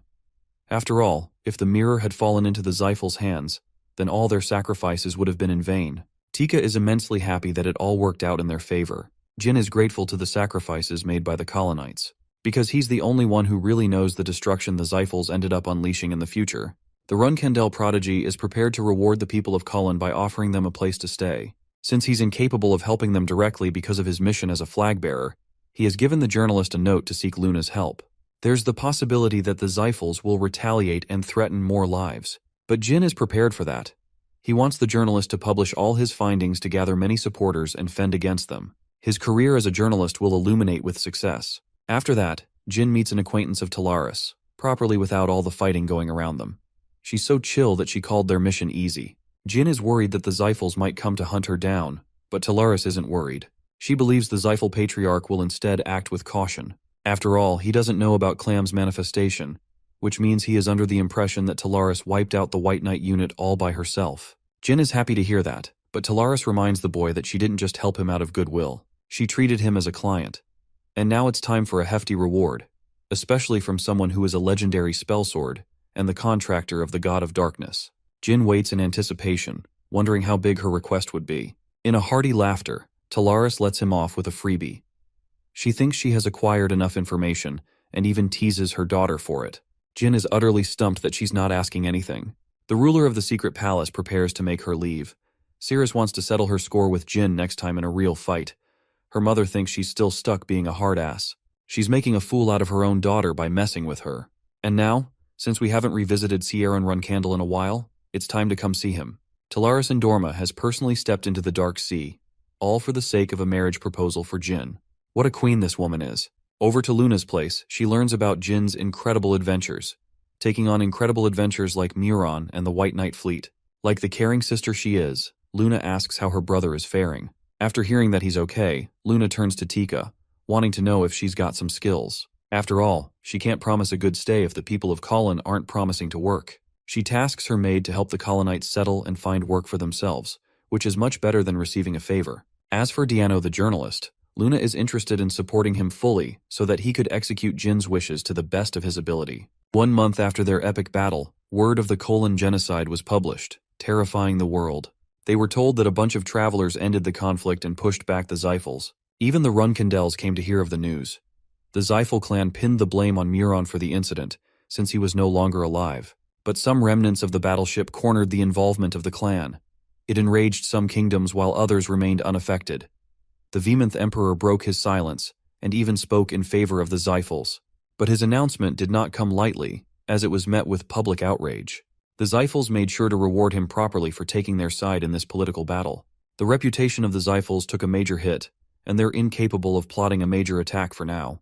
They have coped with various losses, all thanks to Jin and Luna's help. The journalist receives much support from the people who are taking his side. The people of Cullen will pray for Jin's help, waiting for the day he unveils his name as the traveler who stopped the oppression of the Zyphals. They desperately pray for Jin's success so that he could be the one to annihilate the Zyphals forever. Circling back to Kiran's encounter against Talaris, Khan is shocked when he sees a huge wall of ice emerge from afar. Talaris gave a warning shot to the approaching Kiran, who was upset by her nonsensical words. The ruler of the secret palace admits that she's not here to fight him. She ends up accidentally slashing Khan, who barely blocks the attack, avoiding his death. Ciaran doesn't care about the woman and simply wants to read his next letter from Kashmir. He quickly learns that the boy defeated Muron, and that an unnamed traveler helped free the people of Colin by stopping the oppression of the Zyphals. What shocks Kiran is the mention of the battleship of Kozech, because it's far too powerful of an opponent for Jin to have overcome. That's where Talaris chimes in, because she took it down. She's surprised to learn that Kashmir has been mailing him letters. Kiaran is furious that he didn't mention one word of her involvement. Talaris counters that the man deserves praise for taking Jin's side, favoring him over the fate of the Runcandles. The Patriarch accepts this suggestion and realizes that he could have made a mistake just now. Sharon wants her to just fuck off with the marriage proposal. Talaris somehow sees the two of them as the perfect couple. Jin feels a sudden chill run down his spine, and for appropriate reasons. Jilly thinks it's probably a side effect of obtaining more mana, but Jin doesn't believe that to be the case. He improved in strength and ability, having reached 6 stars in swordsmanship and 7 in his mana. All he has to do is maintain the object in his hand to achieve a surplus of mana. But Jin doesn't want to risk using it too much because it would risk breaking the seal. Kashmir's assistant informs him about an unexpected visitor who wants to work for him. This mystery man even knows about one of his bases, so it's clear that he's someone important. Jin is curious just as anyone, until he sees a familiar face. It's the same information merchant, the dumbass Jetu. Jetu may have ruined Jin's life in the past, but it wasn't the case anymore. He was spared and came before him. Kashmir is intrigued how he came to discover the location of their bases. Jetu explains his former association with the Akin kingdom. Kashmir realizes that this guy is connected to Jin and helps bring down the auction house. He still wants to know how he came to find their base. Jetu tries to skip around the specifics of how he managed that. Kashmir is enraged, which causes Jetu to blurt out information on Alu. Intrigued, Jin wants to know more. When Jetu turns around, he is stunned to see Jin run Candle, calling him a fraud for betraying him so much. After all, he did impersonate Veradine. Kashmir is infuriated by his accusations and nearly cleaves his head off. Murakan barges in, extremely annoyed that he didn't receive his ice pops. To the Dark Dragon, his ice pops are more important than any investigation. He's even more pissed when he sees Jetu, remembering how he kicked his ass black and blue. Jetu is stunned that they're closely related to Kashmir, and realizes that Jin supersedes everyone among the group. He apologizes by smashing his head on the ground. Jin is looking for new information on Alu. Jetu reveals his real name, a former Runkandel cadet. Jin is somewhat familiar with the name Marius, but Jilly knows for certain. After all, they share the same surname as Luna's nanny. Jin's face grows pale. Alu belongs to the kingdom of Delki, one of the many kingdoms of Huster. He was a nobody who passed the test and trained as a cadet. That was the last time he used his real name, before dropping it and never using it again. Jilly confirms this. Kashmir put his blade next to the merchant's neck, suspicious of his words as the commoner couldn't have taken a test to become a Runcandle cadet so easily.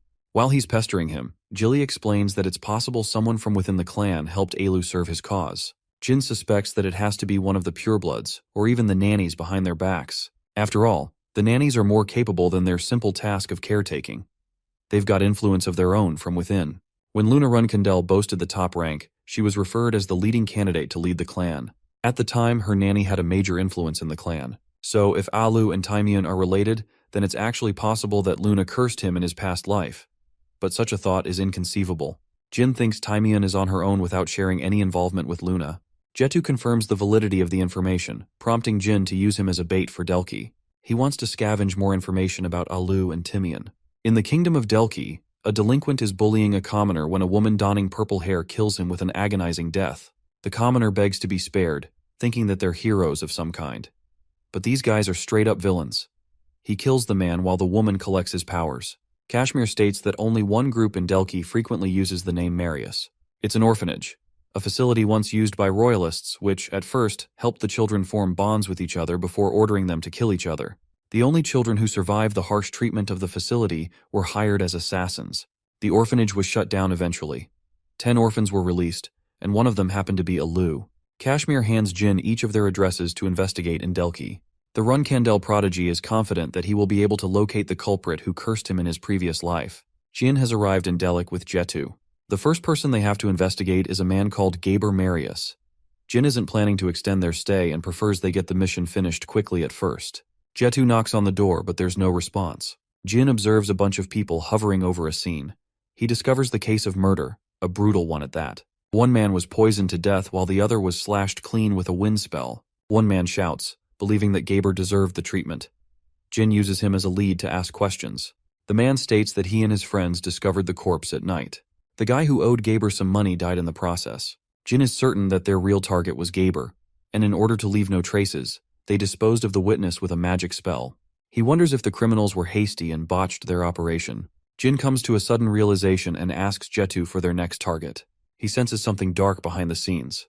Jin's suspicions are confirmed when they arrive to find their second target killed via poisoning. The man was disposed of only a while ago, and the method of poisoning is the same. Jin believes that someone is specifically targeting the survivors of the orphanage to erase evidence. They rush to their next few targets, all of whom are decapitated and killed in brutal ways. Jin notices the remains of an 8-star spell. That means with every target, the assassins are using stronger and stronger spells. Jetu thinks it's bad if they keep pursuing them like this, as even the authorities have grown suspicious of their sudden findings. Jin argues that there isn't much time to waste. He's in a pinch, and despite his rank as a reserve flag-bearer, Jin wants to make sure to exact his revenge. One last target remains on the assassins' list. They're happy to have wiped out the entire list with ease. It turns out that these guys also survived the orphanage. The both of them were selected as the best of the bunch, and they step towards their final target, to erase all evidence. After forcing their way inside, the assassins are surprised to find no one. Clearly they didn't account for this case. Meanwhile, Jin and Jetu have already rescued the last survivor, and they're en route to escape. The reason they were always one step behind the killers is because they were close to the portal. That's how they managed to save the man and his daughter. But there's still a problem. The assassins hunting them down are Varys and Kuzan, the deadly duo and the best of the orphanage. Jin is shocked because there were supposed to be 10 survivors. But in reality, there were actually 12. Varys and Kuzan launch their attack, they've already arrived. Varys is happy to kill her dear brother while Kudan isn't in the mood to play games. But their plans are interrupted thanks to the powers of a sorcerer they weren't anticipating. Jin is glad to take them on in his clan's own territory. They're both young by their appearance. Varys is not a Zyphal, but she's powerful enough to pose a threat. They take Jin for a lightweight. Varys is confident in cutting him down, but Kuzan wants her to be cautious around their opponent. Varys ignores his warnings and launches a powerful wind spell, all for Jin to block it with a defensive barrier. He wonders if Varys is out of energy after depleting her mana the entire day. But the thing is, Kuzan seems to be more of a threat. He's the one deploying poison. Kuzan takes out his poisonous blade, preparing to fight his opponent. Jin orders Jetu to hit the road with their target. The fight starts with Kuzan overwhelming Jin in a show of strength. He's impressed by the existence of a spell sword, and even recommends that Jin prioritize his own life over others. Jin counters his attacks and orders the dumb merchant to just go. Jetu finally listens to his advice and runs off, leaving Jin to fend off Varys and Kuzan all alone. Varys thinks their opponent is arrogant to assume he'll defeat both of them at the same time, but they just don't know who they're dealing with. Jin casts his special light spell, blinding both assassins right when they were most vulnerable. Kuzan is instantly slashed but somehow reacts to Jin's attack. Varys is still blinded and defenseless. She doesn't know that her brother has already been injured. Enraged, Varys swears her powers to kill this guy. Kuzan recommends that she maintain her sanity, as he can still heal his wounds. There's the fact that she used too much mana, which could overwhelm her with a mana backflow. Instead, Kuzan takes a poisonous potion and drinks it without hesitation. An astonished Jin reflects that some people can develop resistance against poisons and use it as a healing mechanism. However, it greatly hampers their lifespan in exchange for strength. Now that Kuzan is ready for round 2, he's ready to face the mysterious Spellzord who can cast even light magic. He has his personal questions but takes priority in completing the mission. Kuzan has ceased the intent to capture Jin alive, and instead bursts full speed to blitz him. Jin barely has the time to react to his attack, and at the same time he could hardly dodge the wind magic. Kuzan is stumped. It's inconceivable that a 6-star swordsman is keeping up with someone of much higher rank. Jin is happy to introduce his powers, and sets his target on Varys. He unleashes the flames of Tess, the ultimate fire phoenix, engulfing Varys' entire body to ashes. Next up is Kuzan. Our boy casts Shadow Force to entrap him in a void of darkness, before slashing him to pieces. The assassin had never seen such dark energy before in his life. He just faced a monster who could summon the Blue Phoenix and even command the Shadow Force. However, he does wonder if the effects of his poison will work against someone like Jin. The thing is, Jin received an injury which led to the poison kicking in and driving his body to its limits. With Varys nearly annihilated and Kuzan compromised, Jin is near the brink of death. It seems that all 3 fighters have come to a stalemate, but our boy isn't planning to die so soon. He takes his stance, preparing to confront Kuzan again. Before he can, the Imperial Guards arrive to seize hold of the assassins. Lycodelki is the 3rd prince of the kingdom. It seems that Jetu called for support. Kuzan takes Varys and reminds Jin Runkandel that they will come for him and make his life a living hell. Saying those words, Kuzan takes, leaving Lyca to call a healer for Jin at once. He's exerting every last bit of his strength to maintain his consciousness to remain alive. Jin wakes up in his bed with the 3rd prince by his side. The man had moved him here without knowing about the boy's identity. 3 hours flew by, and he's lucky to survive a poison that could easily kill an 8-star knight. Lyca somehow seems to know that he's dealing with Jin Runkandel, because he remembers seeing the boy at the banquet. He inquires information from him, shocked that he was able to corner the 8-star assassins even with his current skill level. Jin thanks Lyca for his support, and asks if the man will report the incident to his clan. Lyca has no intentions of doing that as he's being observed by Kashmir's forces who are scouting for Jin. Lyca wants a favor in return for his help. He wants the boy to help Delki by assigning them more guardian knights. He also wants some of the shares of the run candles from their gold mine. At first, Lyca is sweating bullets thinking Jin will be offended, but in an interesting twist, Jin offers him double the reward for his support. In due time, Jin states that he will be able to do anything that he pleases. Lyca searches for the meaning behind his words, wondering if the boy has ambitions to become the patriarch of the Runkandel clan. Jin returns to Jilly and Murakan, who are equally frustrated in his stupid attempts to get killed again. The reason Lyca didn't bother leaking the information is because of Kashmir and Quiquintel, which would have stirred trouble for the Delki kingdom. Jetu, the lousy information merchant, is happy that Jin returned alive. Kashmir talks about Dan Marius, their target, but he's not saying anything worthwhile. Jin takes the initiative to speak to the man and emphasizes the lengths he had to go to save his life. Hesitantly, the man finally reveals a bone-chilling fact. It was Timian Marius who trained the assassins, as she is their mother. As a matter of fact, they're cowering before her presence for failing the mission and even exposing their identity. Timian is dead serious about their shortcoming and commands them to get lost. She doesn't even want to acknowledge them as her own. Vera begs for her mother's consideration, apologizing for having failed her. She doesn't want to be abandoned, yet that is all the cruel nanny has to offer. She kicks them out and reminds both of her failures to never come back. Kuzan wishes for her health, almost as if he's praying for her downfall. Timian goes outside, reflecting that they definitely fought Jin, who used Shadow Force. Now that the boy has ensured a connection back to her, it's clear that he will come looking for Luna. Shockingly, she believes that not even Luna would be able to kill her. Timian has access to information on the boy. She thinks threatening to expose his powers would be enough to make a toy out of Jin.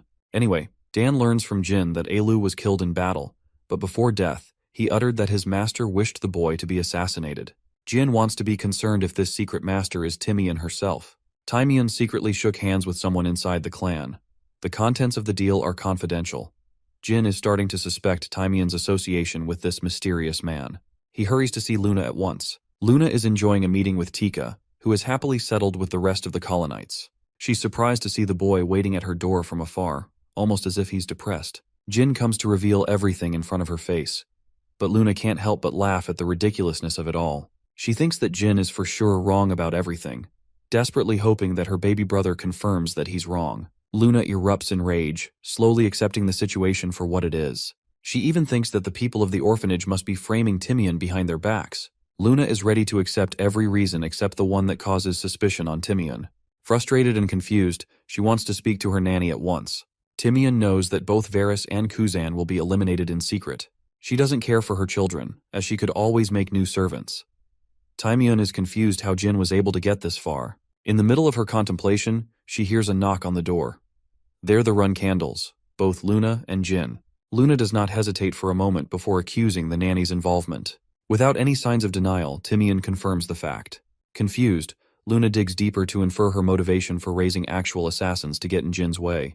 She counters that they weren't sent on a mission to dispel Jin, but rather, she was the one who was surprised that they encountered him. Luna grows furious, more than anything. A feeling of betrayal and sorrow overwhelms her. Timian requests to pass a trial to prove her innocence. But this facade, this side of her. Luna was expecting her to deny the ridiculous claims, but she's just avoiding her confrontation. Luna is infuriated, so Timian finally reveals that she was forced to raise assassins to ensure her survival. Because of an enormous number of enemies within the clan, they were under constant threats. Luna doesn't get this excuse as she was powerful enough to fend off any threat on her own. But she doesn't even know that most of the Run Candle servants never make it past the first year. It's the same for the Guardian Knights. Every single one of their lives were taken by the purebloods who plotted against them. This is a lie, and Luna knows it well. She's devastated that her cherished nanny has to come to this. Timian stops her with a simple question. Would she have killed her siblings? It would not have mattered because Luna didn't care about the bloodshed. She loves her siblings and wants to stop the infighting. Back then, she was a weeping mess who stepped away from her obligations. Just when she rejected the throne, the people around her suffered. It all started 35 years in the past. Timian had clung to power for the first time in her life. Living a shitty life in a terrible orphanage, she was just a tool to be discarded by powerful people. The Run Candles sought her potential, and that's how she learned how to become human. They treated her kindly, and looked after little Luna since day one. She was happy to have been comforted by the little child's warmth. After that, many purebloods were born one after another. All of them stood to become a rival and enemy to Luna. Still, the child possessed brilliant talent and outshone her siblings. She had unprecedented talent, but the truth was, Luna didn't want to fight others. She just liked training. She was an innocent child, and Joshua was jealous of her. Luna became a monster that overwhelmed everyone in the clan. She was the definition of bloodlust and terror by the time she reached the age of 14. More time passed, until one day, Luna crumbled under the rain. She couldn't desire a life where her clan dictated everything. She did not want to become the ruler of the clan in her father's footsteps. Timian begged her not to lose her way, but that was the day Luna decided that she would never pursue the path of the throne, as it would require her to face her siblings. She wanted to carve a new path for the clan, to become their protector. That was the decision of a 19-year-old prodigy. But everything faded with her desire. Timian wanted to exact her revenge against the orphanage after being tortured for many years. She wanted her to come to power so that she could carry out her own revenge. But when Luna made her decision to step down, Timian was forced to support her will. She was the only one who stayed by her side. She accepted her happiness by killing her own. Ever since the Run Candle purebloods noticed a shift in their older sister, they began targeting her servants. They killed everyone all around, with Timian barely surviving their wrath. She did not want Luna to find out because it would cause her even greater pain. So for Luna's sake, Timian persevered and came up with the plan to use the orphans of the orphanage as her own. One day, Timian was captured and did not bother speaking a single word. She would accept death long before anyone could make her talk. But the man was no stranger to her fear. He knew all about her weaknesses. He knew that she secretly harbored the desire for revenge. That was the day the lifeless Timian felt truly alive once again. She allied herself with that man, and desperately hoped against a day where Luna would uncover her connection. Her confession has left the White Whale in a complete mess. The fact of the matter is clear. Her assassins nearly killed Jin, and that she did commence treason against her own clan. Timian is courageous enough to confess her crimes to the clan. The execution knights are already here, because she knew this would happen. Jin mocks the nanny for believing she has a way to escape punishment. He reminds her that no one could get her out of this pinch. Timian is happy to accept her fate, but Jin secretly knows. He knows that she was talking way too much for someone who had anticipated this death. He questions Timian, wondering if her master will reliably get her out of this mess. The nanny leaves with a strong impression of the youngest Runkindel. He is not only strong but also sharp. She still thinks she's got the upper hand on him thanks to the information she possesses on his powers. Just then, Timium receives an official message from her leader, who bears no interest in protecting the nanny. Saying as much, the Executioner Knight tries to kill her. The attack didn't make it through. Luna's terrifying rage is at an all-time high. The fact that someone could attack her own nanny before her eyes is unforgivable. She happily reminds them of their place. The knights are operating under the direct orders of their master, but they're still assassins who were sent on a mission. One of them is bold enough to attempt to kill Timian, all for Jin to intervene and stop their attacks. He clears their head clean for treason. The ones left are demolished by Luna's rage. She crushes each knight into the ground before breaking their limbs piece by piece. Seeing such a sight, Timian is left cold. Jin's suspicions proved correct. Her master shared no intention of keeping her alive. Now that it has come to this, Luna squeezes the life out of the knight, only to realize that he poisoned himself to prevent torture. Jin goes on to interrogate Timian for a chance to talk, especially since she just got betrayed. Luna is suspicious of the nanny, as she lied to her about the investigation involving Jin's attempted murder. Timian breaks her silence, but it's already too late. She's affected by the poison and won't make it soon. It's the same poison she gave to Kuzan, only to end up wasting her life by it. Luna becomes a whining mess. She didn't wish for her death. The old nanny reflects on her actions. She simply wanted to stay by her side for as long as she could. It all spiraled out of control when she prioritized vengeance over her obligations. That's why, in her final breath, Timian reveals an important piece of information before her death. She names the man responsible for placing a curse on Jin. Kiddard Hall placed the curse, but the one who commandeered this mission was none other than Joshua Runkindel. He knows everything about Jin's current abilities. Timian, in her dying breath, apologizes for her betrayal. Reminiscing the memories of the very first time she held Luna in her arms, the nanny hopes that she doesn't remember her for too long. Luna grasps the lifeless body of the woman who had stuck with her through thick and thin. Meanwhile, the real culprit, Joshua Runkindel, hopes for an easy death for the nanny. Joshua is greeted by the abandoned assassins. They're prepared to pledge allegiance to their new master to help change their mother's mind. Varys is desperate for their mother's attention and is prepared to do whatever it takes. Rising from his seat, Joshua approaches the hopeless assassins. He tells them that Timian rejected them for a reason. It was the only way she could save them. Joshua then pins the blame on Jin Runkindel as the man who killed their mother. He makes himself act as a hero who sent his knights, but it was of no use. Enraged, Varys wants to kill the spellsword responsible for bringing down their mother. Joshua confirms Jin's contract with Soldaret. Kuzan is confident to find their mother's killer. He wants to avenge his mother at once, but Joshua knows that their blind outrage will lead to nowhere. It's clear that Jin will try and hunt them someday.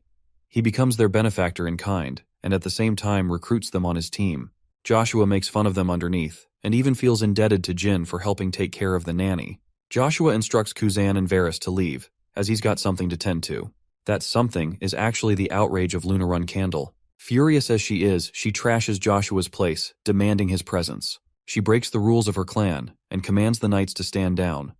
While they're hesitant, they still choose to rush into battle to attack her. In response, Luna unleashes a powerful energy wave that drops them dead without even using her weapon.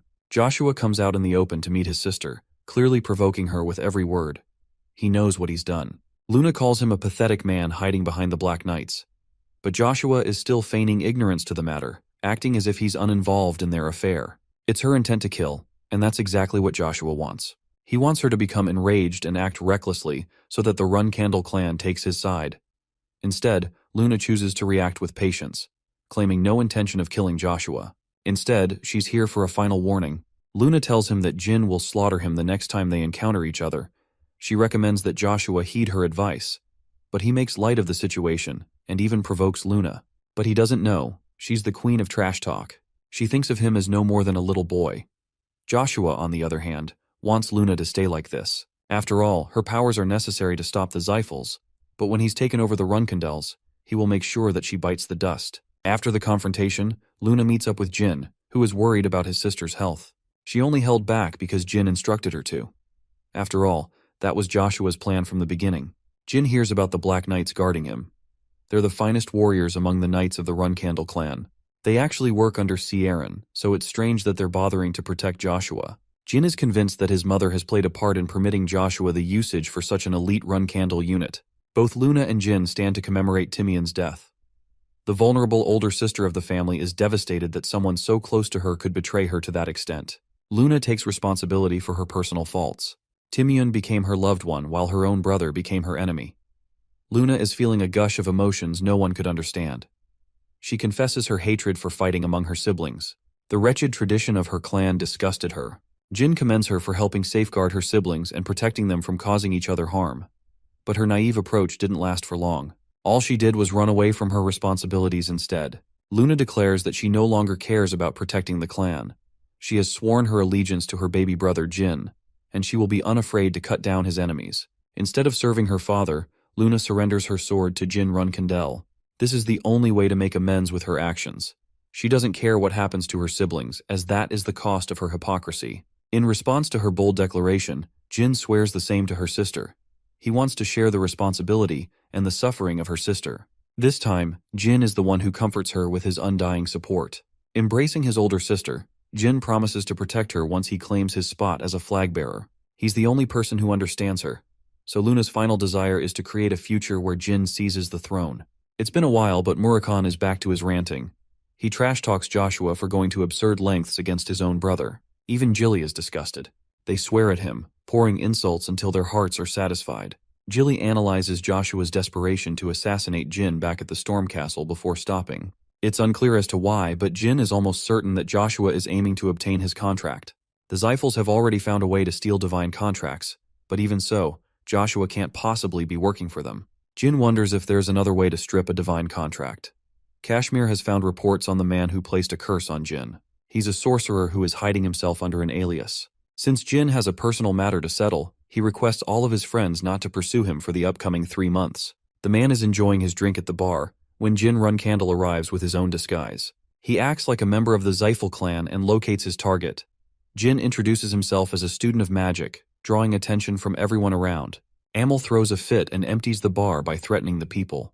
With no distractions left, Jin's disguise is ripped apart. Amel can see that he's got an immense amount of mana paired with brilliant physical ability. Amel accuses him, but Jin, since he's perfected his disguise, has no reason to fear his new identity. He adopts the name of his teacher's clan as part of his alias. The name Hister rocks the Elder's world. He can't believe that this man is the descendant of the same clan that were once wiped by the Xiphals. To prove his identity, Jin comes up with a concrete excuse of his past. He even shows him the invaluable book written by the Hister clan. Jin refuses to let anyone touch the object. He opens the book before Amel, and with the flip of every page, Amel's nervousness climbs. He expresses the desire to study the scripture and takes Jin right to his laboratory. Now that they're alone, the Elder wants to know how someone like him could survive the extermination of the Hister clan. Once again, Jin comes up with an elaborate excuse based on the information he knows about the Hister clan. But in any case, it helps add proof to his powers. Amel emphasizes that if he truly is the last descendant of the clan, then the Xiphals aren't going to let him rest easily. They'll place an incredible bounty upon his life. Sensing the man's despair, Amel makes him a deal. He offers his tutelage and reveals his real name as Kiddard Hall of the Backflow Magic. Jin acts shocked, claiming that he's the sorcerer who climbed to the 9-star level without receiving any outside help. He even helped teach some of the Xiphals. He's a master of the mana backflow technique. Amel emphasizes his offer for the final Hister to become his pupil. The Histers possessed incredible amounts of magic. The man had endlessly spent his life digging up information about them. Until one day, this nobody called Huel Hister popped out of nowhere. He wants to ensure that his legacy lives on in the form of Huel Hister. Having acquired a basic understanding of the backflow technique, Amel is ready to teach him advanced levels of the same magic. Of course, it's not like he's doing it for free. He wants to obtain the scripture from Huel. Amel is furious and states that he could easily adopt the forceful approach, and yet he refuses to do so out of his respect. His words have come out of his impatience, so Amel apologizes for getting ahead of himself. Jin offers him an exchange. He's okay with handing over the scripture as long as Amel trades it for his book. Amel is tempted by the offer and accepts it. He wants to go and retrieve it at once. Jin is prepared to wait for him until the time comes. Amel thinks he's struck a golden deal. After all, he was going to offer him the book anyway. What's more important to the man is the magic of the Histers, which could help him get ahead of the Xiphals. While he's getting ahead of himself, Jin is happy that everything is going according to plan. Amel does return and comes to find that Jin has already mastered the advanced backflow spell. Amel is happy to have stumbled upon a prodigious pupil. Jin retrieves the backflow scripture and hands over the relic of the Histers. Jin has no intentions of reading the book for now. Amol recommends his disciple to get a taste of the real world, and by that he means the humans living in the village. After all, he's an evil man who exercised his magic on innocent lives to perfect his craft. Jin suggests his master use the backflow magic technique on him because he could learn what it truly feels like before testing on real targets. Amol casts one of his advanced techniques, demonstrating his craft. He attempts to absorb Jin's mana, but strangely the boy is somehow immune to its effects. Amol is terrified when he realizes that the boy's mana exceeds that of a 9-star sorcerer. So as a consequence, he's the one who becomes victim to his own technique. Finally, Jin can help him with some real answers. He shows the man the well of mana with infinite mana surging inside. The existence of this object has made all backflow techniques impossible to work against Jin. As for his getup, he tosses aside his disguise. Jinrun Candle was the boy who suffered a lifetime's worth of abuse by his clan, all because he endured a curse that he was never meant to. The boy that was destined to be doomed has returned from hell to kill his perpetrator. It may have taken Jin a combined total of 44 years, all of it was rewarded in this moment. Jin plans to abuse the same backflow magic technique to forward his mission. After all, the entire world is operating on the magic of the Hister clan. They're the ones who cultivated sorcery for what it was. Jin annihilates Amol's skull, which is nothing compared to the lifetime of abuse that he went through. But for Joshua, he will make sure to inflict copious amounts of pain. Jin leaves, burning everything behind in his wake. Jilly is missing Jin for his 3-month-long mission. Murakhan doesn't comprehend how Jin creates new ideas to stir up trouble. Jilly whines because he keeps making her worried. While they're having this talk, Jin is quietly observing them knock themselves out. He's back in one piece, and he's back with a gift from Kiddard for Murakhan to decipher. The Runcandle family shares dinner as they usually would. Joshua seems the most content. The newspaper is filled with reports of the mysterious Jin Grey killing Kiddard. Both the Tona twins are talking out loud, but they can't possibly believe that Jin would be able to defeat a 9-star sorcerer by himself. The sisters Miyu and Anne are even more upset at their stupidity. Mary quiets down everyone for ruining her meal. As expected, the Runcandle family dinner is a mess. Joshua takes charge and addresses them to stop. He forwards his suspicions to Jin killing the 9-star sorcerer, but it's clear that it would have been impossible without outside support. Basically, he's accusing Yona without reason. His siblings rise to contest his baseless claim. Joshua tries to control the situation by emphasizing that he was just guessing. It's possible that the group called Anonymous was involved. They're the most powerful assassins, so Joshua thinks it's possible Jin hired them under his name to clear missions. Mary is still pissed that he's taking his hatred for Yona this far. However, Miyu is on his side, because she's arrogant enough to believe that her brother could never complete the missions by herself. In response to her incredulous words, Mary knocks the living crap out of Miyu before reaching for another punch in her face. She's barely able to contain her anger, but of course this is exactly what Joshua intended by his provocations. He's playing them for a fiddle. Mary understands her rank in the clan, but she leaves Joshua with a warning to not mess with Luna, or else Kieran will make sure he suffers. He's advised by his siblings to just defeat Yona in a one-on-one fight and make a name for himself. That's how he could prove his strength and make others follow him. But of course, Joshua is a coward who isn't ready to take such an approach. In this tense atmosphere between the siblings, the Tona twins are missing Jin's presence. Talks of the 9-star sorcerer's assassination roam everywhere and reach even the likes of Dante Heron. Veradine wants to go and find Jin with him. Talks of their mission have reached Vymonth. There are speculations that the Zyphals were involved in plotting Amol's death. They've been secretly rewarding clans who are helping them benefit. Lars doesn't care if the information is true or not. He just wants the news to reach the ears of the media. Knowing that the Zyphals aren't impatient, he wonders if they're backed into a corner. As for Jin, he's leaving Tikan again, much to Yulia's annoyance, who doesn't want him to leave. Even Jilly is sad that he has to go on yet another mission without rest. Jin's next destination is Samil, the place of the anonymous cult. He wants to retrieve something from that place and meet up with an important person. Jilly realizes that he's talking about Yona, who is waiting for his arrival as a reserve flag bearer. Kashmir also has to take care of a certain mission away from Tikan. Specifically, this man has to speak to Kiaran directly. Jin knows but chooses to remain ignorant. Murakhan barges in, having decoded the document.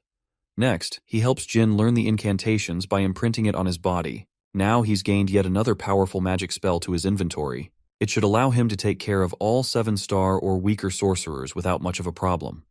Jin activates Shadow Force Release and uses the technique. Enya is accidentally drawn to the pull of his powers, having barely survived the backflow. Jin is just shocked, while Quiquentel is here to retrieve her contractor. She's getting annoyed that Enya's simping is progressing worse by the day. She has the hots for our boy, unfortunately. Quikentel heard about Jin's journey to Samil. She wants to warn him about the training ground where many tourists secretly get assassinated. While Jin is pretty strong, it will be tough if he's up against the best assassins around. Even a capable fighter like Luna struggled surviving against the anonymous assassins. So as a token for his safety, Quikentel gives him an object that will help him when he's cornered. She just wants to support our boy so that he can bring about the best outcome possible. With Jin prepared for his next mission, he leaves. After a long journey, he arrives at the southern entrance of Samil. Jin shows his entry card and states his purpose of visit. Before entering the city, he asks the city guard if the rules of the assassins apply outside the city. Why? Because the guy who literally brought him here lunges to kill him. Jin beats him with a single elbow, which means that the rules of the city apply even outside. He recommends the coachman to look for another job since he's terrible at assisting people. As for the city guard, at least he's not trying to harm Jin and allows entry. The Runkandel paves his way to find a beautiful city full of people donning the color white. It's a representation of the assassin's skill to kill without leaving a single trace. Instead of being dazzled, he's creeped out. The new visitors are almost always treated as fresh targets for the assassins. So it means Jin is definitely going to die if he stays at a lodging. It's going to be a similar fate to the arena of Cosmos. He looks around for a suitable inn and comes to rent a room. Staying at an inn is dangerous after all. He leads the boy inside and isn't even bothered if Jin doesn't pay any money because he's basically gambling on his life. The man ensures that the boy won't be killed in the room upstairs. Inside, Jin wonders if there are any traps waiting to creep up on him.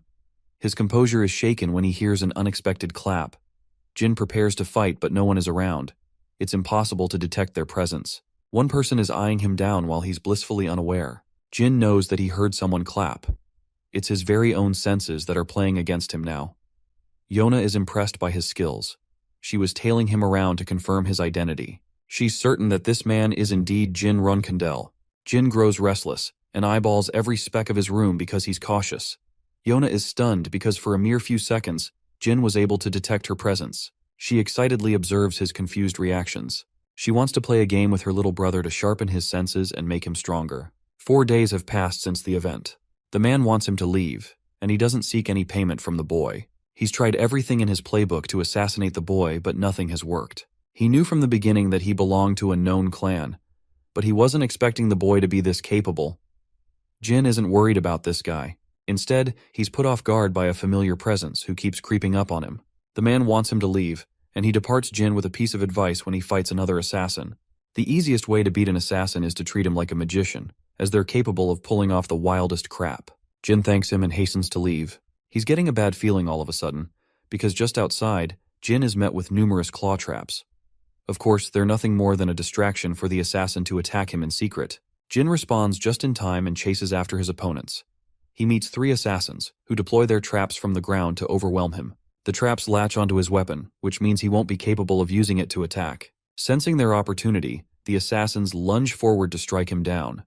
But these idiots were unaware about this man's raw physical strength. He casually slaps them away. Jin goes for a finishing move, destroying the man's place while defeating 3 assassins. He leaves a bunch of gold as payment for the damage. The assassins he beat were advanced trainees, and Jin just took care of them without breaking a sweat. Next, he's prepared to hunt down a veteran. Jin shatters the poisonous arrow, but the first one was just a teaser.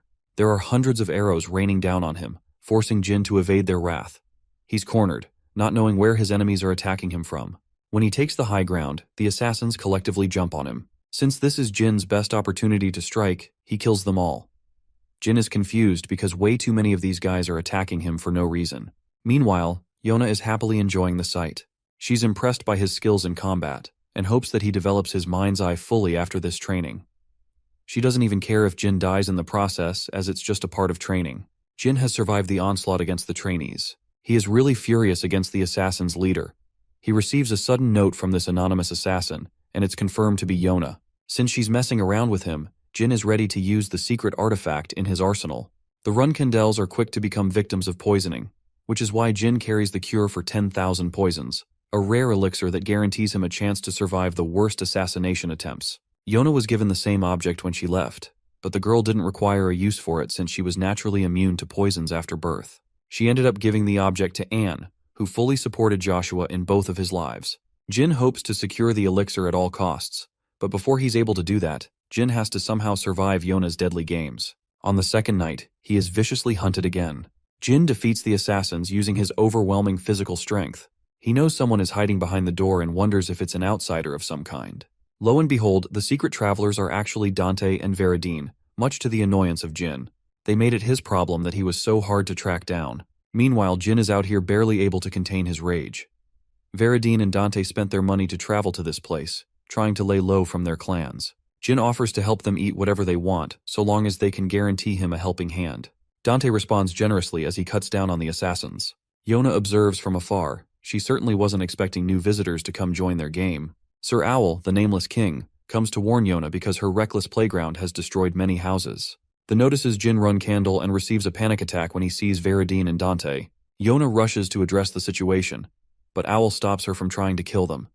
She doesn't want any added interruptions ruining her playtime with her brother. Owl suggests playing a game of survival, intending to send real assassins this time. Winning or losing depends on whether these guys survive or not. Yona is desperately hoping for Jin's survival because she likes him. She's going to choose the killers and runs off without addressing how many houses she's destroyed in the process. The following morning, Veradine and Dante are out cold. Jin has noticed how the both of them have massively improved in their abilities. He just can't fathom how the geniuses of his previous life are buffoons in his current one. Jin thinks of a plan to utilize both of them for his gains in a way that he gets out of the sticky situation. But suddenly the owl pops right in front of him undetected. He's the best assassin in the city. Jin identifies the nameless king immediately, who congratulates him for putting on a brave face in front of death. Jin is unafraid of death, but he's still nervous on the inside. He wonders if Owl came here to talk about Yona. The man exerts his dominating aura, offended by Jin's arrogant tone. Just his aura alone is enough to suffocate Jin right where he's sitting. He calls off the attack in the name of the Run Candle Patriarch. Jin realizes that he's severely outclassed and apologizes for his bold approach. The owl tells him that he'll be facing real killers from now on, and it's going to be a huge problem if both Veradine and Dante end up dying. This is a game that Jin has to survive by staking both their lives. It's almost as if the nameless king is warning Jin to act ahead of time.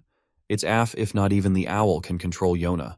He advises Jin to travel to the central part of the city for safety, and the next day, he recommends sending Veradine and Dante back home. In exchange for his mission, the man is happy to lend him a reward. But when Jin asks for the 10,000 poisons elixir, the request infuriates him. But he accepts it as a valuable trade for his life. His only mission is to protect Veradine and Dante from dying. That said, the nameless king wonders why Jin Run Candle took the bold approach of mentioning Yona's name. He suddenly realizes that it was a bold attempt to check their connection with each other. Impressed, the nameless king vanishes before Jin's eyes, who now has to take on the new mission he was assigned. Jin skips no details and immediately tells the other two jokers about the situation of real killers. Dante and Veradine take the matter lightly, but even as they're traversing through the city, they have yet to feel anyone's presence from around. It's almost as if they're being chased by a hunter. Jin knew the difference between trainees and killers, but he wasn't expecting it to be this much. Yona is enjoying the sights. The owl thinks her baby brother is most certainly going to die when the assassins initiate their attack.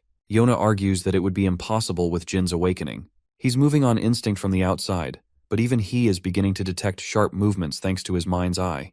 She's proud of her brother's accomplishments, a side of her that not even the nameless king has noticed before. Jin protects them from a sudden attack and immediately grabs both Veradine and Dante to brace for the incoming projectiles. But right when he's blindsided, the assassin comes rushing to attack. Jin blocks the attack, shocking him with how good his detection ability is. Veradine's ice spell doesn't last much longer. The assassins are sure to ambush them if they prolong the fight. The only way they can survive is by reaching their destination. Veradine mocks the assassins for being weak, but it's almost as if they're keeping their distance for a reason. Turns out if it was a distraction, Jin barely survives getting his head pierced from a downward attack. He turns to Veradine and commands him to use the strongest spell in his arsenal. Apparently it takes 10 minutes of charge, so Veradine gets in preparations for activating the ultimate firestorm. Staring at the spell, Jin finds himself astonished. It's the ultimate magic spell once used by the demonic emperor of the Zippel family. While Veradine is charging the attack, Jin fends off the assassins. He realizes the rest of the killers are concentrated on Dante, who activates his clan's secret technique to wipe them all out. Jin defeats his opponent, and has never seen a technique like what Dante used just now. It's clear that Dante has been honing his skills after their fight. Even Veradine's magic is the height of perfection for his age. Just when Jin was congratulating him, Veradine is unhappy to tell our boy that he fucked it up. The spell failed. Jin emphasizes Dante to run with Veradine, who's out here suffering the backlash of using such a powerful technique. The assassins are hell-bent on cutting them down because they're afraid of what Yona will do to them if they don't. Yona pieces together the clues and grows infuriated. She knows for a fact that the Nameless King secretly helped Jin about the restricted killing zone. No crimes can be committed in the central area, and thankfully Veridine and Dante have reached the location just fine. The assassins can't do anything now. Yona confronts the Nameless King, who tries to feign ignorance and attempts to lie. Since he broke the promise, Yona will personally step down and take all three of them on in their next fight. Yona is like a daughter to the Nameless King. Her talent goes beyond any assassin in the world, often considered the god of murder. Some say she possesses a blade stained with chaos. That's the level of threat Jin and his friends are up against. The owl can't do anything to interfere in this fight since he broke the terms. He's hoping his best that Jin finds a way to get Dante and Veridine out of this place. He is hoping for Yona to pull her punches when dealing with Jin Run Kandel, since she happens to develop a liking for him. He thinks that if Jin follows his orders, everything will be fine. Or that's what he thought, because Veridine is knocked out cold in the face of their biggest possible threat. Yona is happy to exploit them when they're most vulnerable. She's most pissed that they had to interfere in her game against her brother. Yona gets frustrated when she sees Jin holding a certain object in his hand. The Silver Dragon's Claw. The same object that Kandel gifted him to use when he is outclassed. Jin is surprised no one is reacting to this. But our boy doesn't know both assassins are standing behind, with a presence so light that he can't sense them at all. Yona is barely able to look at her brother. Jin pretends to greet the owl for the first time to conceal their connection. Jin had already fed his friend sleeping pills, so that his conversation with Yona wouldn't be interrupted. The Nameless King questions how he obtained the object. Jin explains that he merely obtained it from a friend. It's an item of reputable importance, and will always protect you if waved in front of a nameless killer. Before he gives them the gift, Jin wants to know why real killers were used instead of trainees. He thinks that Yona must be attacking him just like his other siblings, but that's not the truth.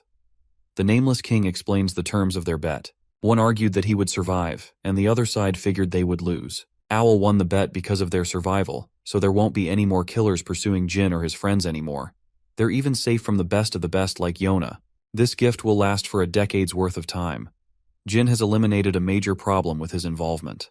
And in exchange for the Silver Dragon's Claw, he will receive a reward.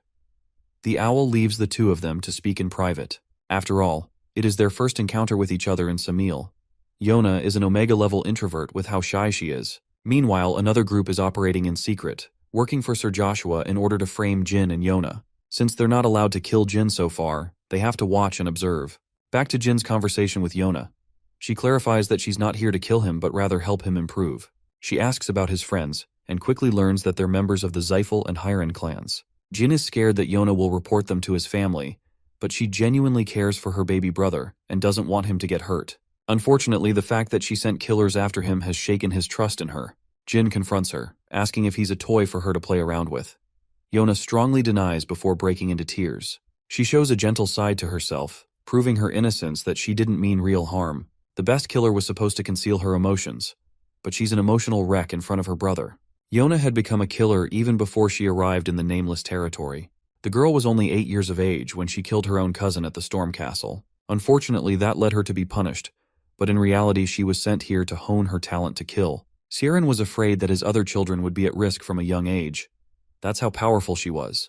Yona is happy to speak to Jin without wearing any defenses. Jin thinks it is messed up for their father to treat Yona so callously. He expresses the unfairness of how she was treated, how their father considered her nothing more than a killing machine. Yona doesn't bear the conscience to see how messed up it is because killing comes natural to her. Jin wonders if she is a contractor of some kind. She has something, a secret skill, but Yona isn't ready to dive into that yet. After all, she knows about his secret powers too. Yona claims that she feels genuine fear, as the demon inside of her is aching for her to kill her brother. She's fighting against her natural instincts to not kill him right here. Jin is surprised that she treasures him so much, even though they've met for the first time. Yona offers to give him the elixir of 10,000 poisons. After all, that is the only reason her other siblings come to explore the territory. Jin shocks her by denying any such intentions. He won't start liking her just like that. Yona wants to earn his affection. Jin senses the opportunity and suggests that they walk together, as relationships are strengthened through conversation. He takes his sister's hand and contemplates the best way he could treat his pitiful and clueless sister. As they're walking through the city, no one is around. Yona suggests going to a restricted place she likes. Jin thinks he's about to get his ass pushed from the cliff, but Yona thinks he'll survive even if she does. They arrive at the beautiful garden of green roses, shining brightly underneath the moonlight. Yona treasures them with her life, and gives her brother a bunch. It's not the first time Jin has received the same roses. After all, he's found them many times by his bedside. Even in his previous life, someone came to leave them by. When Jin struggled the most against his siblings, they were there. He realizes that Yona has spent many years looking after her baby brother from afar. She has always cared for him even when he had nothing. Jin, genuinely happy, allows her the chance to speak her mind about the things they could never talk about. He learns that she once tried to kill the nameless king for a harsh scolding she received. Yona was unable to kill him back then, but with her current powers, she could probably pull it off. She's intrigued to learn about the silver dragon. Yona wants to collect the silver dragon's claws after all. Jin expresses being unafraid in her presence. Normally, everyone she has ever talked to is afraid of the tiny killing machine. Jin recommends that she take a job of becoming a florist, studying flowers and setting up a territory. As long as she doesn't kill her customers, it should be all right. With their conversation coming to a close, Jin has to speak to the nameless king in private. Yona is offended, but suddenly remembers she also has a mission of her own. She takes a dive and leaves, and right when she does, Jin goes away to see the owl. The owl is offended that Jin rebelled against his order, but at least he guaranteed the safety of both heirs of the family. Jin expresses his honest intentions. He wants Yona to live a life away from Samil. Jin will do whatever it is possible to help her. The reason is a simple one. He will tell them she is talented at being a florist. Jin does not wish for Yona's life to be spoiled by becoming a tool of her family. Instead, he wants to bless her with a happy life. The Nameless King is hoping Jin has a solid plan for when that happens. Jin will soon leave the territory along with Dante and Veradine. A week after this discussion, Kashmir and Khan are on their way to Kiaran. It's Kashmir's first time in the Dark Sea, where the owl, Talaris, and Ciaran are waiting. The dude realizes just how royally fucked he is being in their presence. Talaris is bothered that she can't discuss the topic of marriage with the others around. Similarly, the owl can't talk about Yona with these guys around. Ciaran breaks the silence, ordering Kashmir to take a seat. He's the only person that was truly invited. Talaris and the owl popped up out of nowhere. They all have the same question regarding Jin. Ciaran wants to share a drink with Kashmir after the others are gone. He checks on Jin's status, while Talaris is stunned that this boy can't stop getting himself in more trouble. The owl also came to talk about Jin. He's wary of Talaris, but Chiron signals him to speak. The patriarch laughs when he hears about the silver dragon's claw. Jin wanted him to erase his presence in Samil, which means he wanted him to kill everyone who knew about him. As anyone could expect, it was a bloodbath. They annihilated their own knights who were chasing Jin down. Kieran wonders if they've come here to ask for a gift. The owl confirms that it's indeed true.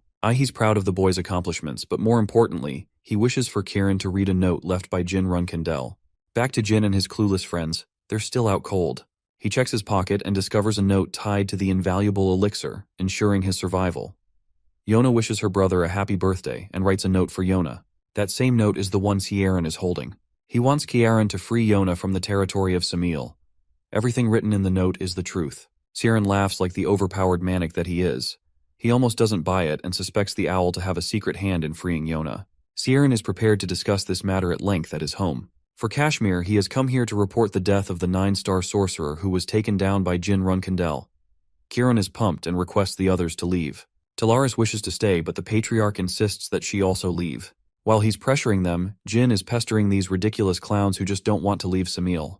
Veradine wants to spend as much time with Jin as possible before he becomes the head of the family. He has his priorities messed up, but Jin is busy and wants to deal with his personal matters. He refuses to address the matter of Kiddard's death. Dante recognizes that they won't be able to speak often once Jin becomes a flag bearer. It's true that they'll never be able to see each other after being appointed heads of their clans. They suggest they travel together, helping build Jin's reputation on the way. There are many criminal associations they could help take down, but Jin doesn't like the idea of a 3-person adventure. Veradine and Dante want to travel with him as friends. Jin entertains the idea for a moment. He wakes up in his bed, not knowing how he even got there in the first place. What's even more strange is that Enya is next to him. Jin recalls drinking the elixir and fainting right afterwards. She was scared for his life. Quiquintel comes to mention that he's been knocked out for 5 whole days. It usually takes a month, but his run-candle body is the reason it didn't take too long. Enya reports that Jilly received an urgent summoning from her family. She is headed for the Garden of Swords and will return soon. Right after drinking an abominable elixir, Jin has to drink a really ugly-looking medicine. He drinks it anyway. Turns out it wasn't even medicine, but actual poison. This idiot Murakan really tried to kill him just now right after he woke up too. With this, it is confirmed that Jin's body has become fully resistant to the effects of poisoning, but he has to return Quiquantel's favors by helping train Enya well. Quiquantel emphasizes that they will help support Jin in his battle against his siblings in the future. She wants Enya to become really strong when that time comes. Jin has already decided on his next destination and wants Enya to tag along for the mission. Of course, she's the happiest she can be. In the Garden of Swords, an interesting development occurs. Sieran confronts Joshua regarding Yona. The patriarch isn't so kind as to treat him with respect and smashes his face with a gauntlet. He commands Joshua to get back on his feet. Finally, the ass-whooping this bitch should have received ages ago. Another smack to his face, more and more without mercy. He orders Joshua to take off his precious armor. Sieran is pissed that Joshua is being treated like a joke by Jin. But what's more, he gave a precise warning to him and the rest of the siblings regarding Yona. They were reminded not to lay a finger on Yona. Sieran chucks a heavy fist in his stomach, causing Joshua to fall to his knees.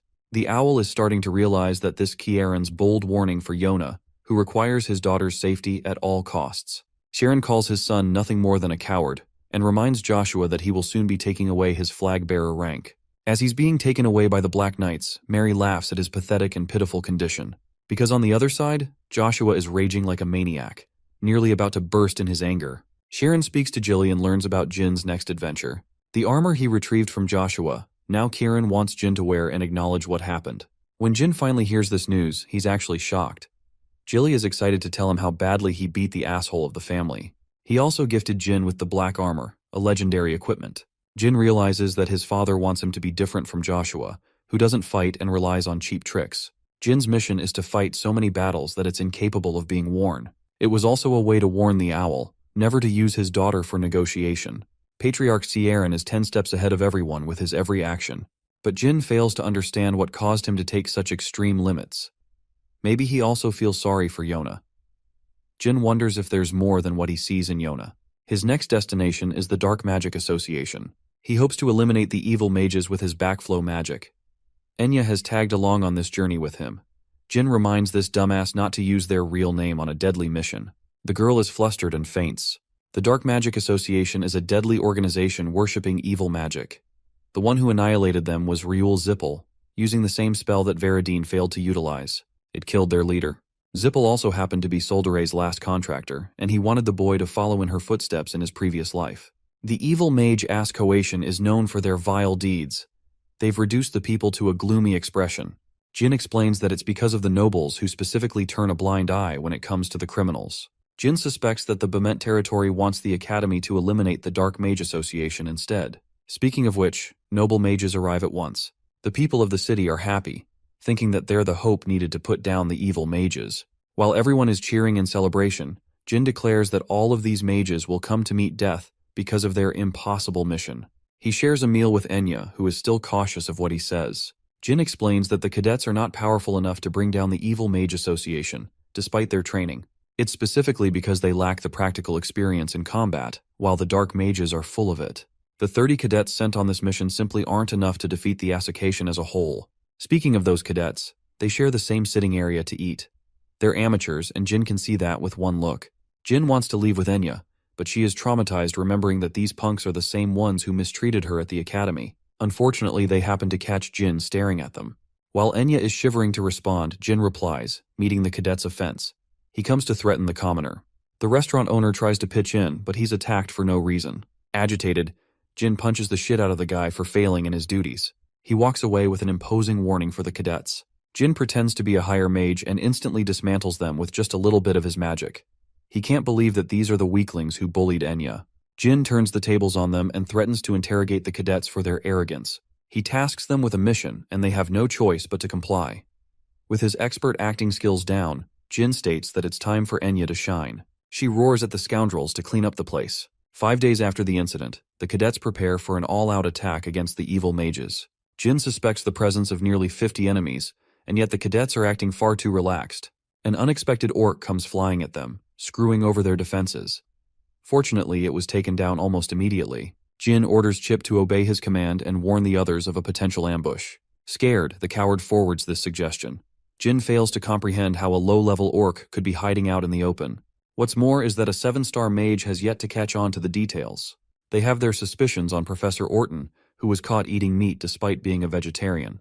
Jin picks up on this small detail. The cadets are instructed by Orton to form groups of 2 and enter the cave. They're all acting relaxed, believing in the powers of the 7-star sorcerer. Or that's what they thought, because yet another orc comes crashing out of the wall.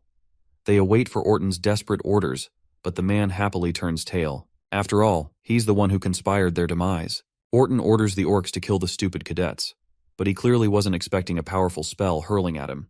Jin prepares to enter this fight while protecting Enya. Jin has commanded use of this amazing spell, wiping away everyone but 2 sorcerers. He thinks they're both at the 8-star level. Still, they're severely injured. Jin is surprised when they recognize the use of his backflow technique. Rolt Joe, a powerful sorcerer, thinks he can deal with a 7-star sorcerer like Jin, but he just doesn't know he's getting outclassed, even if he tries. There are even more powerful sorcerers than Rolty in the association, which spells bad news for Jin even if he survives. Instead, Rolt offers him a spot to join the association for his talents. Jin doesn't really care and uses the backflow technique to shut him down. He whacks Rolt with such ease that it makes it hard to believe he's an 8-star level sorcerer. The orcs are killed by Enya, who is improving better than Jin's expectations of her. The whole cave shakes to its core as a giant werewolf makes its appearance.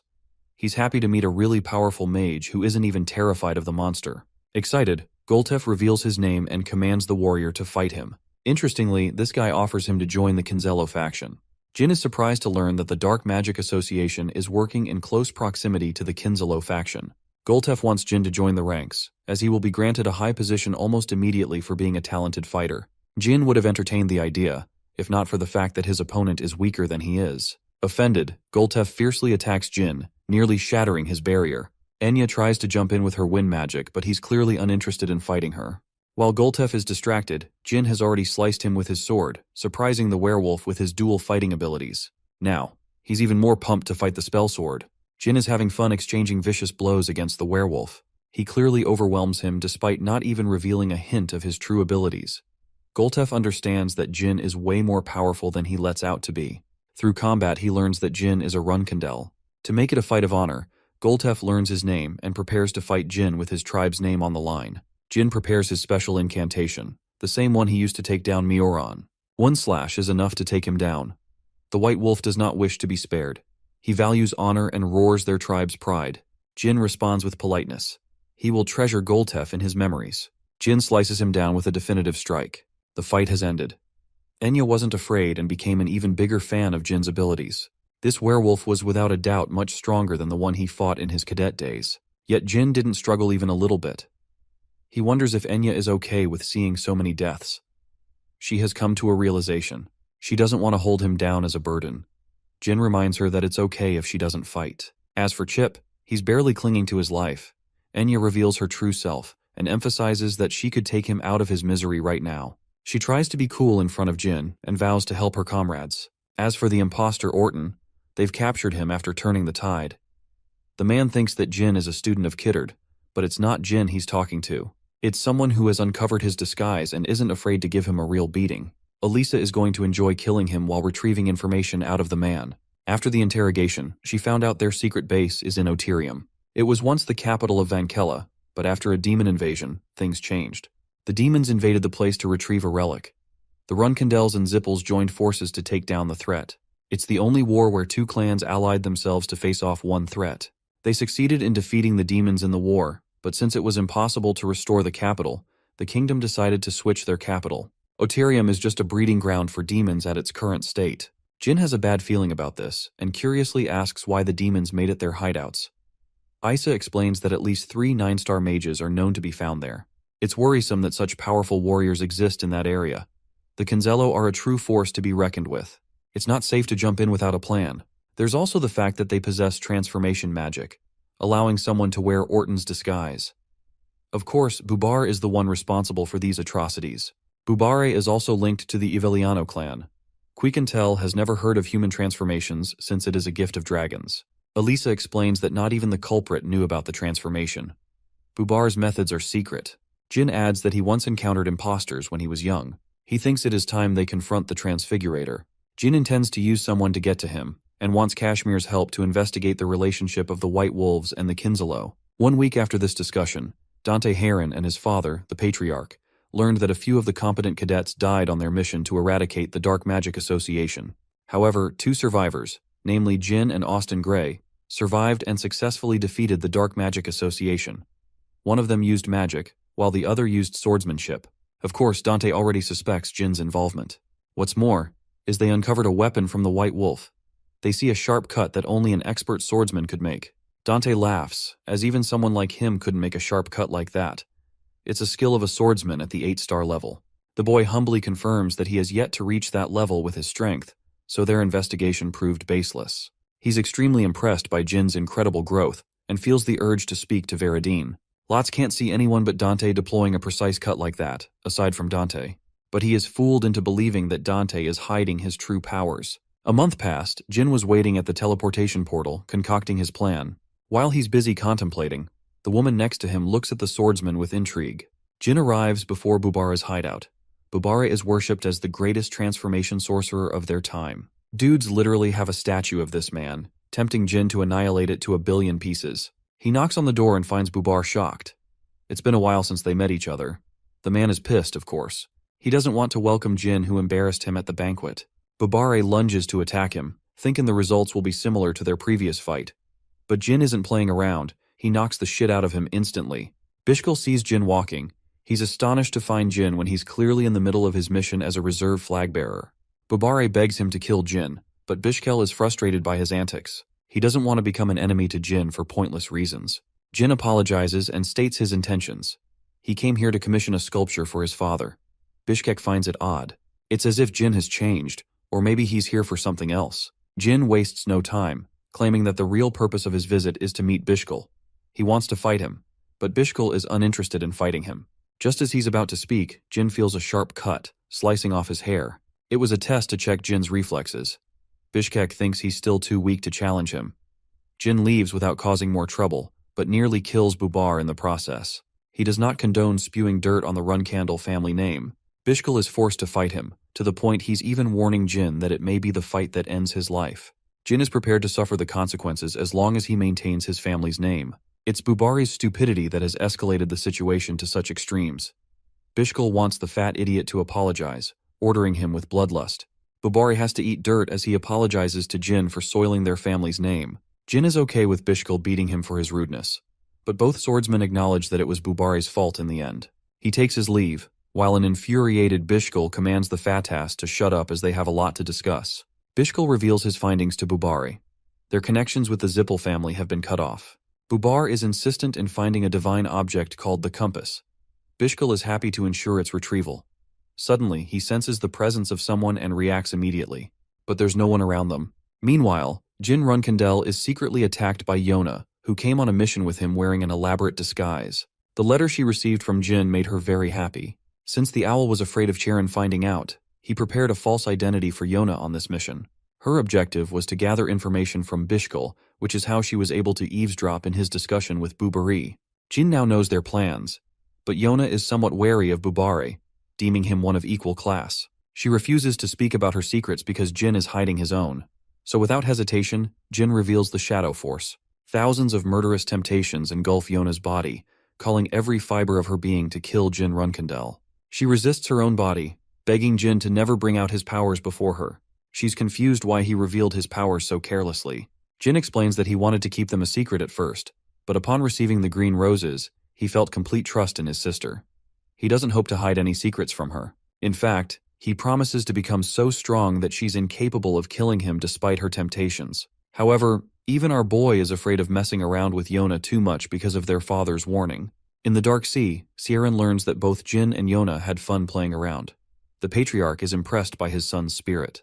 Kashmir's latest letter reports that Jin defeated another werewolf. Sieran remembers fighting the leader of the werewolf tribe, who was powerful, so powerful that he lasted 5 hours against a fight with him. He comes to know about Jin's newest technique, a technique that uses the Shadow Sword and hasn't been used for 1,000 years. It was Tamar's original skill. Sieran is getting sudden goosebumps and hopes to fight a Shadow Force user. Back at Tikon, Kashmir learns from Jin that the one responsible for the creation of the Devil Stone is Bubari. He's meticulously using corpses of dead gods with his ability to create dangerous artifacts. Speaking of the dead gods, Murakhan wonders if it has anything to do with Nemoris. It's time to reveal to Jin what Murakhan found years ago in his battle against a giant. It was unclear why it appeared out of nowhere, but the Dark Dragon is almost certain it involved Bubar's involvement. It's possible that he has connections to the god of sculpting, one that disappeared from Hister itself. He made the creation of the Origin Stone possible in the first place. Eventually, the god was stripped of his rank and forced to become human. The dragons were responsible for annihilating the graveyard giants that he created. But still, it's impossible for Bubar to forge a contract with a dead god. Jin adds that there's an item that could even locate divine contractors. That's how they found Yulia. It's an item called the compass. And while it is an imperfect object, it still led to the capture of Latri. Jin thinks it's necessary to obtain the compass from their enemies. He plans to steal the compass when it falls into the hands of the Kinselo faction. Jin plans to locate to a safe location. The Silver Dragon suggests they make their move before getting exposed. They will reunite 1 year from now, guarding them from their enemies. Murakhan knows of a place safer than even the Ice Palace. His suggestion? Going to the underworld. As crazy as that sounds, Murakhan thinks it's a good experience. The people of that place are legendary warriors, but the underworld has already been felled. Jin struggles to accept such a place even exists. Murakhan tells him that he's the only person who can go as a contractor. Solderit once made a contract with the people of the underworld, a preparation for the incoming Mage Swordsman of the Runcandle clan. In order to perfect his skills, Jin has to venture into the underworld. Jin's objective is to get to the Mitra Desert, but his carelessness could invite unwanted trouble. He has come to ask for help from the watertail species. These little guys are met with an exciting gift from Jin. They take the fish and help him on his way to the desert. Even the little ones are afraid that he'll die reaching his destination. Deeper into the cave, Jin retrieves some water and explores further inside. It's the first time he has seen the golden tongue species. The creatures are irritated that a human is exploring their place, but just 1 gold coin is enough to persuade the greedy little mouse. They lead him to the exit. Beyond the exit lies a market for Jin to explore. Darkspark already knows about Jin Runcandle. He remembers him from way back then on his mission. The cute little guy vows to keep his secrets to heart. Jin hopes to repay them in kind for all their help. He exits the cave and discovers the store. Jin no longer needs a guide and happily comes to the market. He tries to lay low and requests a dark canine to act as his travel guide to the desert. Arriving at the entrance of the Great Desert, Jin is happy to tip the guy for his trouble. He walks on his own, heading to the underworld, a place so dangerous that his dead body could never be retrieved from it. The underworld is filled with legendary tales of riches and resources, but even the native beastmen could never find the underworld, so traveling the desert was considered suicide as it led to nowhere. The desert defeated anyone who dared challenge it.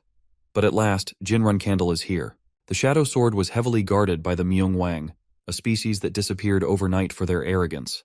They ultimately challenged the gods and were annihilated. The Devil Stone is so powerful that despite being a replica, it's powerful enough to cause severe damage. The only god that pitied the race was Solderit, who ended up saving a few people of the race and made a contract with them. The contract prohibited anyone else from teaching the ways of the Shadow Sword, apart from that race. The first patriarch Tamar learned from them too. Only a handful of records about his existence remain, because the Zippel family was insistent on erasing everything about him. The greatest hero of the world does not even share a resting place in the Garden of Swords. Thanks to Jin's journey to meet the Myungwang, he will be able to hear much about Tamar's adventures. 2 days of constant travel. Stress is starting to overwhelm his body. It's a more difficult quest than fighting against someone stronger than him. Walking through the aimless desert requires courage. It's a test for Jin Runcandle to overcome himself. An entire month passed. Jin has yet to encounter food or water. All he sees is death surrounding him. Even his footsteps disappear in mere seconds. There's no way for him to go back. It's necessary that he endure this hardship. Suddenly, the first sign of life. A voice calls out to him. These fools are none other than the Tona twins. Jin is almost certain he's facing an illusion. The Tona twins hurry to attack him. He's surprised by their heavy attacks, as they were waiting until he was completely exhausted to attack. Jin wonders if this truly is an illusion he's facing. He tries to escape, but they quickly catch on. Jin barely reacts to their sharp movements in his exhausted state, but he knows that neither of them possesses a strong attack to finish him off. Jin is infuriated that he suffered so much in his previous life when these guys were so weak. He pummels them to the ground, standing as the victor. Daytona and Hitona apologize, but it's Jin who has found himself hesitating to deal the final blow.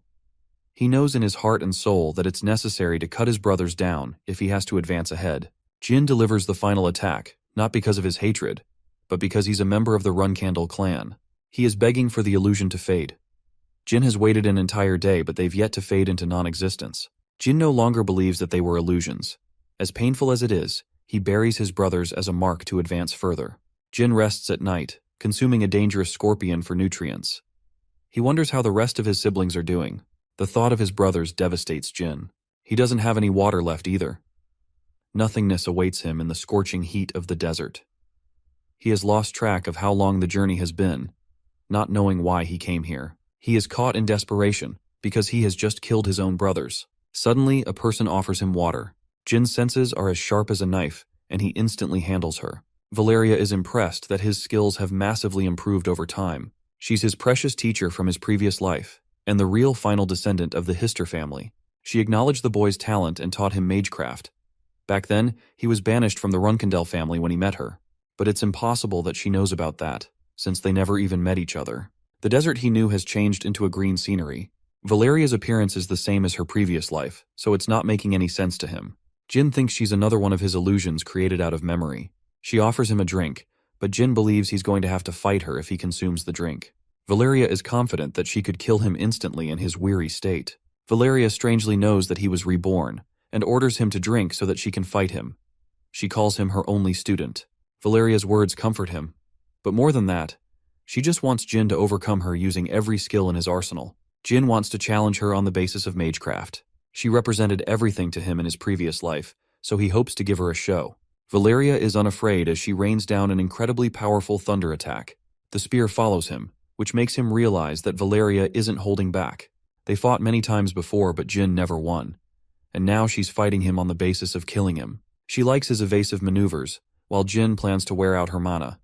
Valeria, of course, knew that it's what he was hoping for. She recommends that he use the sword to fight her, because there's really no other way he could defeat his teacher. Jin activates backflow magic, thanks to the teachings of Kittard. Valeria is a little upset, and says things that would stir his heart. She knows it will affect him. Jin hopes to meet her expectations. He has to use an advanced technique and plans to endure her wrath. 3 minutes of dodging are required for the move to execute. Jin endured for a while, but he wasn't expecting Valeria to catch him from the ground. She traps him with a giant magic circle, while at the same time maintaining her electric spears. The chains burn through Jin's flesh, and he realizes what's going on. The spears are also an illusion, as only a single one contains mana. Jin summons Tease in his most desperate moment. But with his flailing state, it would be difficult to maintain the phoenix for long. Valeria's magic entraps the phoenix for a long enough time that Jin is able to activate his advanced level technique. Valeria is unafraid. She's out here resisting the effects of his technique while simultaneously commanding so many spells at once. But still, Jin refuses to surrender this battle. Valeria unleashes everything in her arsenal to fend him off. Jin draws nearer. His tide reversal was actually a weapon to identify the real spear from the fake. Jin activates his armor, narrowing the distance between the two. Valeria thrusts the Thunder Dragon with its full wrath. Jin coats his blade with shadow force. He refused to use his sword for a reason. Jin pierces the mage with the best attack he's got, a symbol of his utmost respect for his teacher. Valeria remains defeated on the ground, proud of her student's evolution. She fades into non-existence. After all, this too was just a mirage. Jin refused to hold back in his final attack, because if he didn't, he had no choice of winning. He weeps in sadness and regret that he killed the teacher he loved most. That night, he finds himself in a bundle of swords in the desert. From out of nowhere appears yet another mirage. It's the first patriarch, Tamar. One flicker of his shadow force dominates Jin into throwing up. It's as if he was facing a god who forced him to kneel. But if Jin kneeled now, all his sacrifices would have been for nothing. He resists the sheer pressure, overcoming the pain to move ahead, to go on and cut Tamar down. Seeing the boy's relentless stride, Tamar smiles when he hasn't for 1,000 years. Jin's entire body is commanding him to slice the first patriarch. He possesses willpower to cut his siblings and even kill his own teacher. While he was sad, he did what was required to overcome his shortcomings. The test is coming to an end. Tamar unleashes a shadow wave that nearly kills Jin. But still, he goes on, resisting the hopelessness of his situation. Tamar commands the swords and cuts Jin down, all over his body without stopping. But Jin still hasn't accepted defeat. He killed the ones he loved most to get this far, and he wouldn't have hesitated even if there was someone else in their place. His willpower knows no bounds. Jin commands use of the special technique, cutting down anyone who stands in his way, and finally eviscerating Tamar's image. Unfortunately, before he was able to cut him down, Tamar disappeared. Jin roars that he came to cut down the first patriarch, but a voice reminds him of the real reason he came here. The land of the Manhwa is his destination. Jin wonders if the voice was also a mirage. Murakhan had told him about the 3 mirages. It's Jin who forgot about them after losing his sanity. With the 3rd mirage finished, he releases his shadow force. But nothing happened. It doesn't make sense at first, until Jin cuts down a path revealing the location of the one who tested him. The man is impressed that Solderet's contractor passed the test. Jin, on the other hand, is damn pissed for being played like a fiddle. Tantel has waited for a very long time for Jin. He takes him to La Prarosa, the land of the Myungwang. Jin consumes a drink before spitting it out. It's a special elixir that helps him recover some of his sanity. Tantel wants the boy to rest up before meeting the others. La Prarosa was built 5 millennia ago. It's not a surprise adventurers lost their way just finding it. Luxury of the highest caliber surrounds them. Everything is made out of gold. Jin takes note of the jewel in his chest. Tantel explains that it's nothing more than a heart. There's no one in the city besides this man, which leads Jin to question how many of his race are left. Tantel explains that nearly 80 people live in the city, a small number including the Battle God and Battle Kings. They're the siblings who will pass the Shadow Sword upon Jin, his most anticipated weapon. Tantel takes the boy to the Battle Temple. It was made for a god and has immense pressure. It's only because of Jin's 3rd test that he was able to make it this far. Tantel warns Jin to be cautious of his words, as they're not the type to let him fly easily. Jin meets his siblings, who are curious to meet Solderet's contractor. They've been dying to teach him since Tamar. The woman wants to clean him up. Jin is treated like a rag doll as they fight over who gets to wash him clean. Jin enjoys his bath. He had a rough time dealing with the warrior woman. The humans of this era didn't have good hygiene.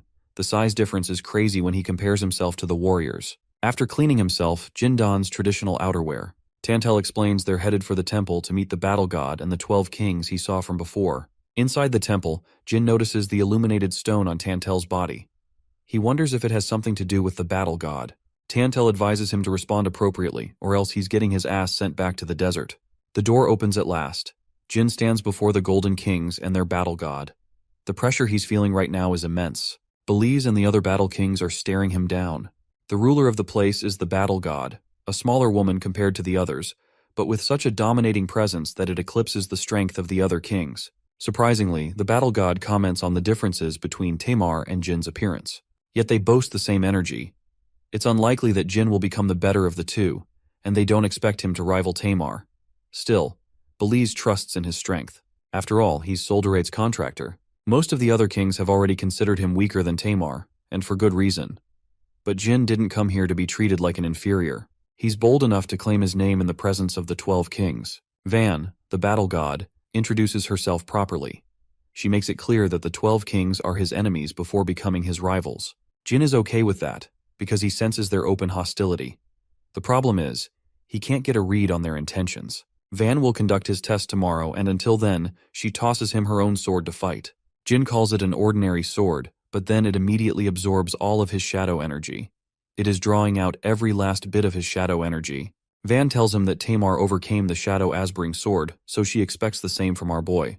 Jin is bold enough to try and back his words. After the meeting is dismissed, Belize argues that it's too soon for Jin to overcome the shadow-absorbing sword. After all, Tamar was much older and stronger when he overcame the sword. Van knows this, but she chooses to act anyway. It's been 1,000 years since Tamar's fall.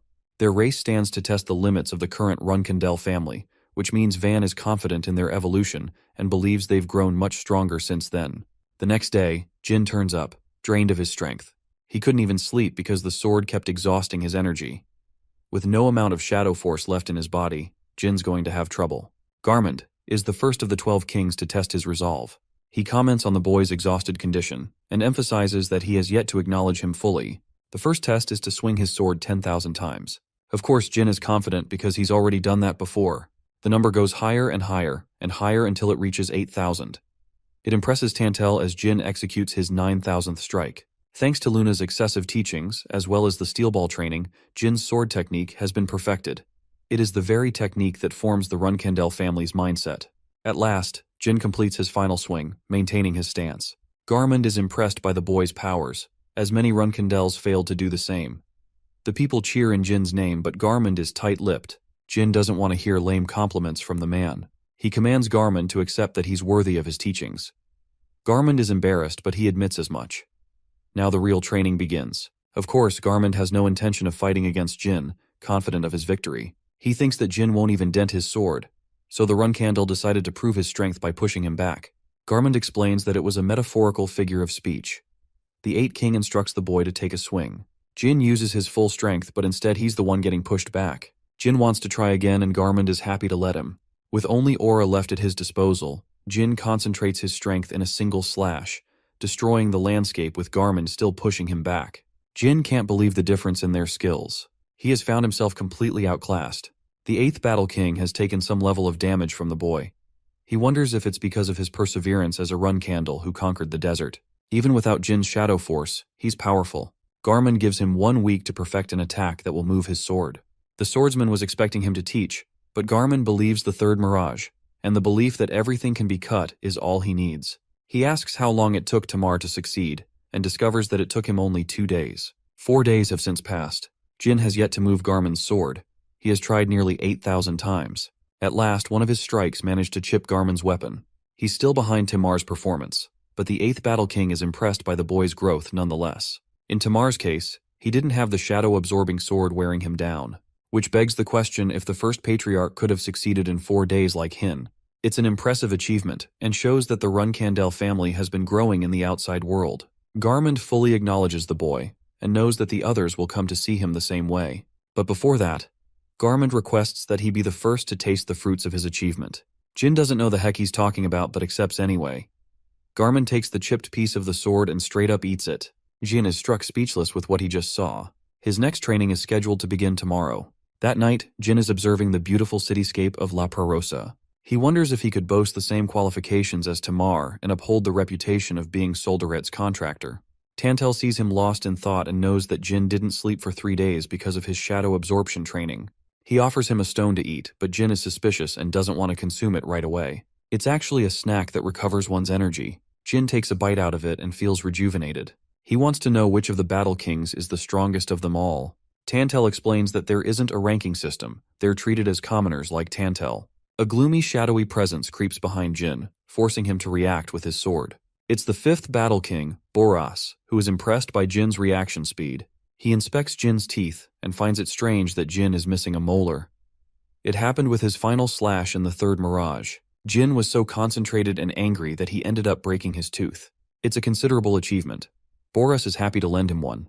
This guy casually chucks out his own tooth and offers Jin. After all, the teeth of Battle Kings can cut through diamonds. Jin can't believe what he's hearing. Boras disappears, leaving Jin at a loss for words. The following morning, Jin observes how strong the floors are. They're made out of a stone that refuses to be cut. And yet, there are marks of a sword all over them. That means the training was incredibly tough. One sword slash is gigantic compared to the rest. Garmund is shocked that he's only just noticing the details of his training ground. The marks are from Tyr, who used the first form of the Shadow Sword. Garmund doesn't have high expectations from Jin, and taunts him for it. But our boy doesn't like being compared. He wants to do even better than Tamar.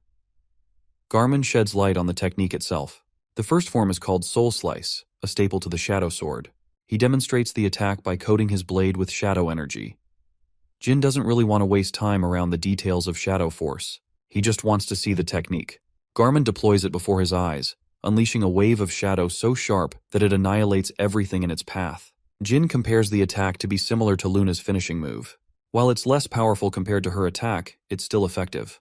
That means if Jin can master this one technique, he will defeat any swordsman below the 7-star rank with ease. Garmund only executed half of the technique, which is why his attack was smaller than Tamar's. It's a powerful technique that annihilates a person's soul. That means he could easily use it to defeat even stronger opponents and overturn the battle. In order to learn this technique, he has to learn how to unite his shadow energy.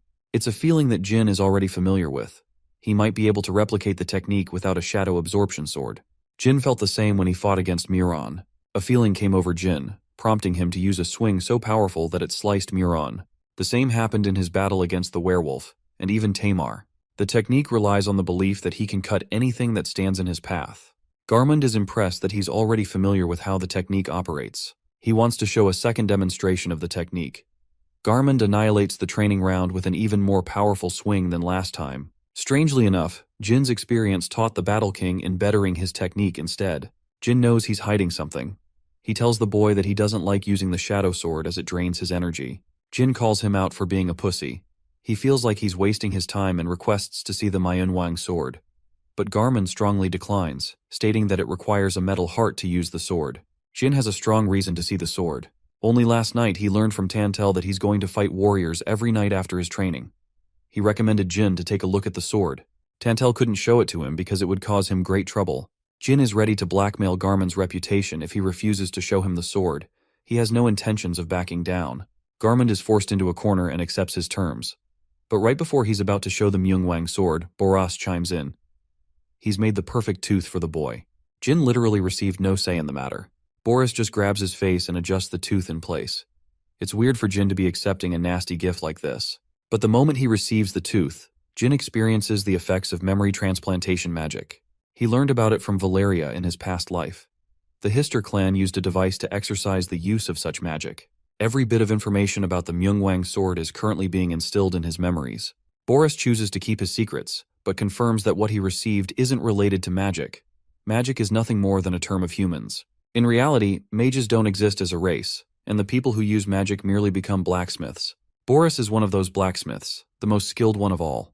They keep yapping about each other while Jin is contemplating how this civilization could use magic half a millennia ago. It's even more advanced than their current magic. Jin thanks the legendary blacksmith, who didn't just offer him the gift for no reason.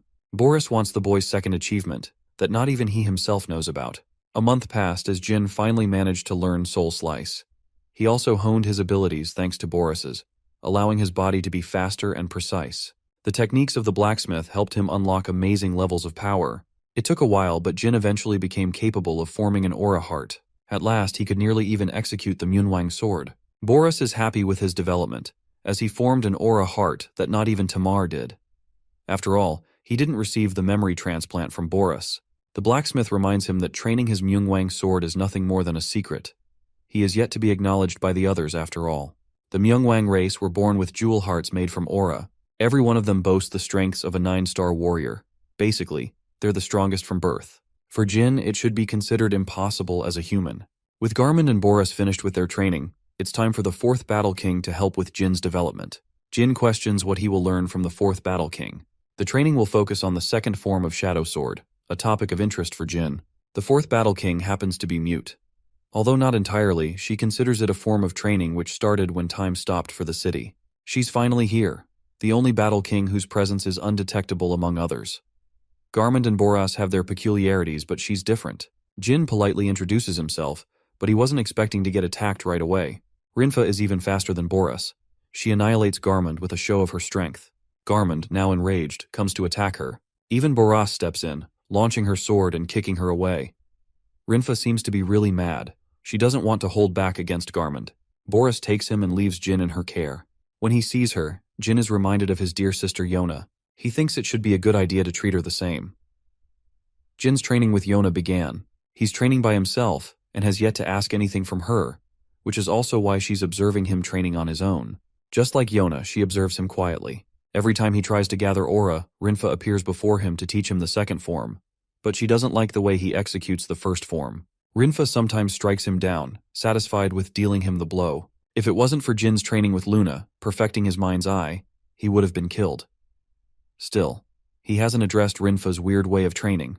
He has to make sure Rinfa is the one who approaches him, instead of the other way around. 10 days passed. Confused, Rinfa asks why he's yet to ask about the second form. Jin claims that he's uninterested and instead wants to know why she's not spoken a word. Jin calls her out. He thinks that not communicating with others through speech and instead communicating with writing invalidates the purpose of her training.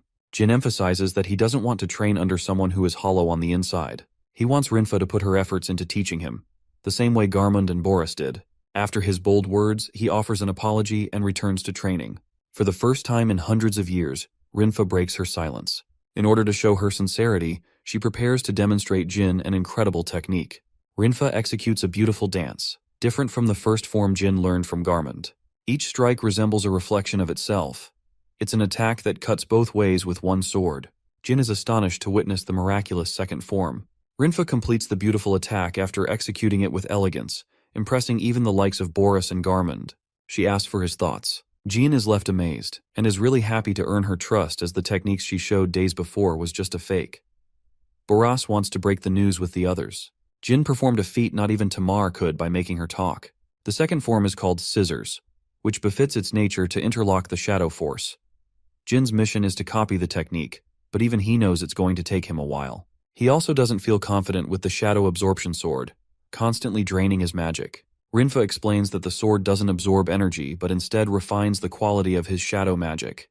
It's more of a cover, a sheath for his blade. This will further allow Jin to use shadow energy with refined consistency. Rinfa is hoping for our boy to overcome the shadow absorption sword. She loves to over-explain, and Jin likes this side of her. He wonders why she stopped talking. It was actually a punishment she gave to herself, something Rinfa couldn't share with the others. Jin acknowledges her feelings, and understands that she must have struggled so long on her own. He's happy to lend her an ear and hear her out. Rinfa ends up telling him everything. She faults herself for the failings of her people. She unnecessarily blames herself for stopping the arrogance of her race from challenging the gods. Rinfa was able to move past this hurdle after Jin's conversation. She thanks him, and believes Jin possesses a unique quality to transform others. News of the fourth Battle King reaches the ears of the commoners. They're here to celebrate, and Jin is most happy that she can communicate freely with others. Boris confronts him. He not only knew about her story, but he also knew that Jin Runkandel would be the person who could finally make the fourth Battle King break her silence. The fourth Battle King, the mute Rinfa, began talking once again ever since she started training the Runkandel warrior. Under her tutelage and training, Jin Runkandel sharpened his understanding of his sword skills. She helped him overcome the shadow absorption sword, taking away his powers, and taught him how to control its energy. Apart from that, Jin was taught the Shadow Sword's first form as well as the second form, both devastating attacks that he could now release after constantly learning for 2 weeks. Jin's rate of growth was impressive, and he could at this point only use the ability instead of perfecting it. It was an incomplete technique, but he thought about consistently practicing and getting used to both forms first. Perfection comes later after all. The Shadow Sword is a real problem obstructing him from doing so. A month passed. By this point, Jin had conquered the shadow-absorbing sword at will and retrieved his own sword. He's surprised to receive his precious weapon again. After all, at first he was told that his sword won't be used in the temple. Tantel confirms that from this point forward, it's crucial for him to use his weapon as part of his training. Right after he finishes up his training with the fourth Battle King, the real battle begins. Jin will have to face against their kind in actual duels in the form of sparring matches. It's been a while, but it's finally going to happen. Tantel confirms that the first few matches will take place in the afternoon, and people will come to see his strength. Currently, the first Battle King is selecting a suitable opponent for Jin Runkandel's skill level. Jin is excited to finally come face-to-face with a Myungwang member. Their kind is exceptionally more powerful than average humans, so he has been itching to clash his swords against them ever since he first came here. Tantel worries for him, however. He thinks Jin is taking on a challenge far too difficult for him at his current level. He's right, because the Myungwang are overpowered from birth, and Jin is nothing compared to the strongest of their race. From his words, Jin is able to piece together the fact that he's getting destroyed in the upcoming exhibition match. He was originally thinking that his opponent would be equal to the level of a member of the White Wolves, but this oversimplification and underestimation of the Myungwang makes Tantel laugh, who confirms that only one of their members is strong enough to beat the average warrior from the Red Tiger tribe, which is even tougher than the White Wolves. It's a short way of telling Jin that he's got 0 chances of victory in his upcoming battle. There's also the fact that the first Battle King, the one selecting his upcoming fight, really doesn't like Jin at all. It's almost certain that his opponent will have a tough fight. Jin admits that the typical Myungwang member is at least 9-star level when compared to humans, which is just overpowered as hell when you really think about it. Without a doubt, any opponent that gets picked is going to give Jin a tough fight. Tantel is supportive of Jin, however, and is prepared to support him no matter the outcome of his battles. He wonders if Jin followed his advice, the advice to watch the Myungwang sword at least once. Jin remembers going out of his way to do just that, even behind the backs of the Battle Kings. Jin contemplates that he learned about it from the memory chip he received from Boris, and now he's going to see the real deal in his upcoming duel. Tantel is glad that he followed his advice. The next thing is to wait for the duel to come, so he leaves Jin to rest until the afternoon. Some time passes and the fated time arrives. Boris comes to check on Jin's preparation for the fight.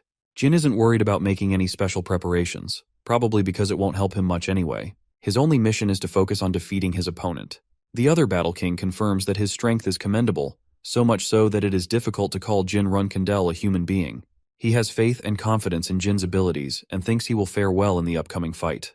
But Boris is worried because he thinks failing once can be really demotivating and discouraging for the soul. Rinfa argues the same, but all three of his teachers are hopeful for Jin's learning progress. They want him to use this as a learning experience and hone on his mistakes. Jin really doesn't like their pity party circling around him. He knows from Tantel that he's already going to lose, and yet people are treating him like he's already dead lost before the fight even begins. Boris explains that they're worried for a reason. In fact, they're worried that Jin's reaction will be the same as Tamar's, the first run Kandel. This is an interesting piece of information that catches Jin's reaction. He learns from the Battle Kings about Tamar's undefeated record in the outside world. While Tamar was unstoppable in the outside world, he faced limitations in La Prarosa and lost many times.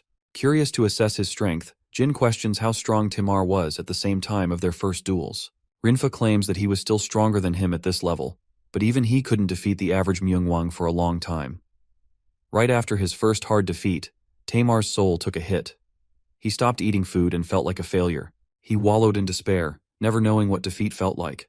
They assumed that Jin had the same trait as the first Run Candle Patriarch, but that's actually wrong.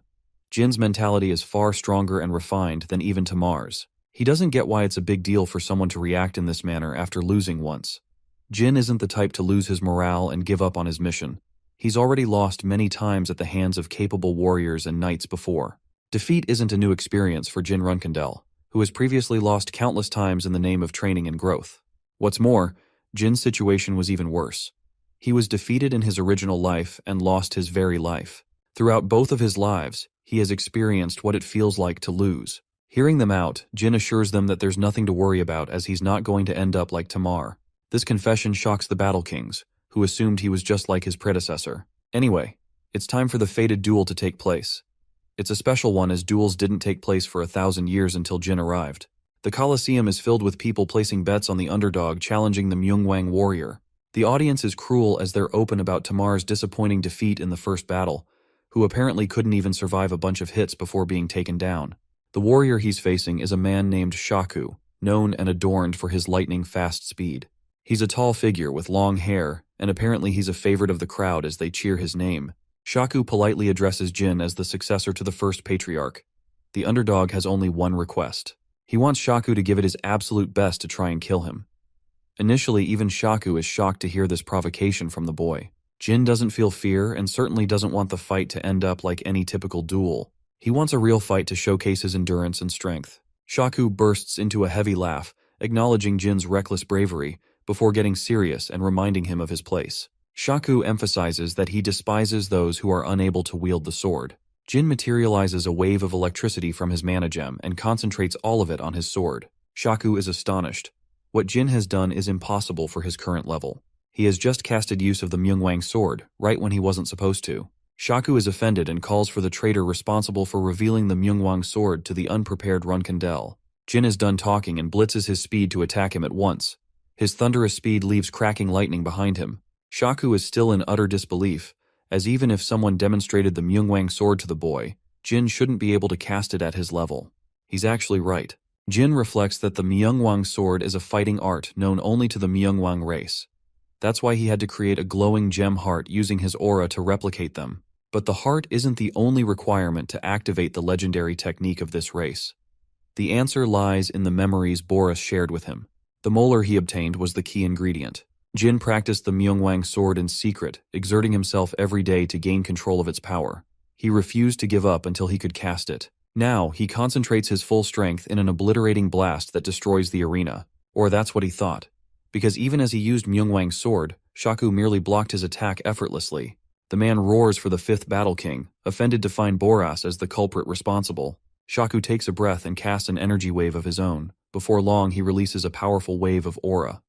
A wave of power falls upon him. Shaku is pissed that Jin deployed the Myungwang sword in battle. He wants to pay him back dearly for disgracing the technique. Shaku isn't letting this one slide, and Jin can only prepare for what's coming at him. He props up a spell and tries to summon Tess. To his great shock, Jin can't even access or summon Tess into this dimension. He wonders if it's because the La Prarosa dimension was created by Soldare, hindering the Phoenix's access to the dimension. Shaku sees him wide open for an attack and blitzes past Jin, who is barely able to respond by dodging his vicious attack.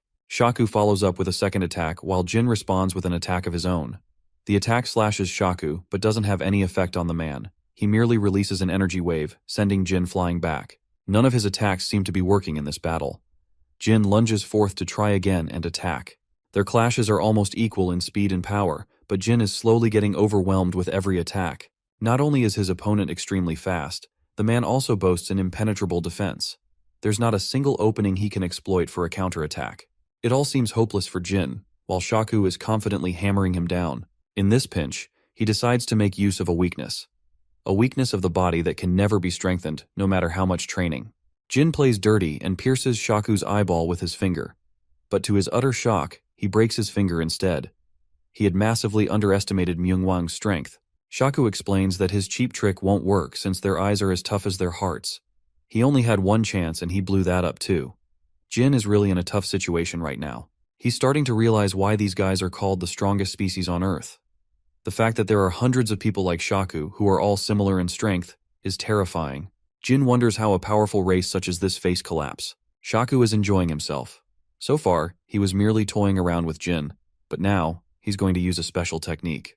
Jin's present condition is one of fear and shock. His body can't even bear the confidence to wield his sword properly. Shaku chimes in with a confident punch, explaining how he just used an ability called weapon oppression.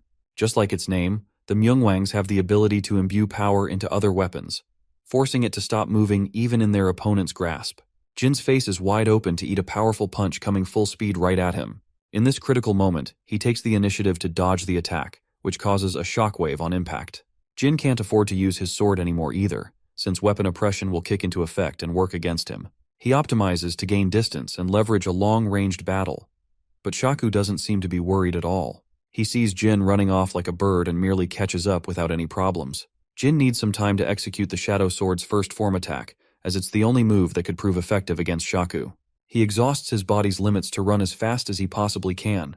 Having gained the distance he needs to execute the attack, Jin charges the Shadow Sword's first form, engulfing his weapon in a column of shadows. But as he's chanting the slash, Shaku catches up and stops him from executing it. He catches Jin's sword with his own, preventing him from using the slash at all. Shaku then tosses his weapon away completely, before grabbing Jin's clothes and dishing a really strong jab to his face. So powerful in fact that it launches Jin away. But the torture doesn't end here. Shaku catches him and decides to give the Runkandel a taste of the real Myungwang sword. He stops Jin's foot into the ground, preventing him from moving. Now that Jin is completely wide open, he eats hundreds of punches from Shaku, one after the other, in endless punishment. Shaku releases a final attack with a frontal kick, stomping Jin's entire body into the ground. Then he lunges forth for another charged kick, sending Jin flying into the air.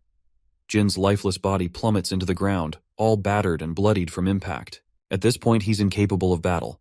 But Shaku isn't quite done. He grabs him again, before catching his blade and preparing to deal the final blow. As punishment for Jin using the sword before his time, Shaku intends to slice off his limbs, hoping that he isn't as arrogant in their next match. Jin's pitiful state renders him unable to respond. And just like that, Jin Runkandel loses his legs in painful punishment. After his disgraceful defeat, Jin ended up knocked completely unconscious. Vaughn wanted to use his blood to cure Jin's condition, even though the risks involved were high, as humans cannot handle the blood of the battle god usually. Jin could regain his consciousness in this fickle moment. He couldn't figure out what they were talking about. The battle god was fine with the treatment, recognizing Jin to be different from the average human. The blood transfusion process begins with Jin receiving whatever blood he can get from the battle god. After coming in contact with his body, Jin's nerves electrify from the sudden changes. Since he's a human and not a Myungwang, his body reacts abnormally and grows tense under the pressure. A voice calls out for him, confirming that the Runkandel can no longer hear the voice of the god of the darkness. There's a clear error, because if Jin cannot survive the blood and eventually dies, then that spells utter doom. The battle god has previously confirmed that Jin's death implies the complete annihilation of their race. His survival is critical. The battle god Vaughn speaks to the boy in his memory's consciousness, confirming that his death would mean the death of everyone. Jin at this moment is reminded of his miserable past life, and how he faded during that time too. His senses become sharper and more pronounced. The elixir of 10,000 poisons that he acquired from his sister is working itself to maintain Jin's survival. The elixir is so powerful that it will make it impossible for any assassin to kill Jin easily. Jin fights against his body's negative energy, refusing to give up right here and now. He has many objectives under his belt to accomplish. Failing here would be the end of it all. Most importantly, Jin has many people to protect and has to endure this suffering for their sake. Instead of the Myungwangs deciding his fate, Jin takes it upon himself to be the one who decides what happens to him. His mana heart strengthens, and after 1 month of remaining unconscious, Jin finally wakes up again. The very fact that he was able to wake up means that he survived the blood of one of the Battle Kings. He gets up, acknowledging that a month passed. Still, Jin believes that he's wasted too much time like this. He has to be done here by May, and it is March already. In his contemplation, Jin confirms that the only reason he survived is via the effects of the elixir of the 10,000 poisons. For some strange reason, he feels an immense energy and light coming from inside his body. Jin glances at the mana crystal in his chest, which is beaming in a flash of light. He can't believe that he has actually acquired the real deal. Jin had no idea that he could obtain the Myungwang heart after receiving a blood transfusion. Since he's now awake, Vaughn comes to visit him on her own, wanting to know if he's all right.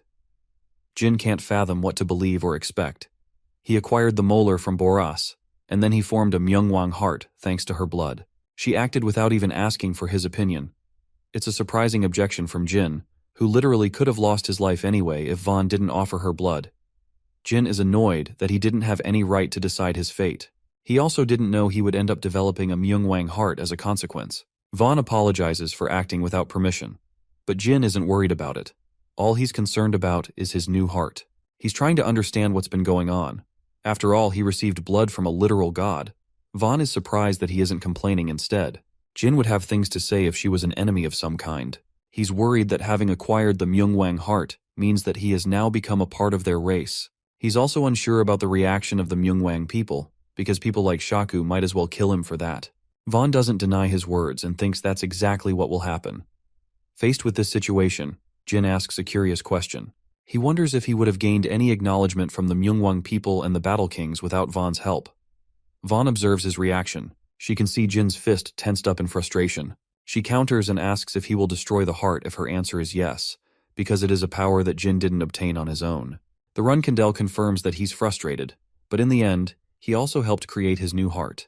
It wasn't something he wished for, but at the same time, if Jin failed to meet Vaughn's personal standards, then she wouldn't have decided to offer her blood.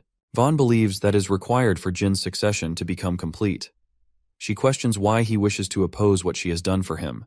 Jin explains that if it's a heart that he created, then he can always create it again when necessary. He doesn't share any intention of eliminating his new powers if they can be used for good, since they would serve a greater purpose. Vaughn confirms that even if he didn't take her blood, Jin's performance would have gained acknowledgement of her people. Happy with her response, Jin intends to use his new heart to his advantage. He tells Vaughn about his departure in the month of May, as he's also got things to take care of. But he will return to La Perosa after that, so he wants the battle god to adjust and tune the rate of his training with this trip in mind. Since there are only 2 months of training for Jin to use, she alters his training schedule, commanding the warrior to train with the 7th Battle King in the morning and in the afternoon. He will train with the man who put him in critical position, Shaku. 50 days passed in the blink of an eye in Jin's training. The Myungwang clearly opposed him, and grew even more hostile than before, ever since Jin obtained his new heart. But after a while, when they learned that it was against Jin's personal choice in the matter, they came to stop hating him. The Myungwang race is unquestionably fierce and dominant. While normally, Jin would have wished to become just as strong as them without having to utilize his new heart. But it's impossible, and he knows that after facing Shaku in 49 matches. The outcome? He lost every single match decisively, but every time he faced defeat, Jin Runkindel mustered his spirit to train again. Instead of fixating and turning inside his loss, Jin felt the need to climb higher and stronger than before. He could feel his mind opening to new perspectives and strength. After facing Shaku in 10 whole battles, Jin was starting to believe that he might be nearly as strong as Luna, his older sister whom he deems the strongest among his siblings. Shaku's overwhelming strength and aura blew apart Jin's chances of victory. Every fight was a fight to survive. After 20 harsh and strong battles, the Runkindel realized that Shaku wasn't an equal to Luna at all. After facing him 30 times, Jin began to grow stronger on his own, and was able to match the warrior's blows. By this point, he thought Shaku clearly doesn't hold a candle to Luna's dominating strength. After 40 long battles, Jin had the confidence to believe that he could slice off one of Shaku's arms. Their strength and speed matched each other, and the gap was narrowing with every fight. Jin's physical skills were increasing at a godly rate, and the spars of suffering soon became battles of joy for him. He began to enjoy those fights with Shaku as a rival instead of an underdog. Despite his struggles, Jin still had to seek outside help from the 5th Battle King Boras. Why, you might ask? It's because after every fight, Jin's body would be mutilated and sliced apart. After a while, Myungwang stopped talking about Tamar, his predecessor. In fact, they were starting to cheer the underdog on more than ever. Now came the day for the 50th duel, where Jin was cheerfully supported by the people. He observes Shaku's stern and annoyed face and mocks him for fearing an incoming loss. Shaku explains that he's actually grown attached since they trained together every day. With every battle, it's gotten harder and harder for him to slice Jin's body. But that's not the kind of man Jin wants to face. He wants someone dead serious and strong coming right at him like they've got a grudge to settle. Jin recommends the man to fight him seriously without any brotherly feelings. Vaughn is eagerly watching this fight take place. She comes to hear from Tantel about Jin's scheduled departure from the land of La Prorosa. Tantel makes a quick suggestion. He wants the rest of the people to also have the chance to fight Jin, as Shaku has had enough chances of his own and fought Jin for too long in their training. The other battle gods also confirm that Jin has gained a positive audience of supporters who spectate him eagerly, waiting for the chance to fight the successor. Vaughn draws to a pause before requesting the permission of the people. Before their fight begins, Vaughn announces Jin's departure in 2 weeks. She thinks it's time they all accepted him as one of their own, allowing them the chance to spar with him without any problems. Vaughn asks if anyone has a problem with what has just been discussed. Some of the Myungwang are still on the fence about accepting Jin Runchandel as one of their own. But seeing Garmund, Boras, and even Rinfa support Jin in his journey of growth has influenced their hearts. He has impacted the lives of the Battle Kings in his short stay, and he didn't even have an arrogant attitude despite receiving the Battle God's blessings. Even though his limbs were severed each day, Jin had the tenacity to return the next day and fight again. His undying persistence earned him the praise and recognition from the Myungwang. Instead of despairing like Tamar, he didn't fret about his losses either. In a moment of silence, the 1st Battle King Valtirok stomps the ground and accepts Jin Runchandel as his brother. He leads the pathway for others to accept Jin as well. Boris and Garmund are the happiest homies they can be. They also stomp in acknowledgement of Jin Runchandel. The gatekeeper Tantel follows, and even Shaku confirms they also believe in Jin Runchandel as one of their own. Soon, Jin receives a wave of acknowledgement from every single person at the arena. At last, the Myungwang people have agreed to accept him. Vaughn makes the announcement and declares Jin Runchandel as one of their own. After gaining acceptance from the Myungwang people, they decided who would come to fight him using the age-old game of rock, papers, and scissors. The sequence of fighters was soon finalized, and Jin became the victim of many fighters throughout the day. 2 days passed, and even Tantel was there to obliterate Jin's body with fierce slashes. Every morning he endured, every noon he suffered, and every evening he suffered even more. Jin endlessly fought the Myunwang people without taking any form of rest. He was physically strained all up until he had to face Shaku in their 50th rematch. Jin was pissed after getting the living crap beat out of him in every match, so he wanted to return the favor. But surprisingly, the moment he landed a small scratch on Shaku's face, the man accepted his defeat and surrendered. Jin was furious like hell that he couldn't dish out the same treatment that he got in return. He was really mad, but at the same time, came to accept the fact. After all, his new goal was to beat the Myungwang people instead of Shaku. When the fight finished, Jin regained his composure and helped Shaku get up from the ground. 9 days remained until he departed from the realm. He has a duel with each of the Battle Kings scheduled right after he returns from the human realm. So for now, he's simply training with the other Myungwang members for the meantime. In conclusion, that's how he fought a total of 64 endless matches against the Myungwang people. After his battles, Tantel decided to throw a celebratory treat in Jin's name, who has been consistently putting in the effort and surviving the brunt of every battle. He offers Jin the same mineral drink from day one, but he's just not interested in remembering his previous experience, which was filled with disgust and bitter taste. Tantel emphasizes that this time, it will taste much different, so he should go ahead and drink up. Jin is surprised and suspicious, but he decides to trust the man anyway. He chugs the drink down, and this time, Tantel wasn't kidding around. The drink does taste different. It packs a powerful, rich flavor now. The 5th Battle King explains that the change in taste occurred ever since Jin acquired the Myungwang heart. Jin is pleasantly surprised it's possible to influence his taste. Shaku has become best buddies with him and offers his drink too. Jin has no choice but to accept his drink in kind. They both chug it all down like old rivals. The rest of the party shares a drink with Jin too, pouring him a damn tub of alcohol to drink. This man Jin actually gulps down all of it, impressing his fellow brothers. They even toss him in joy and happiness, celebrating the moment to its fullest. After the party, a drunk and defeated Jin returns to the roof. There, he finds one of the Battle Kings waiting for him. Belize's surprise appearance made him wonder why she came here. She draws a wide smile, realizing how happy Jin is while enjoying the company of her people. She came here to enjoy the beautiful night sky. The dimension was once reproduced by Soldere, but it's actually the same as the original place they belong to. Belize can't help but admire the purple hues of the sky. Jin curiously asks if she's interested in the outside world ever at all. Belize explains that since time has forever stopped for the Myungwang people, they merely accepted their fate and no longer possess the desire to return to the outside world. While it sparks her curiosity, Belize drops a wise thought. She thinks it is pointless to dwell on something they could never have in the first place. The memories of the people they loved are no longer there after all. Jin apologizes for his rude remark. Belize admits that she heard something from the battle god Van herself. It's been 5 millennia in the outside world, so maybe there is something that could free the Myungwang people from this dimension too. Jin hears her out, but even he knows that in the modern age, nothing like that has been developed. No amount of magic or advanced technology could free them from this dimension. The reason for that is simple. They've yet to connect to the fire dimension, the home of the phoenixes itself. Magic from the outer dimensions is forbidden and prohibited by every association too. The kind of magic that could potentially free the Myungwang people will likely never be developed according to Jin. He still asks if there is any possible way to explore the outside world. Jin remembers Tantel contacting him from the outside world, so he thinks there may be some other way. Belize confirms that it's because Jin was lingering in the desert, and Tantel was the gatekeeper of the dimension to receive him. Belize makes a hopeless and pure request to Jin, asking him to explore a method to free the Myungwang people and help them escape this dimension. Jin confirms that he's going to find a way for them to get to the outside world.